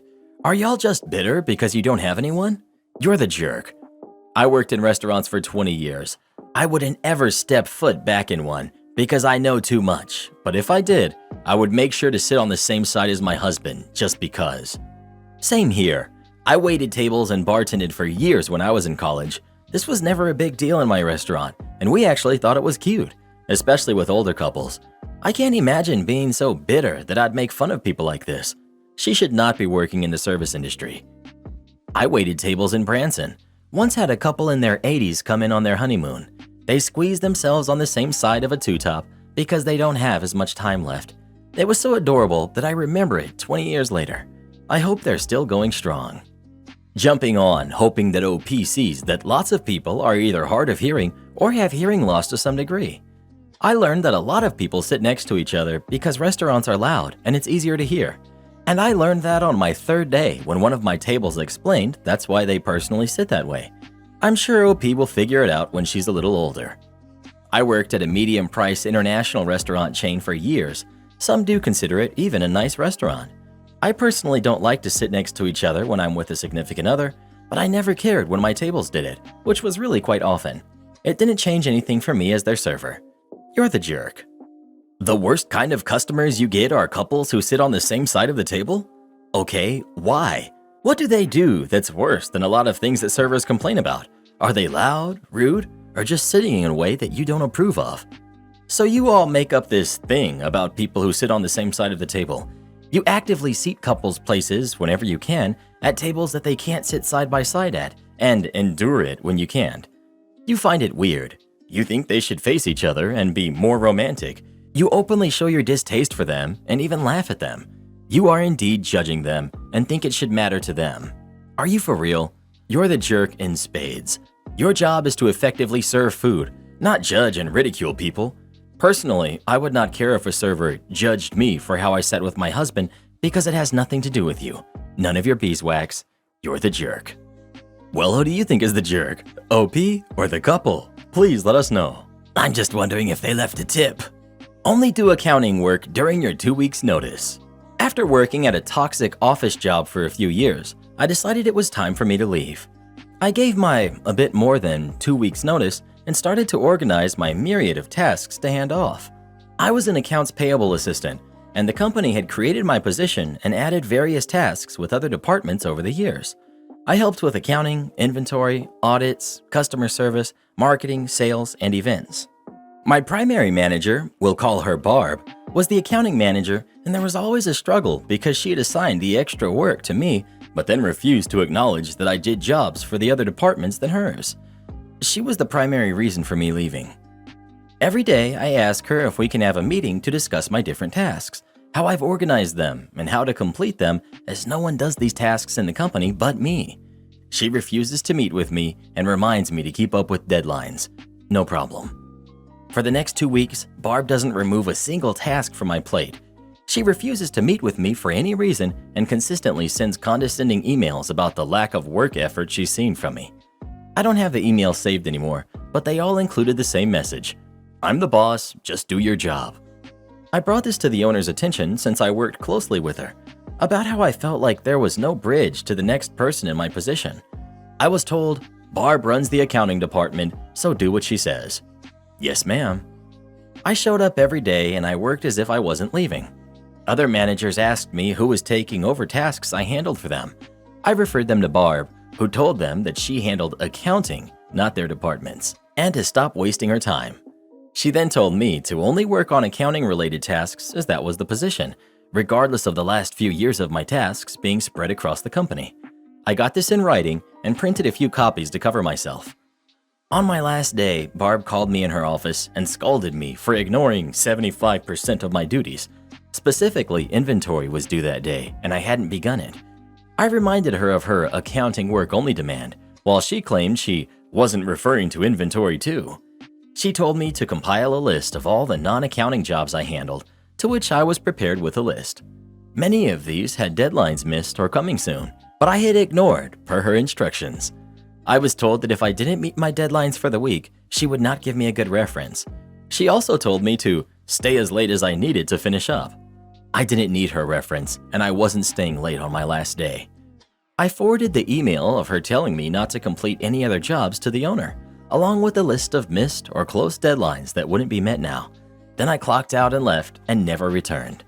This was years ago, And from what I've heard, she still runs the accounting department for them. I was the one blamed for tasks not being complete. Oh well. Am I the jerk for telling my husband I won't cook for him again if he chooses to eat his coworker's meal over mine? Hear me out. My husband, Jesse, who's 31, has been bringing home meals that his female coworker, Nellie, cooks for him. Now, I'm not the best cook, and Jesse's made it clear, but he still eats what I cook every day. What I noticed with Nellie was that she tends to take every opportunity to point out how weak and tasteless my cooking is. Jesse would say nothing except steer the conversation towards something else they both relate to while I'm sitting there wallowing in my misery, thinking about what she said. Also, she once asked what was another chore I was good at, and Jesse said ironing his suits. She, in response, joked about having him send her a suit of his so he could see how good she is at ironing too. I rolled my eyes hard, but at least Jesse agreed that was weird. Last week, Jesse came home with a new meal she cooked. I told him I already cooked dinner and asked what he was going to do with the meal. He told me he was going to eat it for dinner. Not gonna lie, I was getting a bit irritated, and he must have noticed because he said he promised Nellie he'd eat it for dinner, and that she asked him to take a pic of the empty plate later to confirm that he had actually eaten it. I was baffled, like completely baffled at this. I told him one thing and one thing only. Told him that if he chose to eat Nellie's meal over the dinner I cooked, then this would be the last time I cooked for him. He started moaning about how I was being unfair and putting him in a rough place. He stalled and didn't give a clear answer till I saw him walk past me later when I set the table and prepared dinner and put her meal in the microwave. I felt so awful I almost cried. I then told him that from now on, I won't cook for him anymore since he made his choice. I obviously upset him because he went off on me, calling me childish and pathetic to make this about my ego. I got up from my chair and told him I owed him nothing and that he made his decision, and so did I. He snapped and said that this was ridiculous and that Nellie was just doing a nice thing for him, while as my behavior was disgraceful and disgusting. He then went into the bedroom and I rushed after him, but he shouted, "Leave me alone," then proceeded to shut the door and hasn't been speaking to me since. His mom knew about the argument and called, begging me to be more patient and not make any decisions I might regret later. She agreed that Nellie was overstepping and firmly believes she's the problem, and so I shouldn't be hard on her son.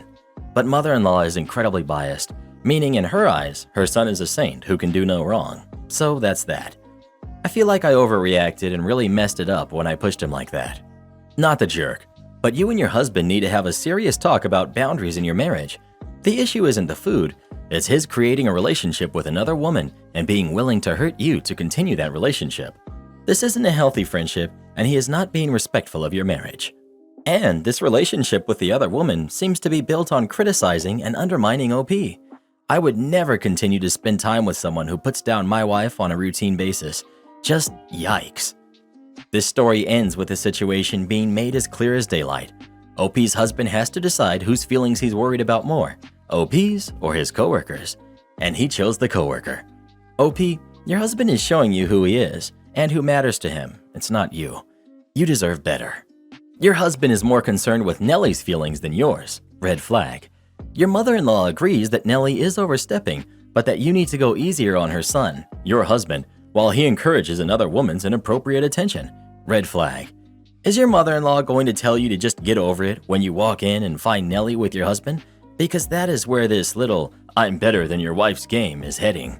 Not the jerk, and make sure you have some money set aside to protect yourself. Do this next. Tap here on your screen to come see our new podcast playlist, where you'll find thousands of hours of the best stories you've ever heard. Or tap the one on the right. That episode is specifically just for you, based on other videos you've enjoyed the most.